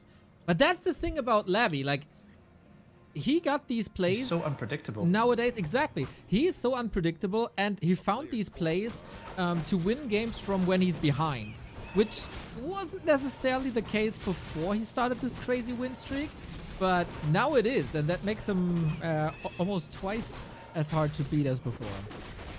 Oh man, there's such a huge window for Fly to not end the game necessarily, but to take a huge fight and get a massive lead from that, because Labby is investing so much into economy now. It's going to take some time for it to pay off. The DK is still not level 4. He's not going to get level 4 anytime soon. And by the way, Fly going for Tauren Totem, by the way. Is this going to be walkers or one Tauren? Ooh, could be both nowadays, right? Spirit Link is kind of nice if you can out Spirit Link the Destroyer. There's no Wand of Negation because he just lacks the funds, I guess, up until now. Oh no. The blade just walked past the I expo. saw it, man. Oh no. But did Fly see it? I don't think so. I don't think so either. He must be suspicious. Look at the size of Labby's army. It's nothing. It's so small. Yeah. There's also no Destroyer upgrade even. Wait, get the lightning orb, Fly. We're so biased right now. Of course. Orb of lightning secured. for Fly. I feel like he could just go all in here, pretty much. He's so much stronger than LabyRinth right now. Shadowhunter is equipped with big mana potion. The army is looking strong. Hex coming out, nice. Blade Master should just run ahead and get one of the statues right now that's full mana. That would be huge. Level 4 already. Crazy. Crit level 2 unlocked. Only need Shadowhunter 3. And then we're fine. We are going for the Tauren, by the way, as you suspected. No Pulverize upgrade just yet, but I can only imagine he's queuing it now that he's at 50. Got a heal scroll. Oh yeah, and he knows, man. Oh, I'm not sure I like this too much from Fly. Maybe he's going in slightly too early here. Wind Rider gets immediately targeted, as we so often see. Really, really nice micro by Fly here, saving the Wind Rider. Wow. And amazing play right now. Big heal potion still available. Big mana, sorry, still available for Fly. Level 3 Shadow and heal scroll. Feels like Fly should be able to do a lot right now. I love. He takes both statues out in quick succession. Wow. This is something that neither Focus or Lin did consecutively or forced the issue there. No region on the undead side. Statues. The oh my god. The the Lich is just dead. The Lich is just dead. Crazy, dude. The hex timing is amazing. He takes the orb away. He takes the damage away. He takes the Nova away. What can Labby possibly do here? Oh my god. Huge stomp on the ghouls, by the way. Even just level 1 stomp, enough to stun all of those ghouls. And Labby looks completely lost right now. The level 1 coil just doing absolutely nothing in these fights. Blade Master maybe sharking for some potential kills. Sapper being purchased. Dude, Fly's making all the right decisions right now. This Sapper is going to be absolutely massive. Wait a second, has to keep it to the side. DK comes back in, gets hexed immediately. Wind Rider finally going down. Oh, Lightning Orb Purge going on the DK. The DK can hardly move. There's a Stomp available, Neo. Death Pact being used again to keep the hero alive, but is it enough? I'm not so sure. Second hex. Oh, can he block? He needs to. Blade Master's coming in against the bridge.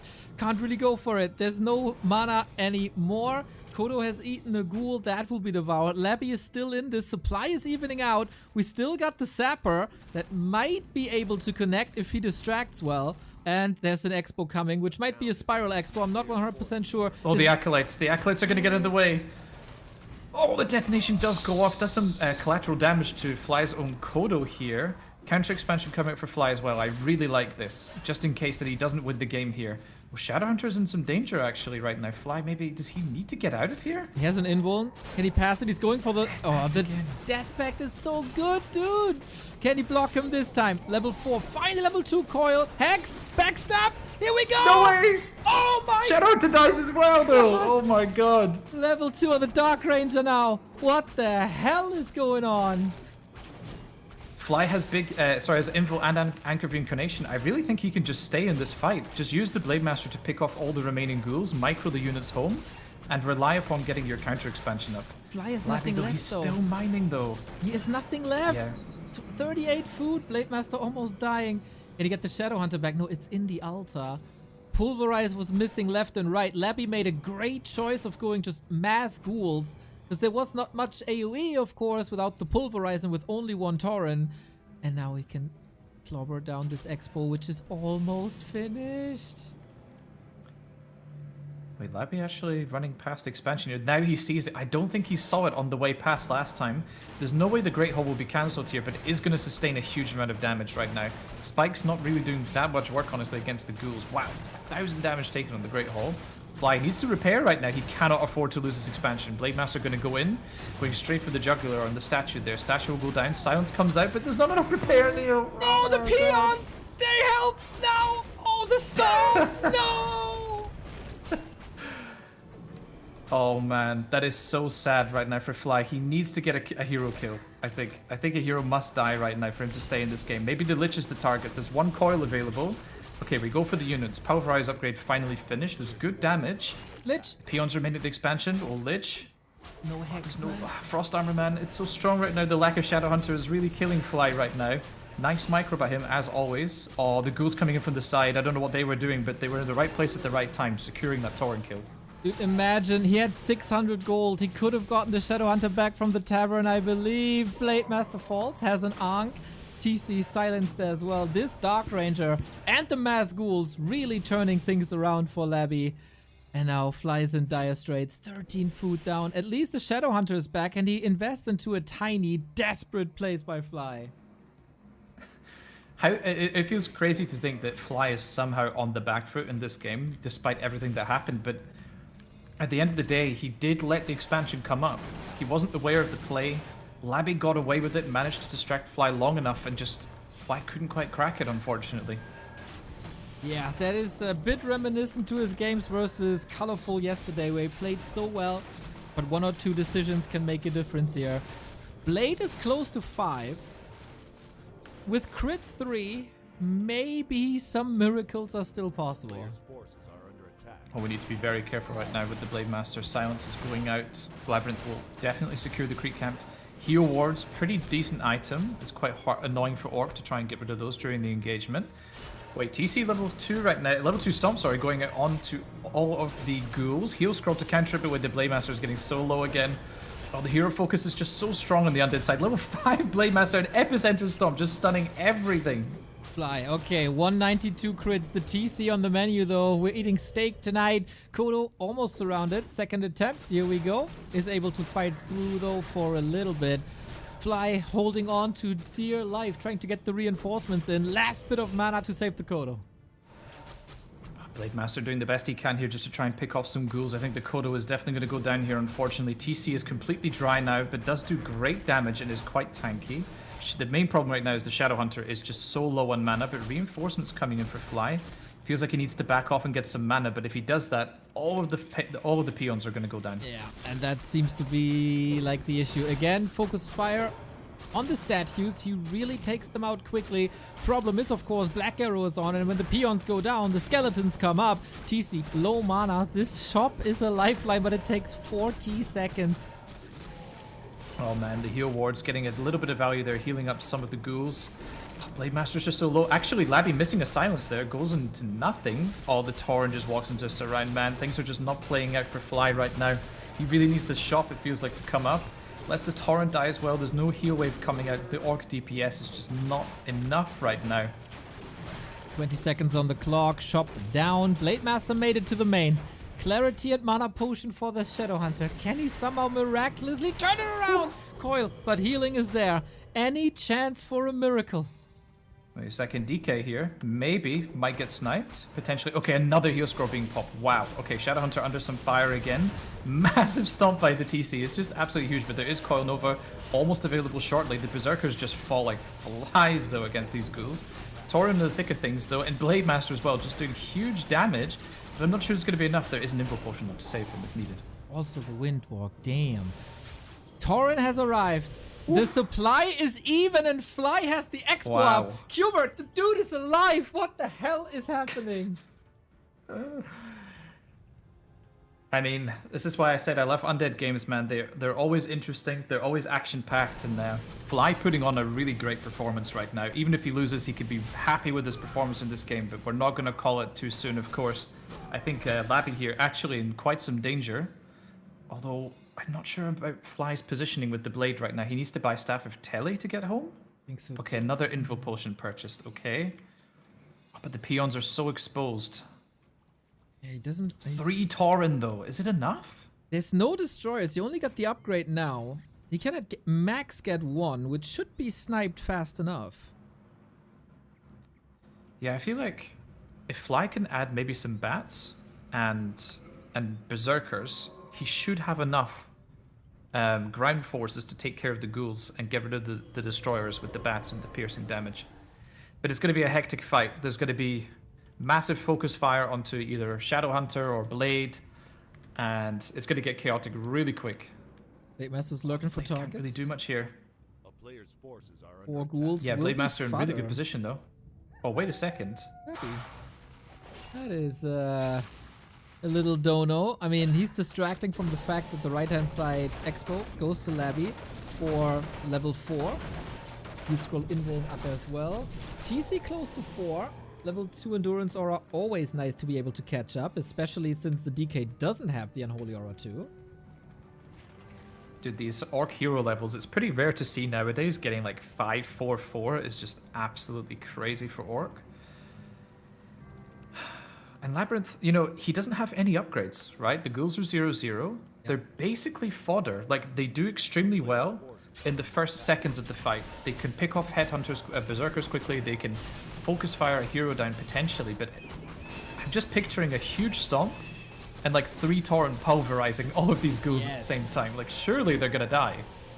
Yeah, getting that TC to 3 is huge. I mean, we know that Torrent are good if they are in the fight, but getting the Torrent there into the fight is not that easy, especially because ghouls are super fast and that army on this level is fast as well. But with Storm 2, you do have that opportunity, so I don't hate Fly's position anymore, man. Even food. Yeah. We have a super tanky DK though against the hero focus. That should not be the target. Double heal scroll. 1 invul versus 3. Yeah, it feels like Fly is really prepared. Triple invul potion. We have speed scroll available. The Blade Master though, not the most pimped out. He basically only has 2 items if we don't include the lightning orb. Oh wait, silence could come down onto the blade, which it did, but thankfully Fly pulls the windwalk and doesn't get surrounded there. Just in the nick of time. Is this the right move by Fly though? I'm not sure he can do much here in the undead base. It's a bit of a precarious place to fight. Reinforcements will take time to get there. Oh, I love this scouting though by Fly right now, and does deny the 3rd base from LabyRinth. Amazing. Was about to point this out as well. Labby trying the same trick again, but this time Fly is so ready. I was fearing for a second that he only wants to go for the shop, because it would be a natural move to go for the shop and maybe he'll scroll invul now, and that he misses the 12 o'clock, but not the case. Labby also scouting for another base on the right-hand side, which will be punished. Oh man, yeah, unfortunately, the ghoul here just going to donate some experience. 204 crits, not the biggest in the world, but every bit helps. Any little bit of XP helps. Imagine if we see Bladestorm, man. That would be so cool. Oh, on ghouls? Jesus. Yeah. Oh my. Look how many ghouls there are. Could you imagine Bladestorm? It would just be insane. Chad is asking, why not stick with Wyvern? Or go back to Wyvern? We don't have double beastery for a start, so we would need to mass a lot of Wyvern.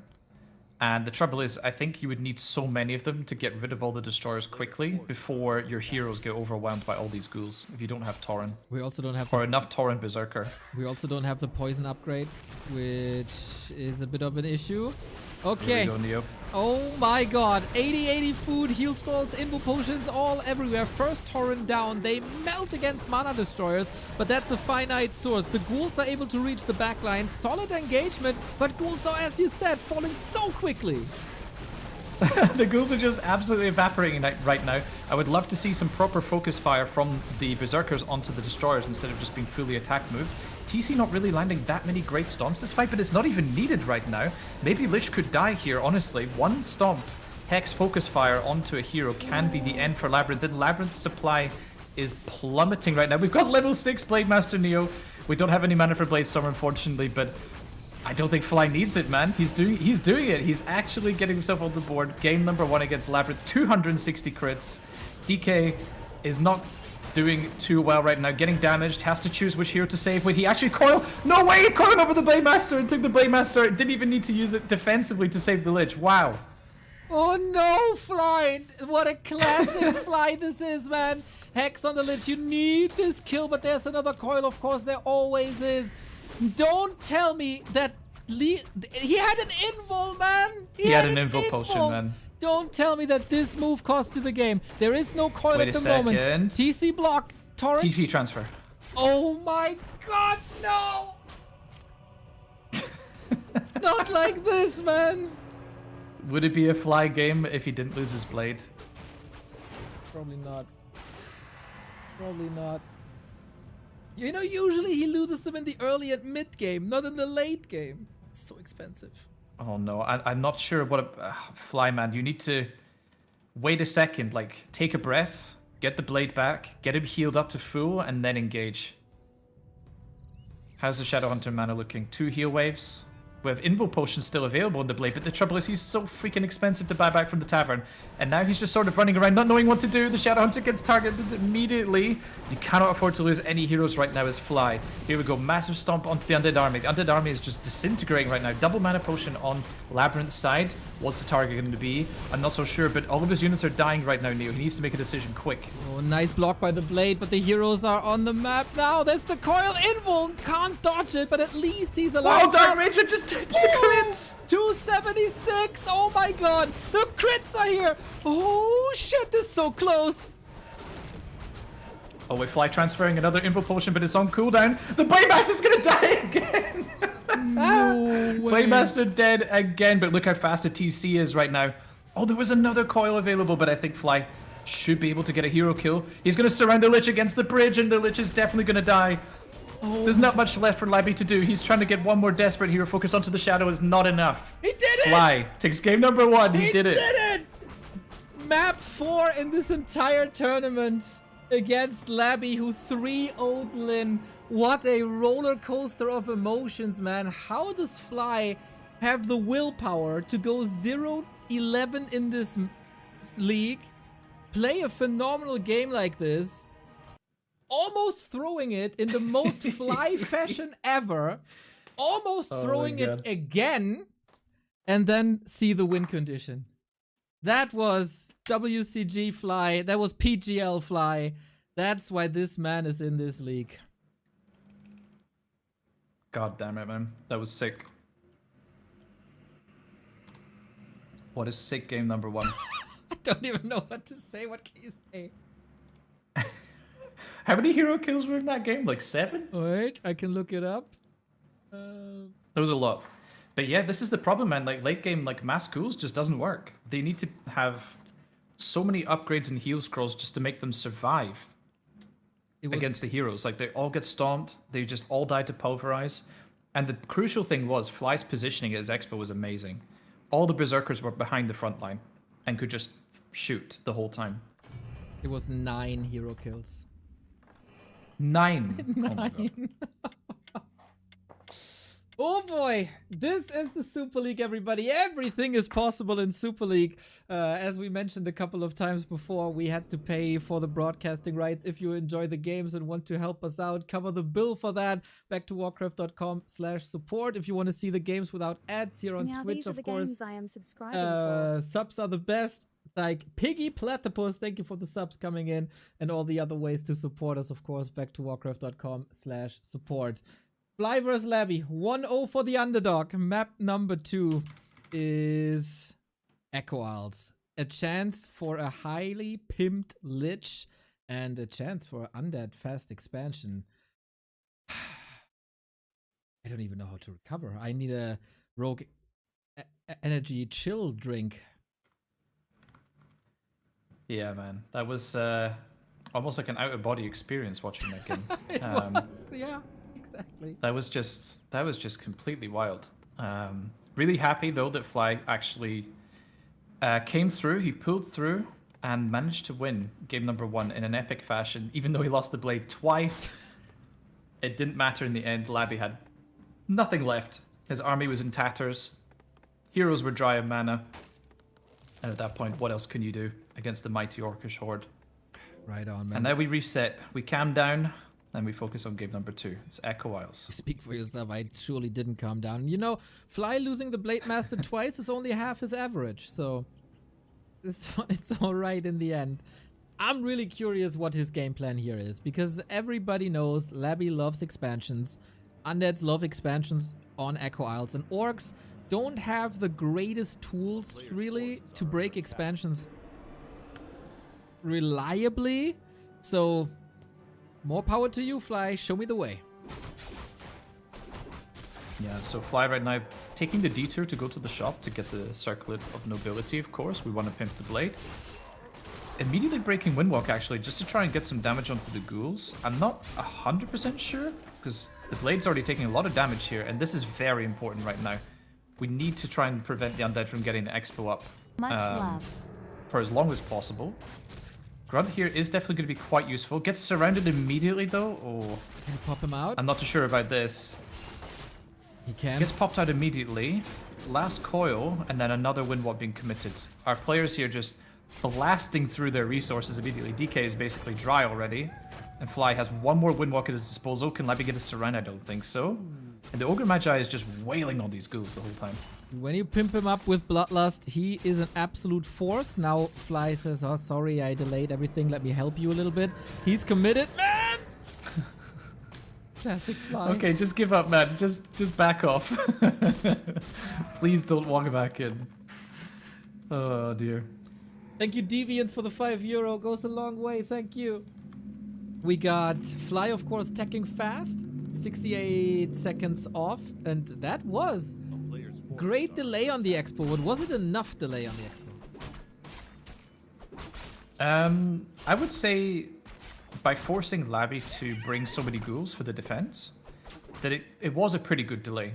The expansion has only just started now. It's not going to finish until like 5 minutes, 40 seconds or something, which is pretty crazy. So that's very late for fast expansion. But he brought so many ghouls, he could just immediately creep the Goblin Merchant. So Labby catapulting himself to 2.6, gets rewarded with Wand of Illusion, not the best item, it has to be said. And of course, Fly steals away the item in the north and gets the Claws of Attack +5. Nice. Buttcrumbs in the chat says, Fly is the Sonic of the Horde. And I have rarely read anything this true. Yeah, super fun to watch. Very, very reckless. Town portals are not his thing. Losing heroes definitely is his thing. But if you can get away with it, why not? That was, of course, a very unique game. Can he? Yeah. I thought, is he going for that? It would have just been a bait. No way. Would have been a bait. There's just no way. So many units there, and the Rubian Tower is finished. There's too much HP on the Haunted. I mean, sometimes it can be worth to commit the Blade, like let him die, as long as you do get the cancel. But because, you know, a level 1 hero is cheap to remake, it's fast to come back. But I don't think it would have been worth it, and I don't think he would have gotten it. So Fly actually realizing, you know, he's reining in his recklessness and his desire to be aggressive, and decides to walk back over and creep, giving Labby the time to secure the marketplace to the north, which will give him level 3. And that's, I guess, solid for Fly, as there's no attack towards him, and he goes TC. Similar to what Focus did here. Focus played it with Storm, which looked good until Focus unfortunately botched the last fight a little bit.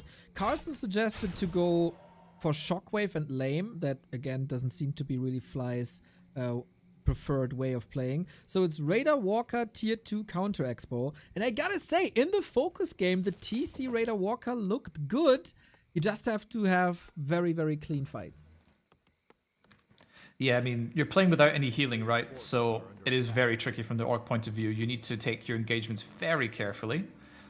And speaking of taking things carefully, Fly here, I think this creep here is a bit overambitious. He's definitely going to get the expansion cancelled right now. Labby knows exactly what to do. His timing is impeccable, and Fly just has to cancel the expo immediately, but we'll get the creep camp done in the meantime, at least. So in this situation, I wonder, should you just try to expand again on Tier 2, or should you tech and aim for Tiny?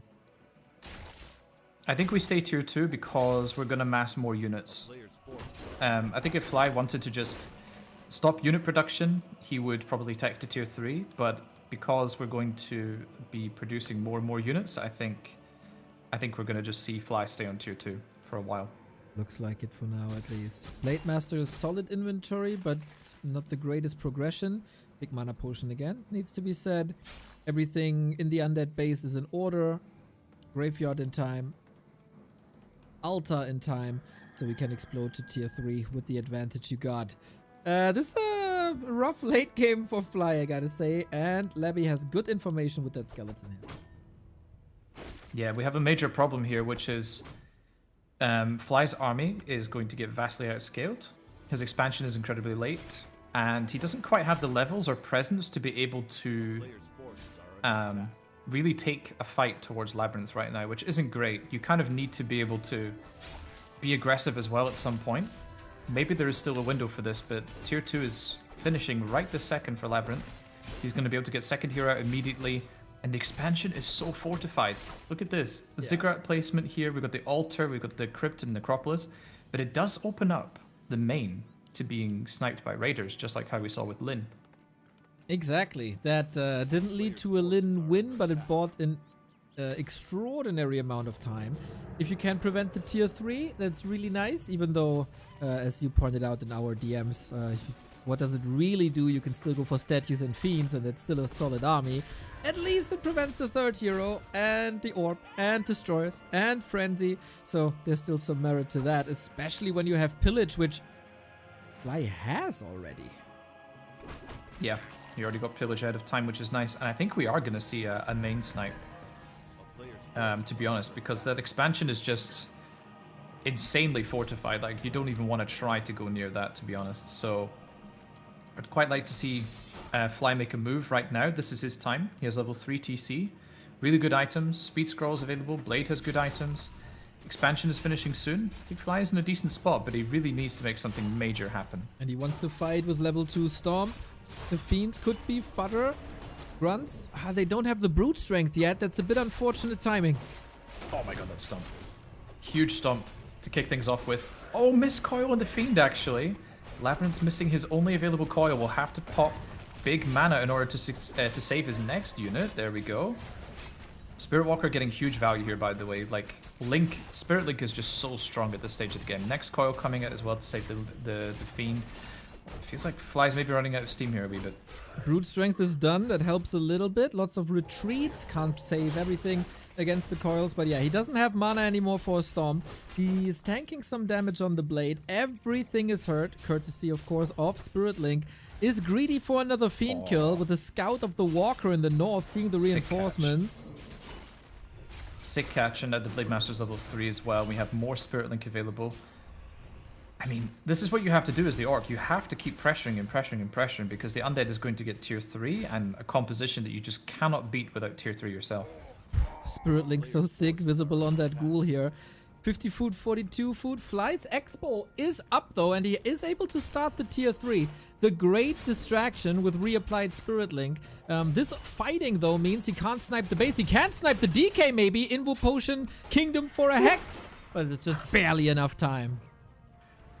Dude, this DK is playing with fire right now. Actually, LabyRinth needs to be careful because there's no Tomb of Relics here. There's no way to save himself. Wait, no, Labby's lining up a coil. Oh man, Fly, you just know he wants to break Windwalk and go for that DK. Yep. Oh, he's so tempted, man. He's biting his tongue and lip at the same time. Seems like I think he can do it.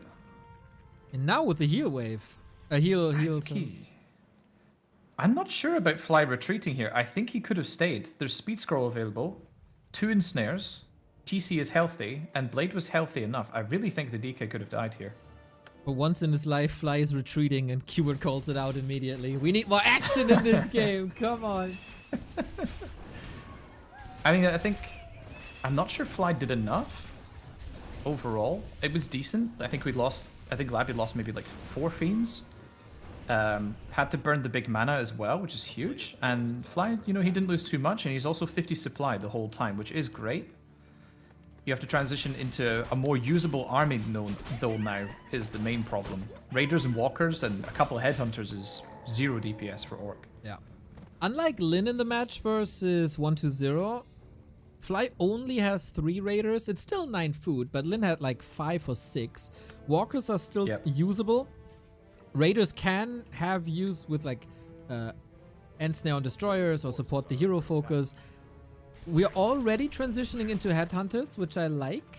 It's only 2 at the moment, which is not ideal, but it's better than what Lin did. And now we try to go for the main. Is Labby going to be distracted by that? I kind of doubt it. Well, here we go. Teleport is coming in for Labby right now. Whoa, that's an insanely aggressive TP. Wait a second, Fly doesn't have a teleport. No, he had a speed scroll, but he's not using it. No stomp. Oh no. Either. He seems mega overwhelmed by the situation. Destroyer up, speed scroll, dispelled, and there was lots of losses. Fly also 1400 gold. Oh man. Yeah, just insanely greedy by Fly. Like, you need to speed scroll immediately. You have no teleport. There's Destroyer form available that will dispel the speed scroll if it gets in range. And he didn't macro the entire time. Shadowhunter should have been out already. I really think we need second barracks to be able to produce mass berserkers quickly enough. There isn't even enough wood right now to produce, to research berserker form. We've got a Tauren instead, steel armor coming out, of course. Oh man, I'm not sure this is enough. Fly might not have quite enough for the defense, but let's see. Reinforced Burrow will buy some time. Yeah, we don't have the Headhunter upgrade either. Bit confused by that, but alright. No Shadowhunter up until now. Can you buy the time? Cement is there, statue very exposed. Thought the End Snare was flying onto that statue, but Destroyer might fall. Storm good. Destroyer needs one more hit and is down. TC level 4. Fiend also falling, but Fly's army. Like, this is ridiculous. Everything is orange already. This army is just made of absolute paper, but what's not made of paper is the mighty Tauren. The Tauren is making its way in, and the Fiends right now are actually getting kind of owned by the Grunts and the TC and the Blade. Like, the Blade is doing so much damage right now, and LabyRinth has to TP. Wait a second. 2 more Fiends go down last second. Oh my god. I was about to criticize Fly again for missing the macro and missing the reinforcements, but it was just in time. Labby lost a lot here. Yeah, Labby actually got wrecked, man. Not gonna lie, like, this was not the best engagement for him. I think he kind of overestimated how strong he was in this fight, and also the Blade and TC are both really strong. Like, TC on level 4 is just an absolute beast with these items, and Blade as well, being pimped out, of course, from the Market and Goblin Merchant, has really good items. With Kodo Aura, he's like plus 30 damage. That's insane. Shadowhunter might be a liability. Needs Invo potions, mana potions, heal potions at all cost. Might be worth giving the Periapt over, but that's of course just details. Love the fact that he went level 2 crit very early on, so level 4 Blade Master isn't that important. And Labby, unlike like his usual creativity, doubles down on Fiends Destroyer statue, Fiends Destroyer statue, no wiggle room really to anywhere else. And yeah, I see Fly in the lead now as well. The levels are looking fantastic. Yeah, the Shadowhunter is getting a jump start into his life on Echo Isles right now. Gonna get pretty much 2.3, 2.4 right off the bat. Wow. Oh my god, Scourge Bone Chimes. I mean, in the past, this used to be crazy because we had more Grunts. But Tauren, TC, and Blade are all gonna get a huge benefit out of this. Yeah. You don't get extra HP from Pulverize, right? No. No, I don't think so, because it's a passive, I Yeah. guess. It's a spell. Maybe you get the extra damage, though, on the primary, like the extra healing from the primary target, though? I don't know, actually. I've never looked closely enough at that. He came onto the broadcast, says he knows everything about this game, and he can't even answer such a simple question. Such a basic question. Exactly. Since I was about to criticize Fly earlier for the macro, I gotta commend him here. Always spending all the resources. He is short on lumber, and Chet points it out as well. No attack upgrades, which is a Yeah, nothing, actually. bit of an issue, I guess. But hey, he's getting spikes against the ghoul push, but we don't even have ghouls with him here. Oh, he sees the Yeah, Blade is acolyte getting that moved. separated again. Yeah, the Blade is scouting the acolyte, is now far away from his main though, I and don't no like this. TP, and Fly is so out of position. Oh, this is crucial right now. There is actually teleport, by the way, on the Shadowhunter, who does secure level 3 here from the green camp. So Shadow managed to get to level 3 really quickly. Well, Fly, he has to TP in here to save this, but where is he going to TP, and is it a good fight position? Very defensive. Torrent. Oh, the Berserkers in front. Yeah, man, that wasn't Torrent good. at the back. The Torrent were up front and he moved them back. Nothing is everything's moving. AFK. Fly, wake up, man. Fly here getting a bit overwhelmed right now after this TP. The Shadowhunter just gets absolutely eviscerated by Coil Nova. Wow. Absolutely destroyed.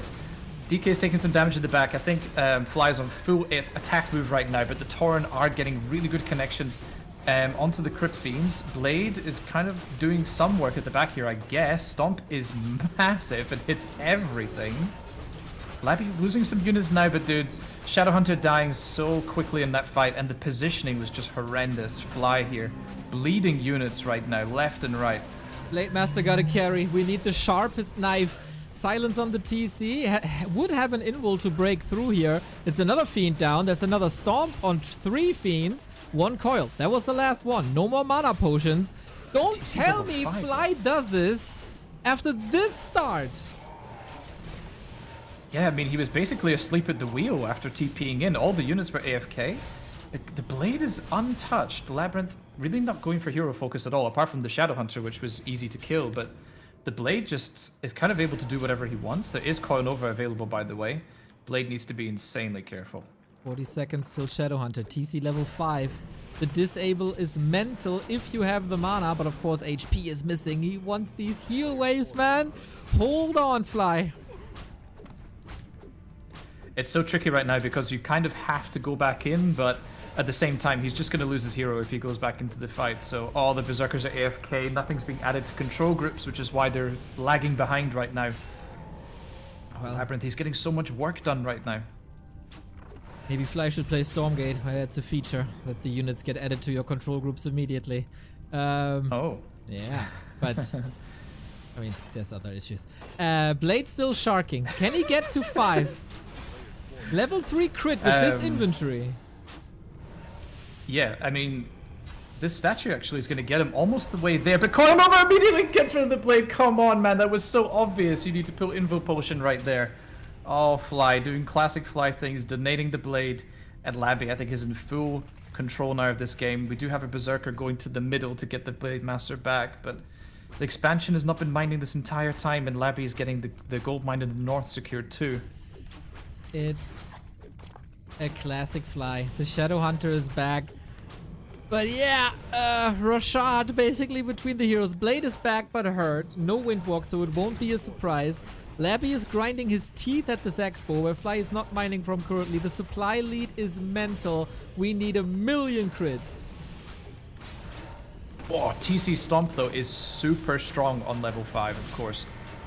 And yeah, just like that, Labby actually manages to force LabyRinth into a TP. Oh my god. The Kodo dies last second. That is so unfortunate. Yeah, and in comparison to the previous TP, not the 2 exit kills. One Fiend saved for a bit. Kodo falls as well. And Labby has the expo up top, by the way. There was so much fighting going on that we didn't even mention that. He doubled down on it. And now Labby, 3,700 gold in the expo. It's not running dry anytime soon. This might be the 1-1, but god damn does Labby have to fight for it. Yeah, these heroes, man, they're just so strong for Fly, and I think that's why he can stay in these engagements as long as he can. Blade Master is going to be level 5 though. Like, a kill from anything will grant him that level, which is huge. He gets the Fiend now. Does he know it's there? Yeah, he must. He missed the first dust. Yeah. Fly has he this doesn't one. 100% easy. He doesn't know. And Labby's going to have 80 supply very, very soon. And surely he will take the time he needs to get all the consumables he needs. Health Potion, TP, Double Mana Potion, Dust, Invul Pot. The Lich as well, by the way, we haven't pointed out, is really strong this game as well. Alright. 11,000 damage already. Temple coming as Fly is not transitioning into Mirror Image and there's no Dispel anymore. Purse will be crazy good against the Blade.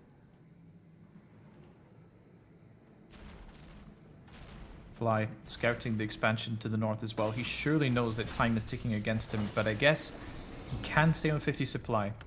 3 bases on low upkeep is virtually the same gold income as 2 bases on low upkeep, on no upkeep, 20 versus 21 gold per second.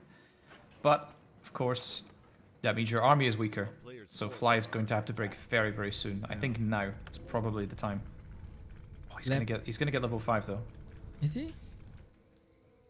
Oh, the Destroyer got morphed. No way. Okay, Labby making sure not to give over that free statue over to the Blade. No Lucky Lightning or proc either. We need the Blade Master of Remind bats. versus Ted. The legendary, the knife is too sharp moment. But yeah, Labby is about to close this out. So many consumables as well. Positioning in between the bases. Love it. Free reinforcement. Kodos, I feel like, are just the wrong unit to make it this stage. We really need bats. Bats and Berserkers in order to take care of the Destroyer army. There's like 6 Destroyers in the air right now. It's just... it's going to be too much for Fly to deal with. Has to hope for a mistake. And this game, the series is not without mistakes. He's hoping for level 5 and he gets it now. Let it rain the big red numbers. But Labby isn't in for it. TP's away, damage done. I don't understand the Kodos. I think they're absolutely useless right now. They're just going to get destroyed by Decis. And also there was 5, not 6 by the way, my bad. But what do you do in Fly's position? He's lost so many peons. He doesn't have the lumber anymore. He doesn't have the supply to go to 80. There's a Nerubian tower here.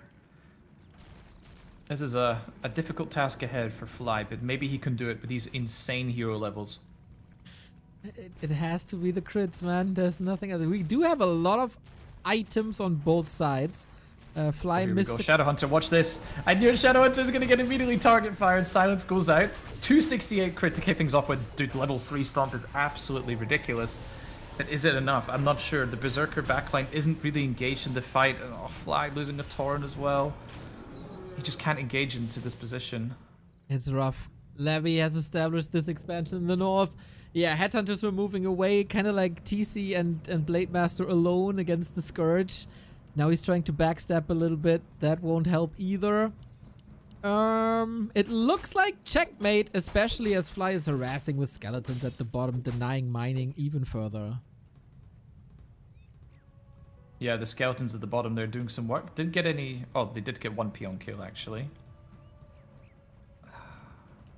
I mean, the one silver lining is Labby will run out of his second gold mine soon, and therefore it will be 1 base, 1 base. But that doesn't favor him, unfortunately for Fly. The army difference is huge. The heroes, the stomps must be massive, the crits must be red, or there's no chance. Oh, Berserkers immediately being targeted, of course. Go down immediately. Stomp is gigantic. Berserkers, not really sure what they're targeting right now. It doesn't seem to be focus firing 1 unit at a time. Kodo's just getting absolutely massacred right now by Fiend Destroyer. But Blade and TC are standing strong. Okay, let's see for how long. Shadowhunter the next target. Whoa! This time you got the potion ready and Fly is aiming for a shop here. Headhunter's running and running and running. The Dark Ranger is again a massive carry in these fights against Headhunters. On the Orc side, of course, the carry is the Blade, still an invuln, waiting for the big moment. 20 food lead with 3 destroyers up. The Banshees are doing an amazing job as well now. Oh, a bit of a miscoil there, actually. Doesn't get the Berserker at the back, but still secures level 5 Lich, which is obviously incredibly strong, especially against Berserkers. The nukes are going to be huge. I'm not sure the Shadow is going to sustain another blow like that. But Fly, he did an amazing job in this fight, actually. He's more than 20 supply down. Curse is obviously incredibly strong, but he's still got a lot of work done. But there is so much more to do. Exactly. A hero kill would be the dream. A Blade Storm would be the dream. But can he get there? Silence is amazing! Fly is getting better at saving his Shadowhunter. There's not much mana on the DK without the potions, but he got 2 of them. And then the dreaded focus fire of Lich and Dark Ranger, man. As always, a carry. There is an option to go for the Destroyer in the air. It's already at 50%, but doesn't seem to be the most preferred one. The skeletons. It's just so difficult to deal with in this late game stage against the undead heroes. LabyRinth is truly caught up in experience. Oh, Fly going for the desperation play. We see Animate Dead coming in for the first time. The Berserker is being rezzed at the background there as well. Blade Master taking even more focus fire damage right now. There is still 1 more coil available on the side of LabyRinth. And Fly, even though he has super strong heroes, Labby's really caught up now. And it just feels insurmountable right now, this difference. Can you feel the power of this DK ultimate? Fly is shaking in his boots against his 2 Berserkers. The Animate Dead Berserkers. Not even a Kodo, man, or a Raider. Nope, just nonsense. And now we can play the beloved Undead Artillery. Coil Nova from afar. More Blade Master Nuke. He's going for the statues. Lich, Invo Potion. Instantly, he saw this play coming from a mile away. And just Labby has all the answers. Labby with so much gold as well. Of course, his gold mine did run out.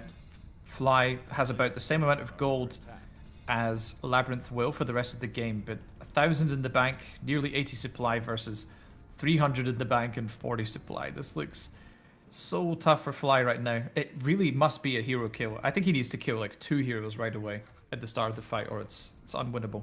Just be lucky. Chat pointing out, by the way. Oh, Avada Kedavra and GG. Must Oh, be. man. Again. Fly. Chat is pointing out how the black arrow weakened the animate dead. True, the corpses were gone. But yeah, goddamn, if not for this botched town portal into 10 seconds sleep into then try to fight on Yeah. the right hand side, this was an amazing game for Fly. But unfortunately, that happened. And yeah, that was then game. So sad, man. That it just didn't have to go like that. Like the TP positioning, being asleep at the wheel.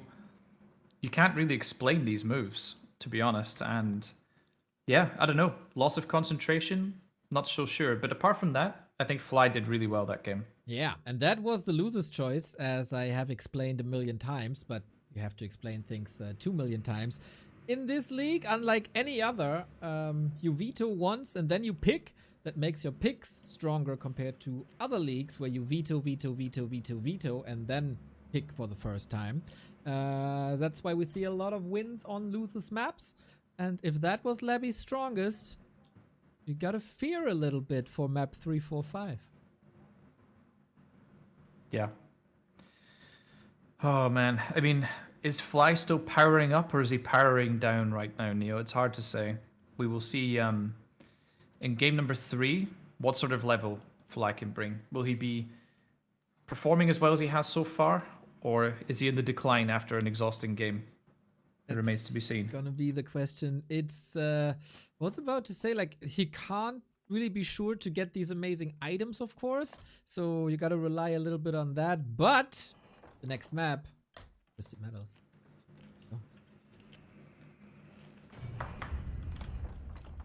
Strap me in, Neo. Game number 3, Twisted Meadows. Oh, I have lots of ideas. Never seen so much Twisted Meadows in my life. I have lots of ideas of you and a strap, but Oh, yeah. we buckle up. Oh, and we have a pause, and we fast forward through this pause. Maybe some sound issues. Yeah, Twisted can be incredible in this matchup, of course. Both get amplified by lots of items. Now we're synced. Is it an expo play again? And how does Fly play against that when the map is so big? Fly takes map number 1. Huge upset. Only his fourth map in this league. We're on day 27 or something. And Labby wins the second one with a big effort. So, cross position, of course. Labby bottom left. Fly upper right. Will he expand? And is there a chance for a Dreadlord? It's funny you say that because I was also thinking that Dreadlord would be really cool. I kind of doubt it, but it could work because Fly is actually going for fast tech this game. So less units, less pressure. You can basically pick any hero as undead and be able to get the expansion up. But nope, Labby sticking to his guns. Of course, it's Death Knight. Against Blade Master, we've got the fast shop coming up for Fly. No first, like, fast grunt, fast shop build, just pure tech with the fast shop for the Blade Master. Going to be looking to harass the undead as much as possible. And yeah, Labby, will he go for an expo? I think it's quite likely. I agree. I'm a bit sad that he moves away from his creative Dreadlord plays, as his mirror match was 1-2-0, where he played the Dreadlord, was so amazing. But yeah, it's about points, it's about the rankings. He knows that 40 and Lin will most likely catch up, and you don't want to give up more games against Fly, who received a 0-3 against almost everybody. And yeah, you stumbled already. So Labby gets the info that it is Blade Master harass only. What's he doing with it? Yeah, what I like is Fly has gone for the Peon Scout, so Peon will be able to confirm, or at least allow Fly to deduce where LabyRinth is going first, and it is indeed the expansion creep first. We've got the Sacrificial Skull ready to go. There's no Sack Dagger, though, interestingly enough. So if things go a little bit wrong here, we might see a dead Death Knight. That would be mental. We've seen the impact of a Bloodlusted Ogre Magi on Echo Owls already, and Fly, thanks to the Peon, as you pointed out, has a great lead. First one. First creep goes down. Slightly too late. Is he? Very close. Very close. The Blade Master was almost on time just to get the creep, but not quite. The Ghoul's already taking quite a pounding here, and also we've got Circlet again on the Blade, so the Blade is quite resilient early on. Oh, last hit goes to Labby as well, but the DK's kind of stuck. You're right. Wait a second here, the DK's taking a ton of damage. Quberte the Prophet, he called this. Also the skeleton going for the creep, lots of chip damage, and yeah, he regrets his choice of not going for a sack deck.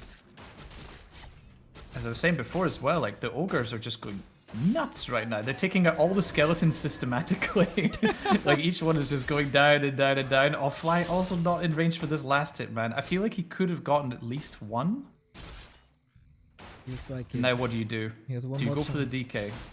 Yep. You do go for the DK. Okay. Need to heal Salve immediately once the dust runs out, or go into Windwalk. Player's forces are There we go. There's plenty of coils. Reveal again. There's not much you can do here. Healing. There's not much you can do. He's going for it, isn't he? You can't do it. You can't do it, man. He's not gonna get the last hit. He's gonna die if he goes in, and unfortunately, he has to give up the last hit to Labby. But once again, the expo is late. Yeah, I really like this play. Tier 2 is done in like, what, 30 seconds? And then I'm curious if we... almost, Acolyte almost cancelled the healing. If he goes Wyvern or Raiders. Oh my god. The Nerubian Tower is not going to be in range.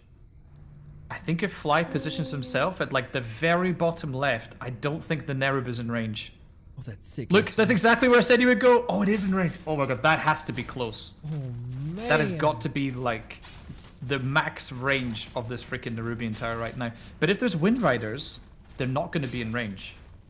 Is this still enough for you- the cancel, though? Oh, Coil comes out. There is Wait. a second set of dust. Second charge Wait. of dust. The blade is dead. Is- The blade's gonna die. And he doesn't get the cancel. No way. Oh my god. I didn't see the HP, but it couldn't have been more than 10 on the Haunted Goldmine. One more hit or one more lucky roll, maybe. Oh, that And is- Labby actually had the presence of mind to buy another set of dust just in case he needed it as well. So the blade was definitely gonna die. Man, for once we can't criticize Fly for that Blade Master loss. If he gets that cancel here, that is so huge. And now in a second he can just repair it. Oh man. Oh, that's heartbreaking.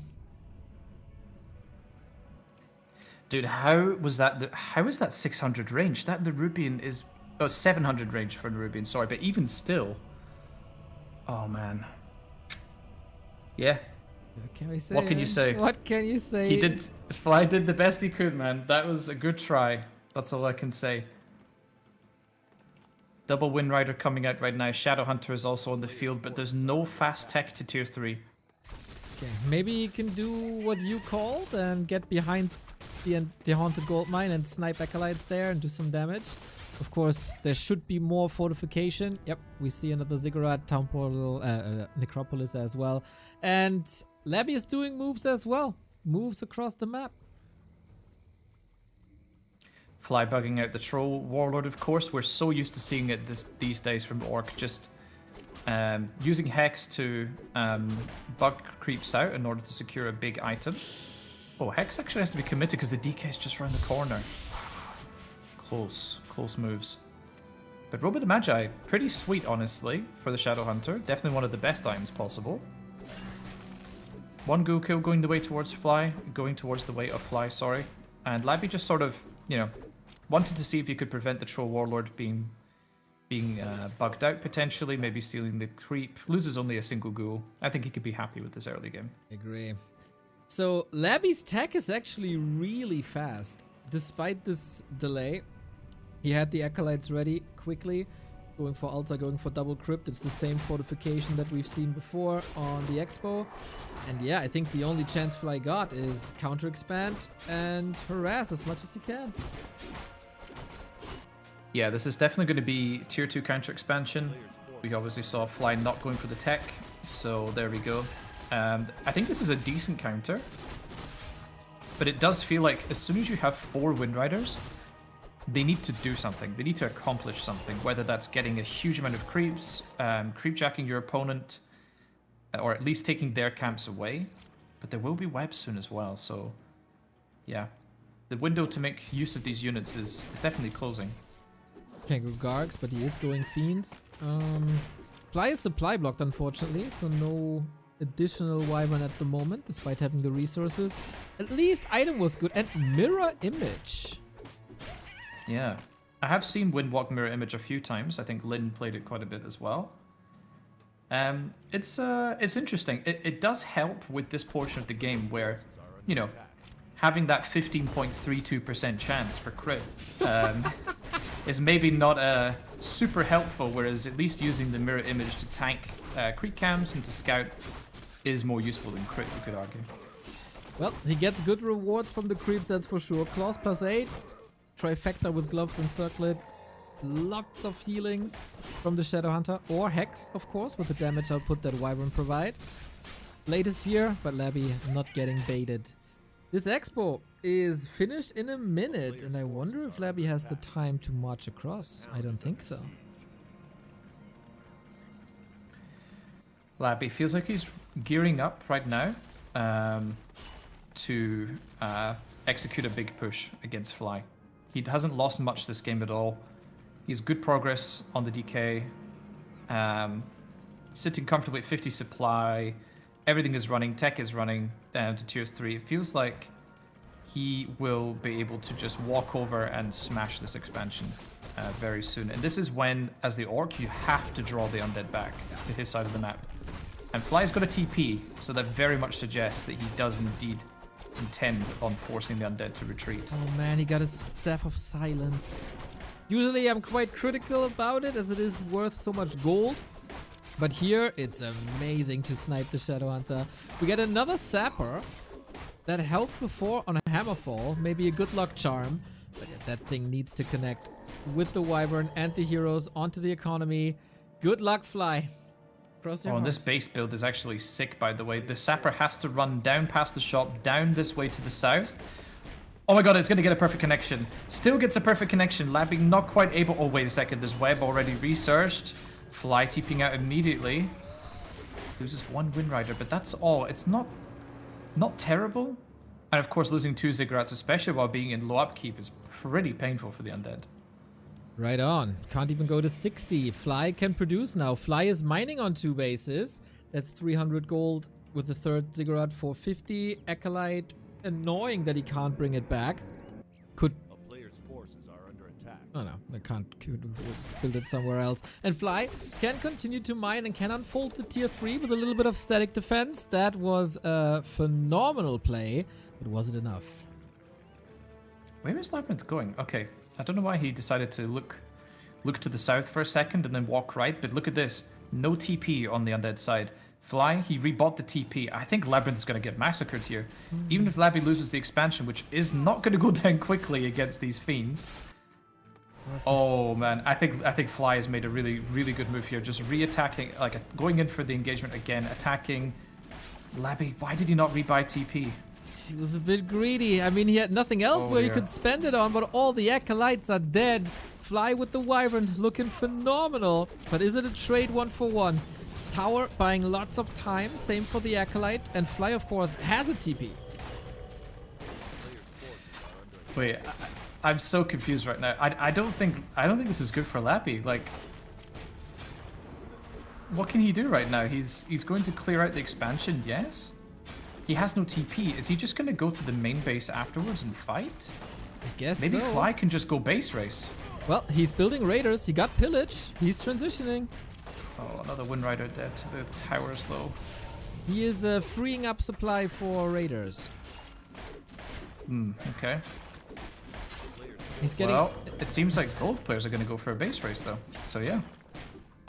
Okay, okay. Expo down, main down. This is of course an absurd amount of money for Fly from pillage. And Acolyte escapes to the right. This is Yeah. weird. It suddenly became a base race, which is interesting to say the least. And of course, the only reason why this happened is because Labby chose not to buy TP, has no way of getting back to his main base on time.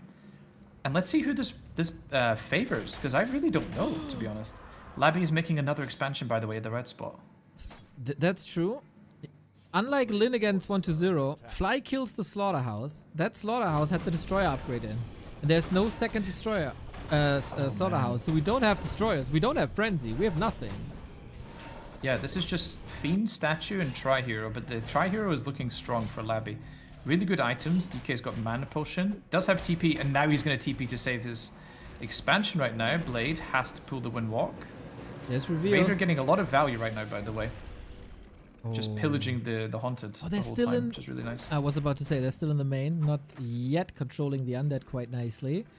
Oh, Fly plays this so smart now. Love it. Yeah, I think you just stay on 50 supply and continue to pick off buildings where possible, but I think he's going to be forced into TP, maybe? Trying to be greedy. Speed I mean, scroll? was about to say, like, speed scroll can't be dispelled. Oh, man. This is so hard as undead, actually, right now. You've just no... Your army's kind of slow, like, it doesn't move quickly. The ghouls are slow without frenzy. There's no Dreadlord. There's no Dispel. And look at this. The Wind Riders can connect. Love it. And he's still supply blocked. Amazing. There is still this looming threat of another base coming up. Fly getting creep jacked here with only raiders. Yeah, this is not a fighting army, Fly. This is definitely not where you want to be right now. Stuck between the creeps and the undead army for sure. But he's so rich right now. Immediately replacing the fallen raider. And yeah. Oh wait, he made a pet. Okay, he cancelled the raider and is now making some peons. I like that. Why? Well, he only has 3 on wood for a start, which is nothing. And also it means that he'll be able to stay on 50, get a decent lumber income, and probably make another expansion, like go for an expansion again. Well, that's where the peon is moving towards. No tiny though. Okay, maybe he is going for a tiny, but prepares towers first. Labby stays supply blocked at 50. Oh, this is so silly. Yeah. Player's forces are under attack. Wyvern, good unit. You know, some people put them Yeah. in D tier in a tier list. D tier. Yeah. Wow. I'll have whatever they were smoking. That person is from the Netherlands. Oh. Was it an ex-world champion? It was a multiple-time ex-world champion.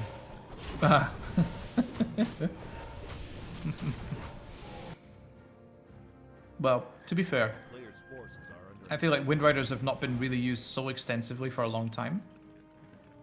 And pretty much ever since they got changed to be level 3 units, and all the other changes that came into the game, feels like town is under siege. Orca's really prioritizing their use again. Dude, Fly is so rich right now. I'm a little bit scared for him. I do like the fact that he's got lots of burrows and towers nearby in his main base, all clumped together nicely. Kolonova, of course, executes a raider. That's to be expected. But Labby's getting the other base up, man. Fly did not check, unfortunately, for an expansion, and Labby might actually get back to 2 base. All it takes is like a roaming bat. Forces are under siege. Yeah, He doesn't have the presence or of roaming mind. anything. Roaming anything, that's right. Happy Settler, thank you for the sub. Yeah, that...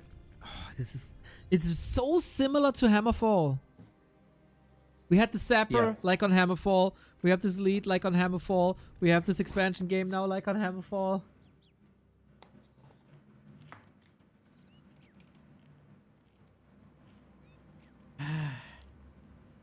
Feels like Fly is really overestimating his position here. You know your opponent has cut the red spots. There's a good chance Yeah. that that there's an expansion coming. Yeah. And Labby, he can just prevent Fly from getting up his own expansion. Oh man, I feel like this game is going to slip away from Fly. Also so greedy to not go for a tiny. Why go for the normal one when you have 1800 gold? Yeah, I'm not too sure to be honest. And yeah, this time Labby does have a TP. He'll be able to immediately go back. Fly has to retreat once again, uses the TP instead. Maybe Blade might actually be forced to an Invo Potion. Oh no! Oh my god! Fly uses He was in the middle of mirror image. Fly uses mirror image during the town portal, man. I have never seen this in a live game before. God, that would have been the most Fly moment again, man. Jesus. My god. Oy, oy, oy, oy, oy. As people are saying, that was just pure Fly. That is just the most Fly thing ever. Only he is capable of these moves. Oh god, isn't it awesome that this game can still surprise you after 23 games? I've literally never seen that in my life. Mental. Mr. Backhead, thank you for another 5 gifted. Thank you, Carlito, for the 32. Fly now with the tiny. Okay. And a regular expansion. Okay. Just expand everywhere. And he's also establishing a tower at the bottom right, which is scouted. Makes it harder for Labby to scout, but he has a roaming acolyte. I like that. Yeah, it does feel like Fly is making some better moves now. He is going to establish a pretty big economy lead if he can stay on 50 supply. The trouble is just his army cannot fight, right? Labby has had the time in the world, all the time in the world, just to creep up, get items. His heroes are incredibly strong. Like, what army does Fly even make that will beat Labby eventually in straight combat? Yeah, it's only Fiends, right? I mean, Labby is still tier 1. Let's not forget about that. He also didn't tech. Oh, yeah. Yeah. He didn't tech anywhere yet. He can't go for Destroyers. Why? He has, like, Fiends. Wait, why is he not teching anywhere? Making a statement. Undead can beat Orc on tier 1. Oh my god! The Expo! Dude! Labby! That's so funny. Expanding in his face while destroying the Expo. Yeah, that's certainly a choice. And honestly, the Wind Riders here are kind of useless now. Like, they're not really able to do very much. They might be able to pick off the Acolytes, but LabyRinth has done such a good job target firing the Wind Riders with the towers. They're taking so much damage from the towers. Oh my days. Almost 2 Wind Riders down to just towers. I'd love to see Torrent Totem and Spirit Link on Wyvern, just so, like, there is no Dispel. You can't take it away from it, and that makes the Wyvern so much more tanky. He's grinding his teeth, man. Fly! This is so unnecessary! But I mean, he gets against his one objective. tower, man. Yeah, he gets it. Do you know what? I think Labby's in a bad spot. He's going to lose the graveyard very soon and the crypt. He's going to have no production buildings except the other crypt down at this expansion. Fly, of course, is going to commit to get this haunted. Needs to pull the TP immediately. Oh man, he pulled it so slowly. He definitely knew like he had enough damage to get the haunted while TPing out. Loses another 2 Wind Riders. There's an expansion on the right-hand side as well. Scouted which this has been time. taken care of right now by 2 Raiders. Scouted. The Raider in the original Undead main base needs to get to work as well. Expansion in the north going to be cancelled as well. I know we asked this question quite a bit on this channel, but I think it's never been more fitting than today. What the hell is this game? Yeah, this is just Twisted Meadows in a nutshell, isn't it? It's just produces these kinds of crazy ass games. First we get a haunted gold mine next to a Great Hall. Now we get a watchtower next to a necropolis. We have the entire undead base wiped, with Fly still having 1,000 gold. But Fly has no income, while Labby is mining. A player's forces are under attack. Yeah, Labby has a pretty decently secure expansion at the red spot. You'll be able to make another expansion while staying on 50 supply. And Fly, he's totally out of income. His lumber economy is poor. He isn't even able to afford a tiny. Where would he place the tiny? I guess maybe at the expansion that he's destroying right now could be a good spot. He should just make a statement and place them in Labby's former main base. I guess, yeah. I mean, that's an option, I guess, I suppose. Dude, look at this Lich, by the way. 1,125 HP. He has more HP than the DK. The Katga's Gem of Health is a beast. Yeah, +6 to all stats as well. It's really crazy. Like, what's going to happen eventually is, if Fly can't establish additional income somewhere that makes Labby move out of his base, then Labby can just camp, right? And protect himself. And then what do? How can Fly ever kill these heroes or this army? It's just not going to happen. Yeah. He's bleeding units as well. Another Raider dies. Expansion is coming up on the east. Oh man, I don't know. I think Fly is losing this. Well, Losing his grip on the game. he's getting an expansion left hand side. He's getting an expansion like basically, yeah, okay. And at the, what is it, 11 o'clock as also 10 o'clock. Lots of raiders, but he will be grinding his teeth again at these towers.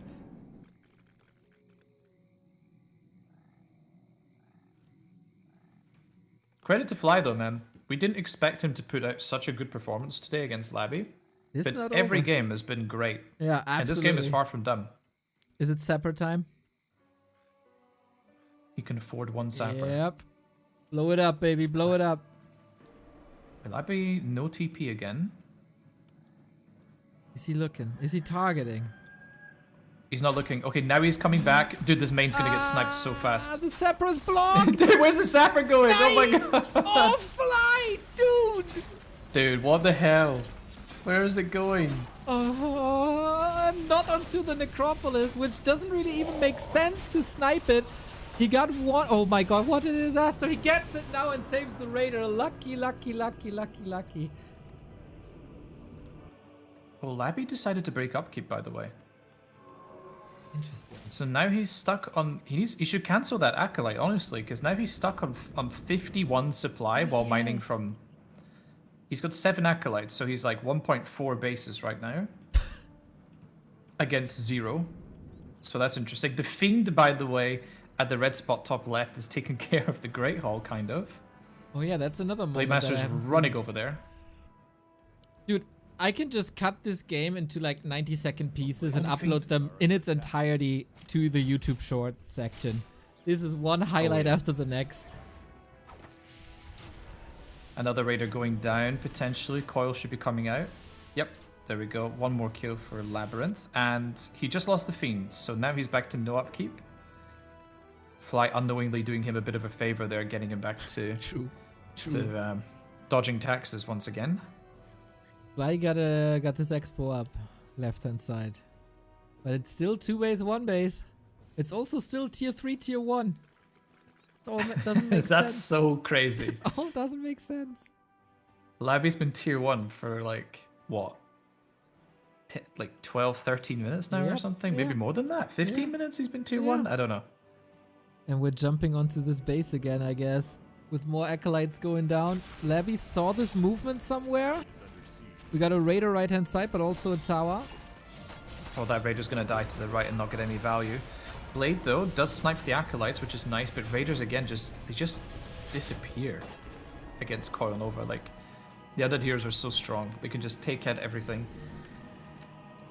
But Fly, he needs to keep this up. He needs to go to the east here and get rid of these Acolytes. I don't know where he's going right now.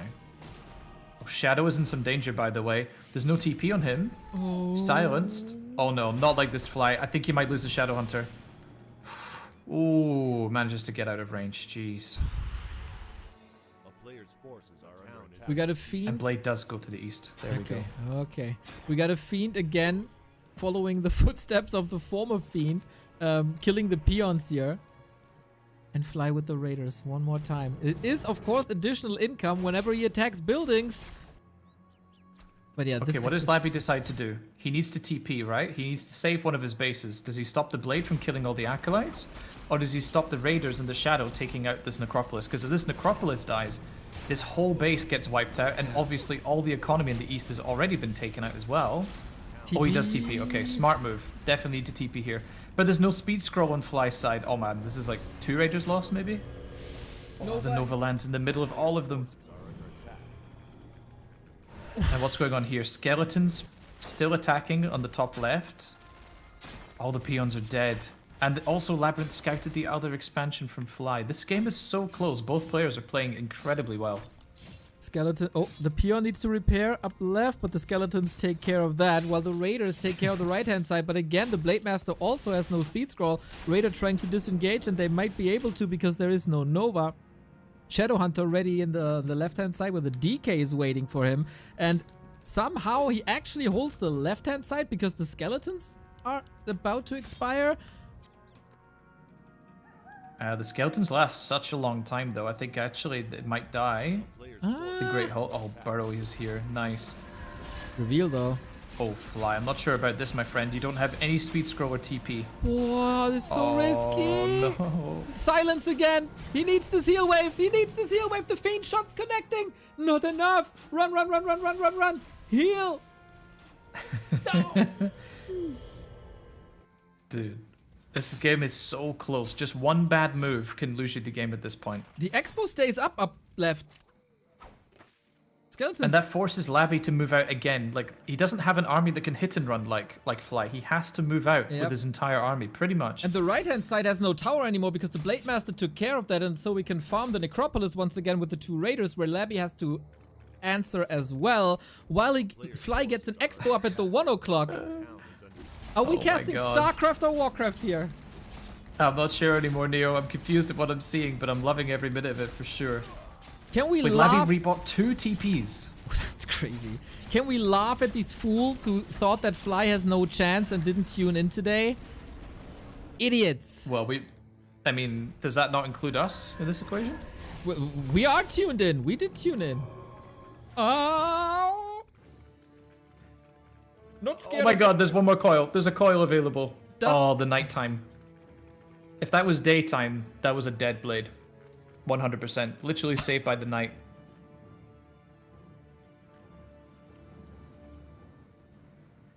Fly has 3 bases up. That's so crazy. And he has like no lumber at all. Like, please just make like one or two workers. Dude, Fly is so greedy. He doesn't have TP or speed scroll again. This is meant. He's dead. Is he not? Heal wave, heal wave, heal wave. Reveal. Heal. Oh my god. There's no Nova available, but there is shortly. And there we go. Raider to slow it down. Okay, a few more kills, but this is manageable for Fly. His economy is absolutely crazy right now, but this, again, he's just so greedy. Goes for the Acolytes with no defense on his hero. There is no dust either, and Labby... There's no dust, is there? Yeah, no, there isn't. And because Labby is, of course, tier 1, he can't go for a shade. That's right. No sacrificial pit, which I think would have been really good to go for sooner. Well, when he was at tier 2, he was still thinking that this might be a destroyer push and over.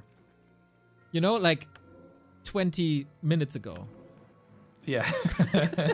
The time for that is surely past, I think, Neo. Okay, Fly, what has he got? Staff of Teleportation? That's something, but we need TP. Come on. Vasquez, thank you for the gifted sub. TP. Okay. I feel nervous for Fly. Wait a second. Me too. Labby, where are you going, my man? What? Where are you going, my dude? He's gonna have to pull the TP. Info potion, okay. 7 seconds only. Rest of the army is coming. It's a little bit of a bait here. Trap set up. He has a heal potion as well. Massive Nova. Oh, Shadowhunter needs a TP, I think. Wait, there's no mana left on the Shadow, actually. Well, there is. Sorry, on the Lich. So Lich and DK were dry.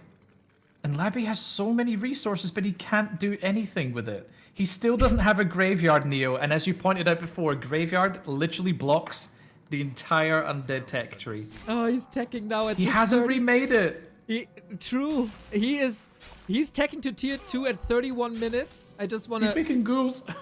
Yeah, against Raiders, maybe not too bad. Jay Celerex, 10 gifted subs, amazing. We go with the Raiders onto that expo where the tech is. I don't know, man. This is whack-a-mole. If you take out this base, it doesn't mean anything. There's 3 more bases for Fly. He has to TP to save this main. Yeah. Okay. I think Labby does have the time though. He will be able to get rid of the... Wait, no. I don't think he can. Oh, the blade took out another base on the right-hand Entire side. base. Dude, the pillage... It's meant Wait, hold on. What? Ah. What up?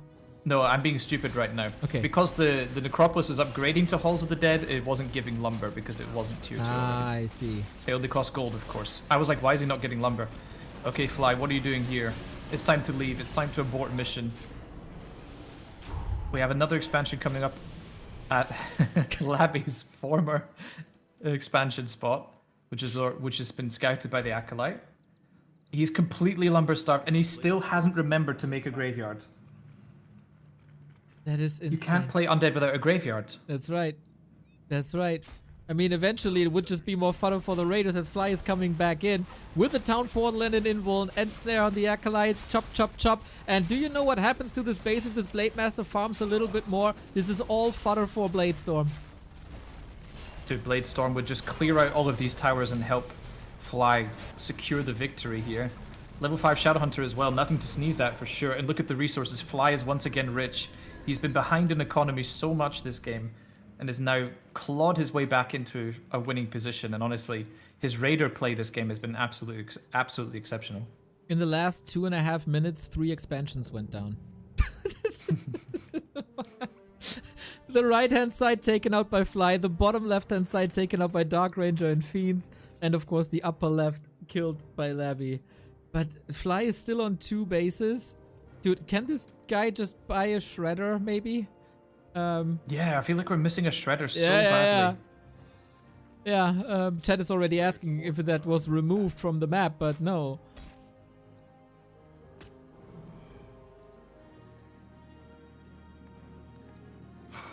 Okay, what do we do now? As the Undead, I think you cry. That's probably the main thing, because you feel like you're checkmated in this position. The map is too big. It takes too long with Fiends to destroy the expansion, to destroy the base. There's a lot of peons though, and there's no burrows, so this is a lot of experience. TP again. Wait a second, the DK! The DK just TP'd without his army! Oh no! He gets level 6. Okay, maybe he can stop Raider with animate gonna dead lose the Raiders. The tier 2! The tier 2! Oh no! Unreal! And now he has no TP! He has, Wait, no, DK he has no potions! Invuln! Wait, this Orc army is Z DPS. You gotta Only the play. Blade Master is doing any damage. The Blade's enough damage. There's more Raiders coming in. Oh my god, Labby. I cannot believe it. He's handing this game on a silver platter over to Fly. Completely missed TPing here, leaving his 2 heroes behind. They finally show up to the party, but the Blade now finally has Bladestorm. DK is dead. There's no altar, no graveyard. Labby, I think he's finally just saying, like, please get me out of this game because I don't know what to do anymore. It's over. TP He can't save his heroes. There's no coil. Purge and kill. There we go. Oh, the Blade does as well. Of course it does. Because why would it not die, Neo? Of course the Blade would die for no reason with a TP. I can't, Tech. I can't. Oh no, man! Labby pulls a Fly, and then Fly gives him Fly a pulls a Fly. Fly. Yeah, Fly pulls a Fly. Oh man! But Blade is back. Runs into another Nova. He wants this kill so bad. Oh, the Lich is a goner. There's no more Cactus Gem of Health. He sold that ages ago just to have more resources. DK comes back, but there's no mana available on him. Blade Master has a TP. Wait, are the Raiders gonna tickle him to death? Oh, it's not enough. They don't do any damage. Oh, they don't do any damage. Raiders do like 5 damage a hit to heroes. It's terrible. Shadowhunter as well. Not exactly a DPS machine, is he? So, yeah. And Fly got the expansion back up top left again. So it's still 2 bases. There's another expo coming up in LabyRinth's original main base. And what do you do as Labby? He's gonna mine out this red spot in the next 6 minutes. And then he's out of gold. Dude, the fact that you just said he's gonna mine out this red spot is just how absurd this game is. And then the sentence prior to you say he has a base in LabyRinth former main base, which makes it even more absurd. Dude, there's 6k gold in Labby's main base from before. What? Holy shit. That's how long it's been. Oh man, we need the Bladestorm, Bella. We need a Bladestorm. This is the perfect opportunity. Spin to win, Fly. There we go. So much damage. Yeah, this nut is cracked. The Shadowhunter though, it's so close, man. Wait, he doesn't have enough mana to escape, Neo. He used the Bladestorm, but he doesn't have enough mana to escape. He's forced into the Info Potion, but wait a second, the Shadowhunter. Why doesn't he have any defensive items? He has no TP. There's no TP. Dude, the Blade's gonna die again. Is he wiping here? What do you do with the Shadowhunter Raider? What the hell? Run, you fool! Dude. Don't tell me he's There's losing. Death and Decay.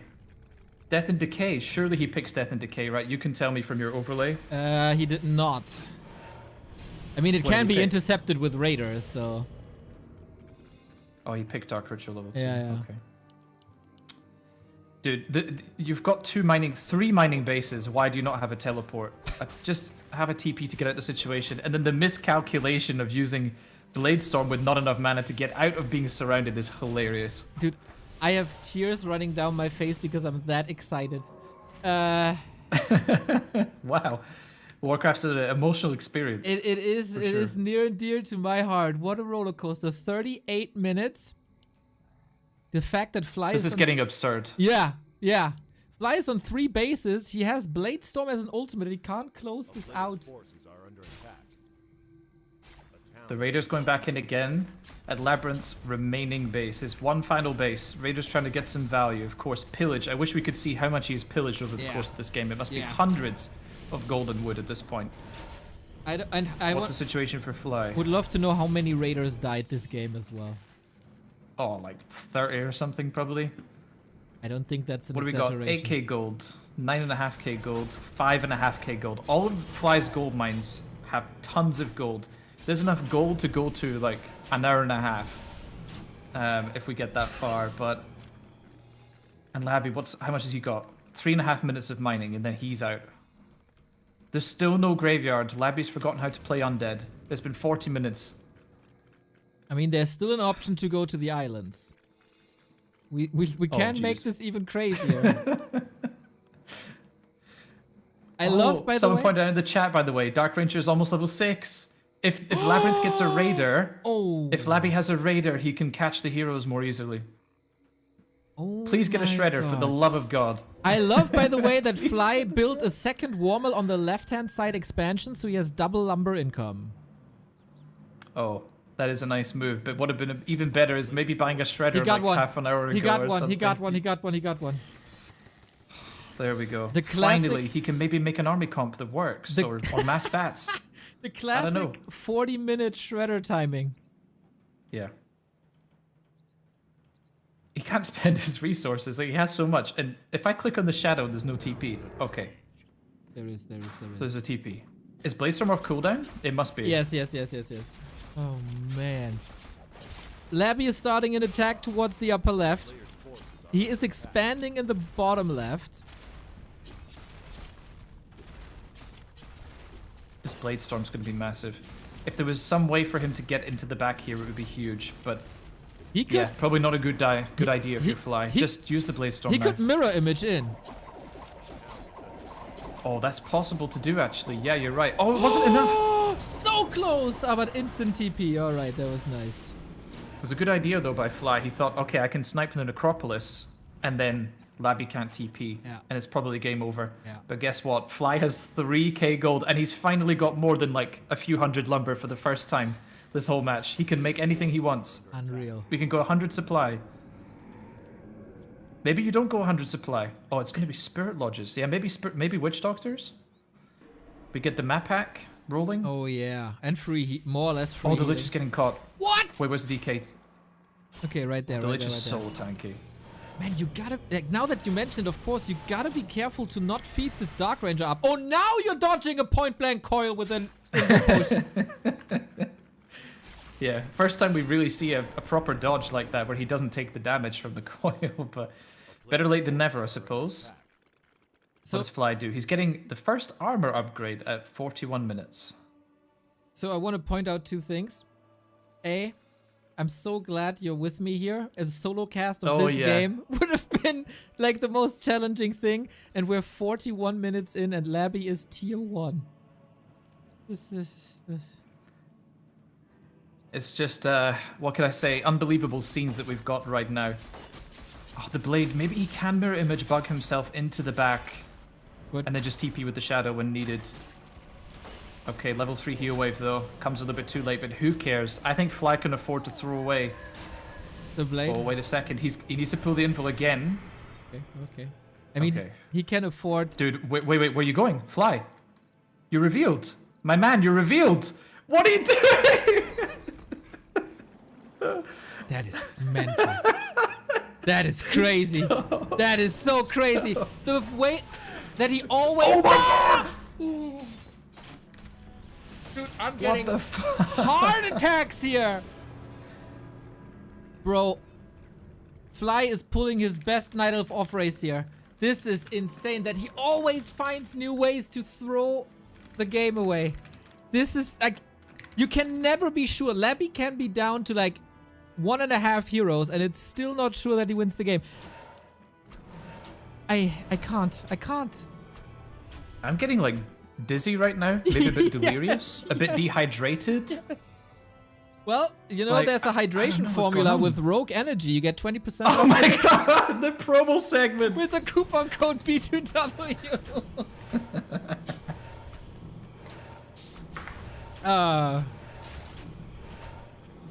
Amazing. Fly is running wave after wave after wave against this base. And Labby can't TP, but it's mined out. It doesn't even matter that much anymore. He has to go bottom left. This is a game I for the think ages. it's safe to say this is checkmate, my man. We're gonna have mass Wind Riders. There's gonna be Bloodlust. And yeah, it's basically down to 4 Fiends, a statue, and triple level 6 undead heroes. Oh my god, we could steal a Shaman and get Bloodlust. Don't you That'd be think sick. you're underestimating Fly? We have Charm. Oh my god, by the way, Labby just used a Sapper on the... There's a Fiend that's been parked at this Goblin Lab at the 8 o'clock position the whole game, pretty much. And he just used a Sapper here on the Great Hall, so we're gonna get rid of one. Okay, okay, here we go. This can also be used for reveal, of course, against the Blade Master. Very nice. Yep. Blade has almost enough mana for Blade Storm, but not yet. What a sick game, man. What a Fly sick Fly game. ran through a 2,200 gold, by the way, for this 80 food army. Bloodlust coming, attack upgrades coming. We're going into a fighting army. Yeah, there's no rush. Okay, another Invul dodge with the Invul Potion. Lovely. Okay. And in the meantime, the Raiders just doing what they do best and Wait. providing the Orc with a ton of resources. No more coil. Is there? Oh, if there was Boots of Speed on the Lich and a Coil, that would be his end, I think. But yeah, not quite enough. There we go. Crypt dies. Labby's running out of buildings though, Neo. This is the main problem. Charm. I mean, We got Ensnare. there we go. As I said, the Raider, that will actually be huge. Dude, there will be Lich a has, moment. like, infinite mana. I'm calling it. There will be a moment where Fly is harassing like he does, and then he wants to staff out and he forgets that Labby has a Raider. This will happen. I mean, I think you might be right. I mean, the first 2 games went 20 minutes, at least, or something. This game is 45 minutes. I think it's safe to say our competitors here might be having some issues with stamina or fatigue potential at this point. It's so easy to overlook these details. It's such a long game. But I think Fly, I think he's ready for the knockout punch, Neo. He's gearing up. We've got two heal scrolls, Mana Pot, TP, Bloodlusted Wyvern, Kodo, Shredder. Everything is available. And what does Labby really have? He's 50 supply. His army is weak.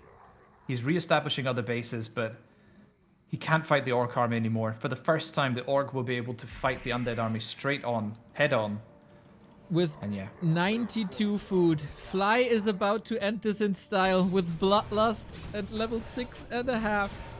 Labby desperately trying to push once again. The game of Whack-A-Mole. He's trying to buy time for more bases. Might just let this one fall to establish the right-hand side. It should be impossible. Oh, he's taking Here the we go. fight? TP. TP. I think this is the last fight, Neo. Blade Oh, I Storm! don't know about this TP. Go for the It's gonna be a Blade huge Storm! Blade Storm in the middle of everything. Oh With my the shadow. god!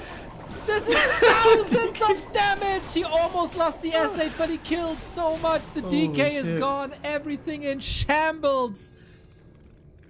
Man, that DK just got absolutely sent to the next dimension there by the Blade Storm. Shadowhunter almost got picked off as well. Nice try by Labby. He tried to go for pretty much his only option.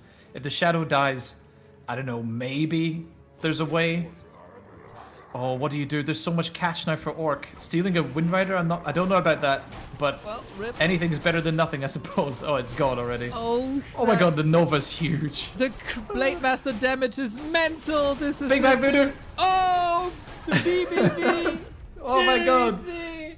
47 minutes. And Fly is not throwing this game away. And he takes the second map. And this is the first time in 6 weeks that the man gets 2 wins in one series. And it is against the man with the 10-game win streak.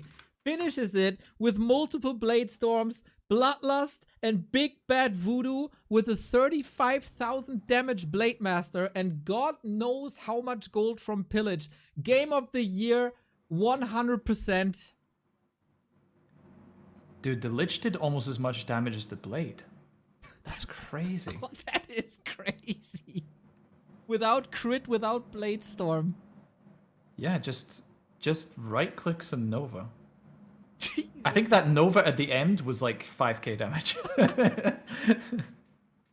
And like, this is a one-of-a-kind game, man. If you were here, you will not witness anything like this anytime in the near future. Twisted Meadows is the goated map of all the times. Fly, that he has the power to go through a 47-minute game. Mental. This history. And now they're straight into springtime, Neo. We need to go. I was about to We say need to the hurry. same. We need to hurry indeed. No break. No break. No breaks here. We've got the next game up already. Our players are they're ready to go. As Gofelum says, I think the pressure is now on Labby. I completely agree. I think you've gone undefeated, well, nearly undefeated the whole tournament on a huge win streak. You're against the player performing the worst by far. You just lost a 47-minute game. You're down 1-2. Is there such pressure to win the game? In a way, yes. Purely out of honor, I guess. Like, you know, I should win and, you know, by all means necessary. But at the same time, does he need all the points? No. I don't even know what to How say. do you recover? Yeah, I don't know. from this? How do you not need an oxygen tank after this game? These guys are just built differently, man. Okay, loading in. Thank you, Mr. Backhead, for another 10 gifties. On top of the 5 gifties, on top of the 5 gifties. You are an MVP here, just like Fly is. That I say this sentence that's coming out of my mouth now. In this league, I wouldn't have thought. Match points for Fly.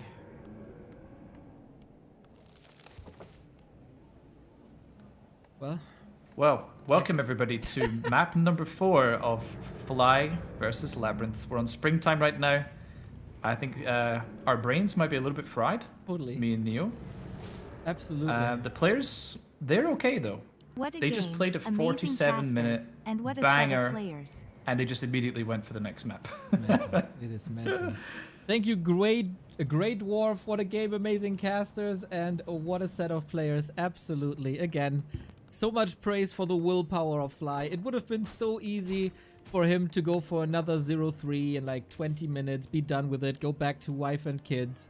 But no, this guy puts on a show and shows the world why he's in this league. Because when Fly is good, he's amazing. But when Fly is not good, well, you saw that 10 playdays in a row. Dude, this is the person that lost 5 headhunters in an early game against Pally Rifle. And now he's playing like this. Like, I That was can't. possible. Yeah, I mean, he's always been like this. Like, Yeah. his highs are so high, Yeah. and the lows are so low Yeah. compared to the other pro players. It's Yeah. just, we've never seen a player like this in Warcraft. He is a loose cannon. That's it. Okay, starting with the claw. I think the stage is set. If Labby wins this, here we go, game 5. If Fly wins this, the win streak of Labby is broken after 10 series that include Happy and Lynn and Fortitude. Okay, let's go, man. DK, almost level 2. Manages to get the Trapper in the middle. Pretty nice. And there's still creeps left over, actually, because Fly decided to only go for item hunting. Which is a nice strategy, but the trouble is, you leave some juicy creeps left over for the ghouls, which can take care of the Trapper pretty easily here, which would secure level 2 for LabyRinth. Claws of Attack on his side as well, also looking rather nice. And now we see a more classic Blade aggression here against a DK. Oh my god, how does he not get the last hit? Whoa, that was close. Must have been a low roll. But okay. No, but he didn't even right-click the trapper. Did he not? He came out of Windwalk. Oh, I'm not sure. That was so quick. I didn't see exactly what happened. I think Fly didn't actually right-click the creep. I could be wrong. I think the backstab got a lot of damage, but then the coil finishes it. But hey, All the runs grunt. around. Uh-oh. Oh, this sucks for Fly right now. Losing the grunt, and also the blade is sort of just standing, gawking in the middle of the map, not knowing what he needs to do right now. Fly burrowing all the peons pretty much into the burrows, taking quite an economy hit as well just because of that. And LabyRinth, I think he has managed to reset so well. He's played a very solid opening game so far. Yeah, you know what? Maybe 5 minutes of a break would have done Fly a little bit better. But hey, let's not count him out. This is, of course, unfortunate. Labby still razor sharp. Fly trying to play around the end snare, and this is again a hammerfall situation where we commit to a camp and that's 2 ghouls dead. Yeah, I have to say, as much as Labby has been playing amazing as well, I don't like some of his mid-game, like, well, not mid-game, but the kind of after the first couple camps creep decisions. You know, he's gone for a camp that is way too ambitious and way too close to where the blade last was. And he's gotten punished for that really hard on Hammerfall and on Springtime so far. Yeah, shout out to Fly for identifying this and keeping track and being in the right spot to punish this. Now we go for the classic focus spot here, and Labby is off the map. A little bit of freedom for the blade. And 2 circlets and a claw. I like the inventory. Yeah, 400 gold invested for Fly so far in those circlets. Could sell the Wand of Mana Stealing right now, just to recover some of that gold and let you go to tier 3 faster. But Fly decides just to wait patiently, holds onto the Wand of Mana Stealing. Tier 3 is coming, and single Beastry. Are we going back to the original strat and Hammerfall again? Looks like it, eh? We have a barracks. Oh, the creep. The creep cancelled the heal salve. Ah. He had to cast another heal salve, unfortunately, last one. Well, Shadowhunter is coming with some reinforcements. Lich is coming as well with some reinforcements. No Wand of Negation. Seems like he's a bit strapped for cash right now. He's also strapped for lumber as he queued the tier 3. And Fly, of course, is going balls to the walls onto the creep jack once again. Here we go. Creep jack again from Fly. What else would he be doing, right? Labby, I'm not sure what skill he picked yet. Frost Nova, there we go. Frost Nova is available for him. There is one more, of course, and Coil will be up soon as well. Oh, the grunt is diving a bit deep here. Wait a second. No. Fly, you madman. Fly, you absolute madman. He's gonna die. No, not like this. That was way too ambitious. Way too ambitious. Oh, with heal wave, maybe, but not with level 1. What was he thinking, man? Oh dear. Well, he can go for a Tavern Revive and do it again. Well, there's one way to go out with a, you can go out with a bang and just creep jack and die again, I suppose. I guess. This is lots of experience, of course. What a jump start for the Lich. Yeah, Lich close to level 2. DK, of course, got level 3. What do you do as Fly? You've wasted so much resources. You invested so hard into the blade. The blade died. You have to Tavern Revive.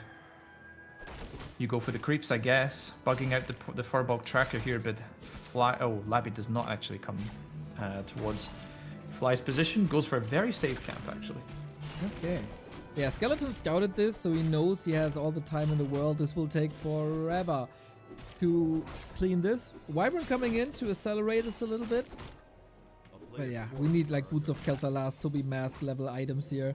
And yeah, levels in general. Sobi Mask, nice to see. Decent item, but I think he really needed Boots of Quel'Thalas. I think we needed the goat drop for Fly to stay in this game. He is very far behind right now after donating the blade. As, you know, how many times have you lost this series? Maybe 6 or 7? So, it's to be expected. Quberte, I only have 2 hands. I can't count that high. Yeah. But you can only count to 2. To 10. 10 fingers, 2 hands. But yeah, with Fly, it's very easy to lose track. LabyRinth with a very sharp timing here. Tri-Hero is available already. Orb of Corruption has been purchased. At these Orc Hero levels, it's looking tragic. With 2-1 against 3-2-1. It's going to be tough. Yep. TK's got big heal potion. Here comes the tower for Fly. TC, but it's not ready. It's not prepared. There's no lightning orb on the blade. Look at this army. He's got a grunt and a wind rider. It is... There's not much going on here, Neil. The Shadow Hunter is The shadow is surrounded. Yep.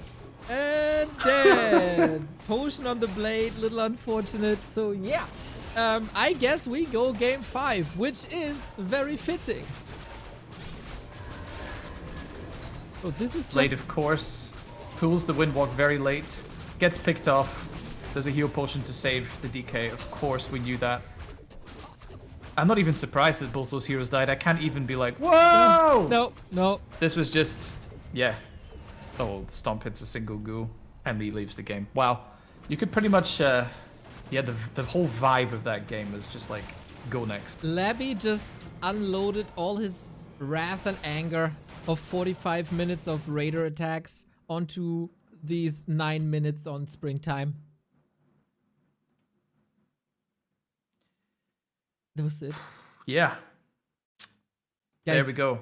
Guys, give Fly a break. Angeline, Xiaotian, whoever it is, give the man a break. He needs it. Open the window, grab a tea, whatever it is. He needs to breathe, man. Yeah, it feels like he could do with a mental break right now. A little bit of a reset. It's just he can't keep up with the pace of these games sometimes. Just going in over his head a bit there, you know, just diving in with the blade. There's no way he kills the DK, he loses the blade. It's pretty much over at that point. Yeah, I don't think we need any deep analysis here for that last game. I mean, people feel free to dissect every move of Twisted, but this was very straightforward. Fly losing the early contests for the creeps, and then gets like completely outclassed on the 4th map. Good for us, so we get game 5. It was Labby's losers map. Now we get Fly's losers map as the last one. Last map of the day. Do you still have energy, Qubert? When I'm casting with you, mate, of course I do. Aww, he's a cute bird, is he? See? Better than a trash jack, that's for sure. People in Soul 8man's Discord are asking, who is this random dude at Back to Warcraft and why is he casting instead of you? Qubert, That's so funny. you are not random, Mr. Bird. You are very special. Thank you, sir. I do get some background Just like noise from this. you now. Oh, sorry, my partner just switched on the fan for me, which is very nice. Oh, yeah. That we need to work on your noise cancelling for fans. But yeah, I mean, Yeah, 1 second. there we go. Quiet. It's funnily enough, it's Fly who says go go go, and Labby who says give me a minute. Oh, really? Yeah, I just look at Angeline's stream. Next map is Tide Hunters. So Oh, cool. prior to this I love Tide Hunters. match, Fly had 3 wins, and all 3 were on Tide Hunters. Oh, okay. That's a good sign. I hope so. That's a good sign. It would be really sick if Fly won the series 3-2. I guess let's not get ahead of ourselves. No, never. But Never. Labby's still in the break. Oh, some time for us to catch a break too. Jesus, what a marathon ran at the speed of a sprint that game was. Yeah, I felt like I was watching the game in like sped up because we just watched such a long game, and then that game felt like it was over in 2 minutes. Yeah, time is a weird thing. Time dilation occurs after watching a crazy Warcraft series. It is. The game has started. We're waiting for it to appear on Flow TV, but yeah. Decision time, everybody. Last map of the day. Super League wears the name for a reason. The unthinkable. The last place player against the man with the biggest win streak, and both have chances to win this. It would be so heartbreaking for Fly to lose this now. I hope he had a little bit of a mental reset. I hope he can pull it together. This is it for all the marbles and the 4 points. Game 5. For the last time today, Neo, we're booting in to Tidehunters, game number 5 between Labby and Fly. Who would have guessed that we would see such a show today?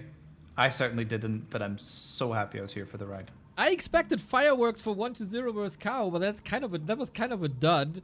We had like pretty sick plays in the human mirror as well, especially on, what was it? The second map, was it Echo Isles? Yeah, it was Echo Isles. That was sick.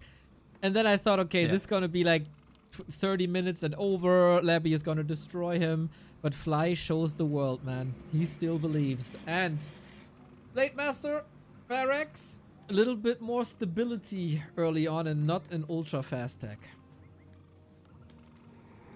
Yep. We're going to get the grunt early. Really good on Tidehunters because of the turtle camps in the middle, which are well suited to Blade Grunt. Definitely a personal favorite of mine to go Farseer grunts in this map, but no Farseer today. Fly believes in the Blade. He believes in the teachings of the Linsean sword. Always has. Always A will. disciple of So- the Burning Blade. The only 2 players for now who took 2 maps off of Labby were Lawliot and 1-0. No other player was able to do it. No Lin, no Fortitude, no Happy. But all of a sudden there's Fly. Reward yourself, kid, and wipe out that nasty 0 at the win column. But it feels like Labby is just like 0 tired, 0 exhausted. He looked goddamn fresh. That's a bit scary for all the Fly fans out there. Yeah. It definitely feels like Labby has the endurance to carry on and play at his usual level throughout the series. But let's see. So far, the ghouls are getting kind of wrecked by the first Creek camp. True. Claws of attack once again, though, as expected. Fly, what's he doing? He's going for the Ogre Magi snipe early on. Okay. Does buy the Circle of Nobility from the shop. It takes a little moment for the marketplace to stock up. I'm not sure you can even buy an item before you clear the Magi here. Yeah, I had the discussion Probably not. yesterday with Tedsta. Tedsta educated me, as he oftentimes does. Takes some time for the items to appear, and if you do this as your first camp, items are not available. Although, as soon as you killed the Magi, you could buy another big consumable. The big Nope. info was there. Wait, I mean, I clicked on it when he walked off. really? It showed up like 2 seconds after he killed the Magi, yeah. He could buy big info potion. But why doesn't the consumable appear? The combat item appear? That I don't know. That I don't understand. That's really But yeah, Warcraft, filled with secrets. Yep. Jack. Sol 8-man camp in the middle. Shout out to Sol 8-man. Makura Snapper. Actually one of my favorite creeps. Think he looks really cool. It's a pretty important camp to contest. It's very common for undead to go for it nowadays. Nice surround by Labby onto the grunt. Loses a ghoul for it. Tries to pop out the grunt, but the grunt pops in the wrong way. No, that's Oh man, so it's not going unfortunate. Fly's way so far. You gotta slow down the game for like 2 seconds. You're a bit ahead of me. Then we should be in sync again. Reveal! Ooh, close, man, but he doesn't have a coil anymore. Fly is going for that Makrura, is he not? Oh, nice zone control Jeez.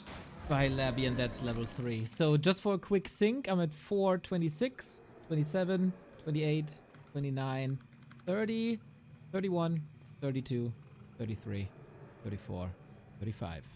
A player's force is Okay, I'm synced now. I had to go 0.1 for 10 seconds. Oh, damn. Okay, So I'm at 43, 44, Yep. 45. right? perfect. Yep. Nice one. We only had to do that once today, and it's in the final game when we're both tired. Talking about you, I got Rogue Energy. Get yours with the coupon code B2W for 20% discount. Okay, I'll have to actually get some. Fly has to get some levels here. This bought some time, but wasn't too successful. Wait a minute. Labby forgot the graveyard. Huge mistake. God damn. Yeah, that's a player's it's not too bad because we can prioritize the hero first, then the tech. Yeah, the slaughterhouse is going to be late though by about 10, 15 seconds, but it could be worse. But yeah, it isn't good. Obviously, you don't want to forget about it, and it might mean that you end up forgetting about the slaughterhouse. I think Fly, as he approaches the base here, is probably wondering like where the slaughterhouse is. It's not even available to cancel. Labby, he secured his level 3. Pretty naked items, honestly. Just slippers of agility, 1 claw. Fly is going to go get the juicier camp on the map up in the north here from the Murgle Snarecaster. Gonna hope for a decent drop here as well. Maybe another claw. Why not? RNGesus has to be with him. It is Gloves of Haste, alright. Slippers on the other side. Decent item. Yep, perfect items for a Dark Ranger later on Labby's side. Shadowhunter joins, but usually you'd like to go for a big camp with that Shadowhunter or a hero kill, so the big creeps are already gone, and the heroes of Labby are on the other side, so how effective is this mid-game for Fly? Yeah, I'm not too big a fan, honestly, because there's nothing left to collect in the middle. There's no Magi, there's no Turtle Camp, there's no shop creep. Oh, is he going for the lab? Oh my god. What? He is. This is insane! It's very greedy. But it's a calculated risk, I guess. The chances... No way Labby scouts that. What? Come on. Why would you ever scout? Like, why would you go for that? And why would you scout for that? Oh my god, here he comes. Coil Nova is lined up. Shadowhunter needs to Hex and Speed Scroll immediately to get out of here. He's blocked! Oh, He's no. so blocked! Oh, but the DK, here's the coil. No, he cancels! The arm was in the air! But he goes the for Blade Master! Oh my god, what the hell there is? No, the Blade's trapped. No The Blade's completely trapped. way. And now the Shadow. Can he reach? Of course, the Undead is faster. Oh, that's a long-range coil right there. Oh, Fly. Come on, man. He actually loses the Blade again. And gets it surrounded and killed. I mean, obviously, nice job to Labby. That scout is insane. Oh man, he had Why would you scout that? because he had a sentry ward on the Orc high ground. He knew the shop was gone. Did he know that the market was gone as well? Did he just deduct that this is a possibility then? I guess. Yeah, I guess so. He's freaking big I brain. mean, that's an insane scout. That's really crazy. And it's basically, it could win him the game as a result. Yeah. Yeah. If Fly gets that camp for free. Oh man. Devotion Or at least if he could escape. Yeah. Yeah, it was Devotion Aura. It's been sold. Oh no, he's gonna get creep checked again at another lab. You gotta be joking right now. And the Blade is a target once again, Neo. He doesn't have mana. He can't cast Windwalk. Oh, can he escape with the Zeppelin? Yes, he can. Oh my god. Sick escape by Fly. Okay, today we learned don't fight Labby at a lab. I guess it makes sense. Whoa, the Blade Master almost ran into the creep camp there. Very, very close to the Sea Giant. Which could end up interrupting the heal salve. Oh no, he did let the heal salve get interrupted. And we have this super sharp timing again from Labby. Frenzy Ghouls are done. Destroyer form is nowhere near done, actually. What's Fly gonna do? His army is tiny. Because he had to, again, spend the resources to revive a level 3 hero. He can barely afford Lightning Orb right now. He had to buy the Zeppelin as well. It's so much wasted resources. I got respect for Fly because he's playing so greedy, right? He probably knows, okay, Labby is the better player. I have to come up with some shenanigans. If I play straight up, this is not gonna work for me. And he takes these risks. And unfortunately, Labby is super sharp in the important moments and punishes him twice so hard. Oh, this is not the situation you want to find yourself on in Tidehunters.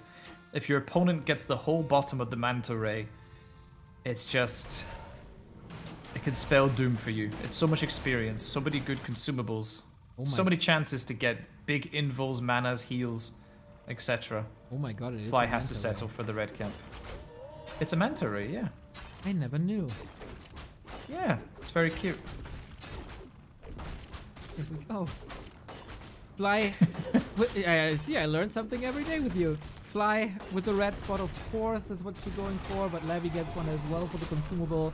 Pray to the gods for like some claws plus 12, and Labby scouts it again, by the way.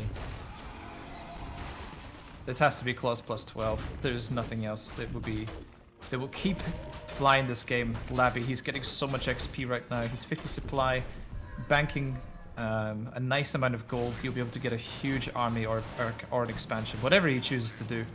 The Murgle here drops Book of the Dead. Actually a pretty decent item because there's no Dispel available. There's just Torrens. Helm of Here comes the Valor attack. might actually be better for Fly than only the claws, as it gives him a bit of survivability. But yeah, Beastery was just back. He's desperately trying to get a Kodo out, but it's just not allowed.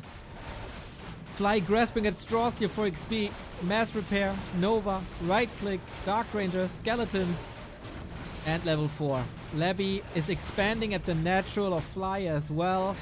Pure dominance, all the revenges for the Twisted.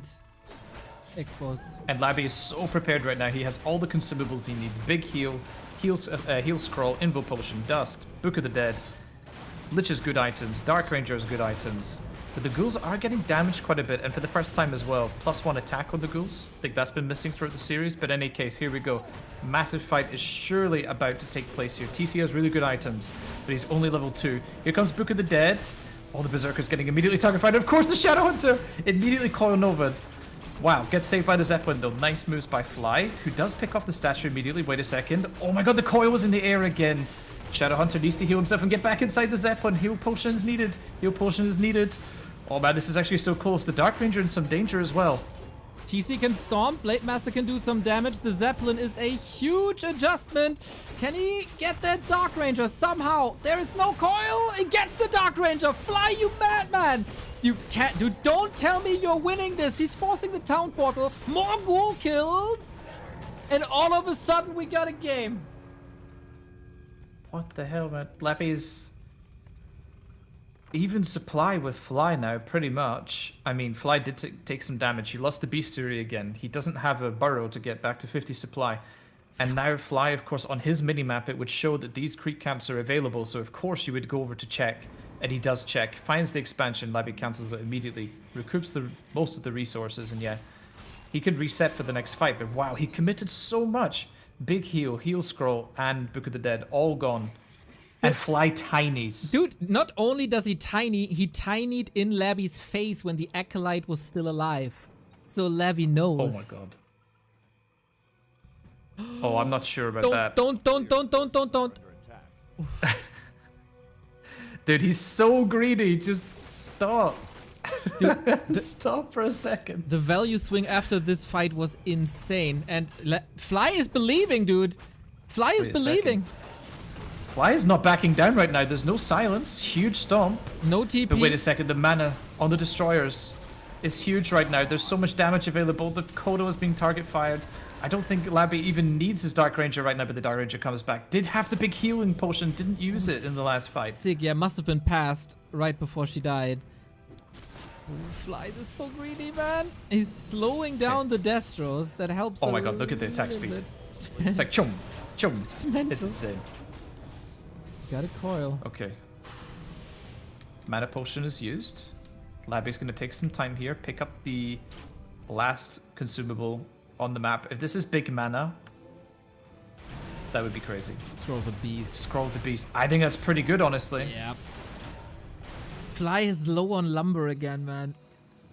He is at 16 lumber. He has 700 gold. Oh, no, he can't spend the resources. He can on mana Wait, and replenishment and stuff. But where's Labby going, though? Home. Home. Home sweet home. Is he aware? And why is he going back to the lab? Okay, there are some creeps. You can get level 3 Dark Ranger, I guess. And then to the But shop. he's taking some time. He's a counter expanding. Are you sure that... I'm not sure that Labby saw the expo. I mean, the Acolyte was there. He could have seen the expo. Huh. I'm 1000. Okay. I'm rarely sure, but I saw the Acolyte. It was alive. He saw it. Oh, Fly with the scout of a lifetime. Oh. Dude, I think Fly can do it. Fly can I do think it. Fly has got this game. Shh, don't jinx him. The destroyers are out of mana. Okay, Labby buys Gloves of Haste. Decent choice. There's another Captain America mask. I would love it if Fly bought that right now. Oh, It'd be crazy, but it'd be funny. Keeps good tabs. This blade is a beast. This blade is an absolute beast. +7 agility. He's got claws, lightning orb, invo potion. He has everything he needs. Is he going to really meet Labby in the middle of the map? Why? Just... Okay, heal scroll. Good, good, good. Just chillax, my man. Get your units together. Let the undead come to you. Try to use the blade to intercept whatever's coming. But there's going to be a lot of destroyers. He's playing around. What do we have against the destroyers? Invul timing. He gets one. Yeah, we don't have much, right? 6 headhunters. Cute gamer horse, thank you for the sub. Okay, 2 more berserkers coming. It's gonna be 8. And both were spamming that invul potion. Fly actually passed an item over. Yeah, nice try. Oh, this is the game deciding fight, ladies and gentlemen. We gotta shop up. Labby is expanding again. This Zeppelin can do a lot of work. We don't have we don't have fiends. Okay, here we go. TC in a decent position at the front. Kodo being immediately destroyed. There's 5 destroyers in the air right now. Labby's DK is actually taking quite a beating right now. Berserkers. I think it's just full focus on the DK. Oh, the heal potion is pulled just in time. The Blade Master, does he have Invo Potion available? Wait, there's no Invo Potion on the Blade. He needs it on it's on the TC. Yeah, he passed it. Oh, it's on the TC. 4, I think. Gotta stomp this. The destroyers are reigning supreme. The scroll of the beast is mental on this. He can control the ground a little bit. Fly has no mana anymore. Zeppelin to the rescue to break the focus. Destroyers are taking damage now. The mana's gone. Shadowhunter very healthy. Oh man, there's still so much available for LabyRinth. His army is still standing strong. The destroyers are still in the air. There's still so much mana available in the DK. Oh! Wait a second, Mana Potion? But the blade, he passes the info through as well. Whoa! Super fight. close, but what can he do? Right now with the blade is getting low. Heal salve and heal wave. Okay, Fly is playing this fight like a god right now, but what does he do? Blade Master dies to the coil! Oh, of course it does, but wait a second, destroyers are going to be falling as well. TC is still standing strong. The burrows are helping as well. Oh, backing himself into a corner here. Oh my god, Does Fly. Not like this, man. The caster curse of a lifetime. Oh, dude. Expo for Labby is coming up. He's pulling back, right? He's not brute forcing this. He could. Destroyer up for grabs, maybe. Flyer has nothing. He has nothing.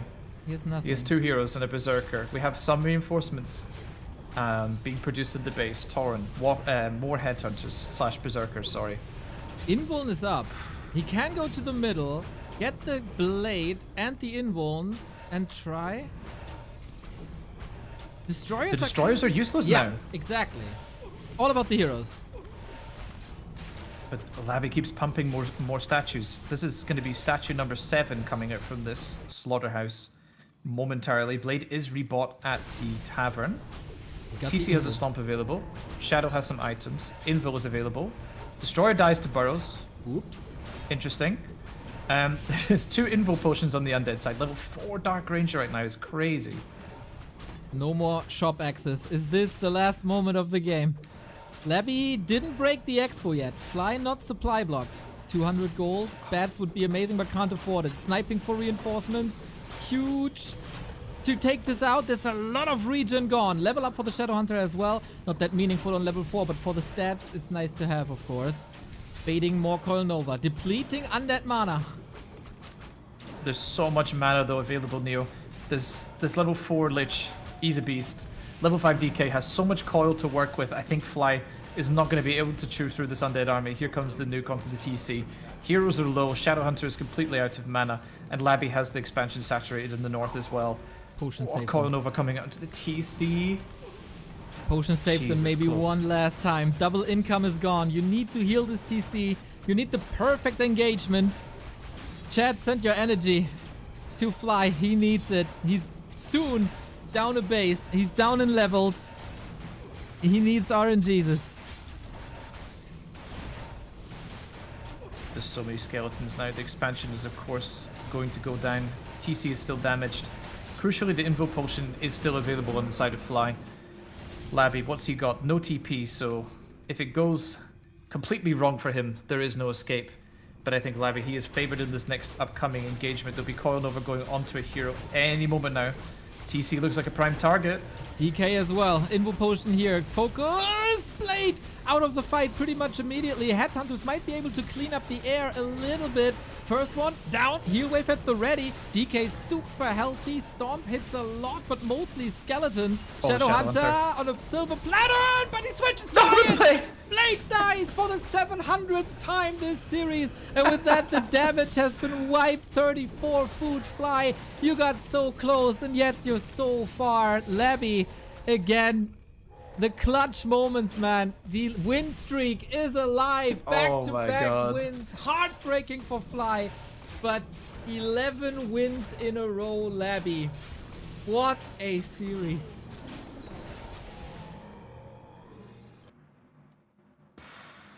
God damn, man. I don't think we could have asked for a better series to end the day on, to witness Greatness. To witness just greatness.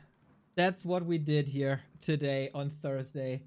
My lord, a lot of people yesterday were complaining, where's Lin, where's Lin, where's Lin? Who needs Lin when you can have this Fly in the series versus Labby? Chad also says as he won our hearts today, and he absolutely did. Getting better and better and better. He pushed Labby to the absolute limit and delivered the game of the year. Yeah, could really summarize it better myself. I think this best of 5 lasted about 2.5 hours. I guess so, yes. We started casting it at like 4:15 your time. So yeah, that's crazy. Every game, apart from Springtime, was great and went above 20 minutes, I think. Just, yeah. Dude, you know what? When I see this... He did what he could, Fly. He When did I what he could. Also, the score is wrong on your stream, sorry. Oh, yeah. Oh, that was wishful thinking. If I see this and I'm happy, I'm worried now. Because Fly still has to face Happy. And imagine the story if, of all people, Fly wins the series versus Happy. It would be even better than defeating Labby. So this was the setup. This was the setup for the big upset that's coming. God damn. Yeah, I think he has it in him. He definitely has it in him. It's just so hard to be consistent, and for Fly, he just loves donating that blade, doesn't he? Oh, God. He's so generous. We can do a supercut of all the Blade Master donations there with potions, with Easily, everything. He did everything he could to lose that Blade Master here today. Oh man. This is the time of day where I go into my WeChat and ask for the games. And I got the games already. Shout out Xiao Tan. We have the return of Lin tomorrow, everybody. First game of the day, Lin versus Moon. Number 1 in the all-time earnings against number 2. Moon was able to defeat Lin not too long ago, so you gotta be careful if you're Lin. He needs the points, only having 5 games. Moon, with his second last game, needs points as well, so high stakes, big rivalry, of course, across the past 2 decades. Map number 2 is indeed the match of Fly versus Happy. The last game of Fly in this series, or in this league.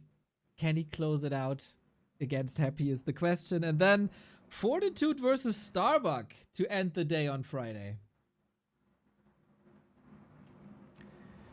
Yeah, that's a sick lineup.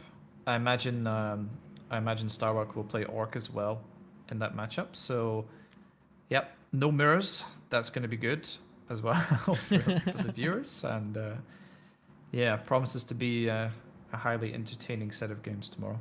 Incredible. So, what happened today? Labby keeps his win streak, which is just absurd. As you can see, oops, here, only Life and Moon remaining. Labby has an extraordinary chance to go into the grand final pretty much right away as the winner of the regular season if Happy and 40 and Lin don't perform extraordinarily. But of course, that is for them always a possibility. Fortitude with big wins here today. His comeback, he has of course 8 games ahead of it himself. 1-0, creating lots of distance between himself and Kaho, who had a good chance here. Infi, respectable performance, but not... Let's go. Nice shirt, sir. Gideon, thank Hope you are for the doing mighty resub. fine. Infi with a solid performance here today. And yeah, we're waiting for the heavy hitters from here on out every day. Fortitude, Lin, and most of the days happy is gonna be just fireworks for the days. Yeah, man, you're gonna need to rest up and recover for that after today, to say the least. Yeah, I do. I lost my mind. But here I know today. I know you can do it though. That's what you do. You bring the energy and the hype to every cast. I'm sure everyone's going to enjoy the following series over the next few days. Mr. Quberte, I wouldn't have been able to bring the energy without you today here, especially with that game on Twisted Meadows. It was a delight. I hope the people out there saw why I kept asking you and kept calling you out for not really ignoring me, but for leaving me hanging. I hope this was just the first of many upcoming dual casts. Yeah, it's been hella fun. Finally got my microphone sorted out to be remotely acceptable, so that's something. Been putting that off for too long, and yeah, it was great. Today, as someone just said, today was pure cinema. It was just mental. Hitchcock cinema. That series was just absolutely stellar, and yeah, I don't know about you. I'm pretty spent after that. I need to take an ice bath now to recover a little bit.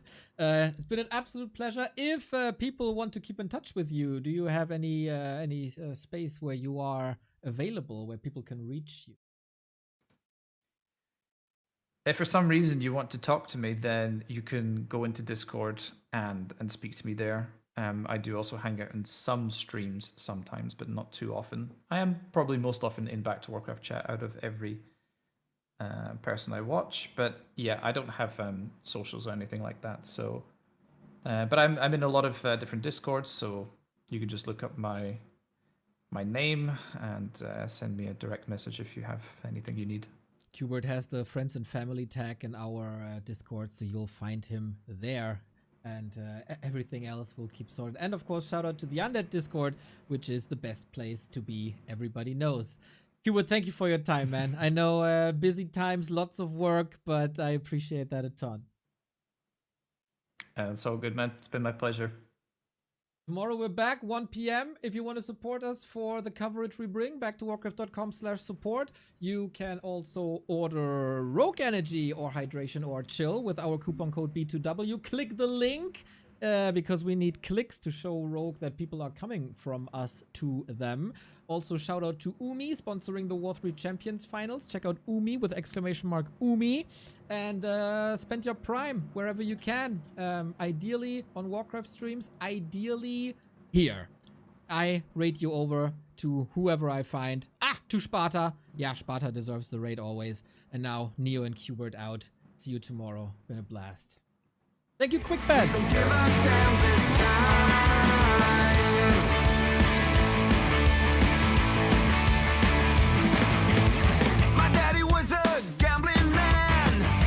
Strategy. Who gives a shit about him anymore? Guess we never really settled the score.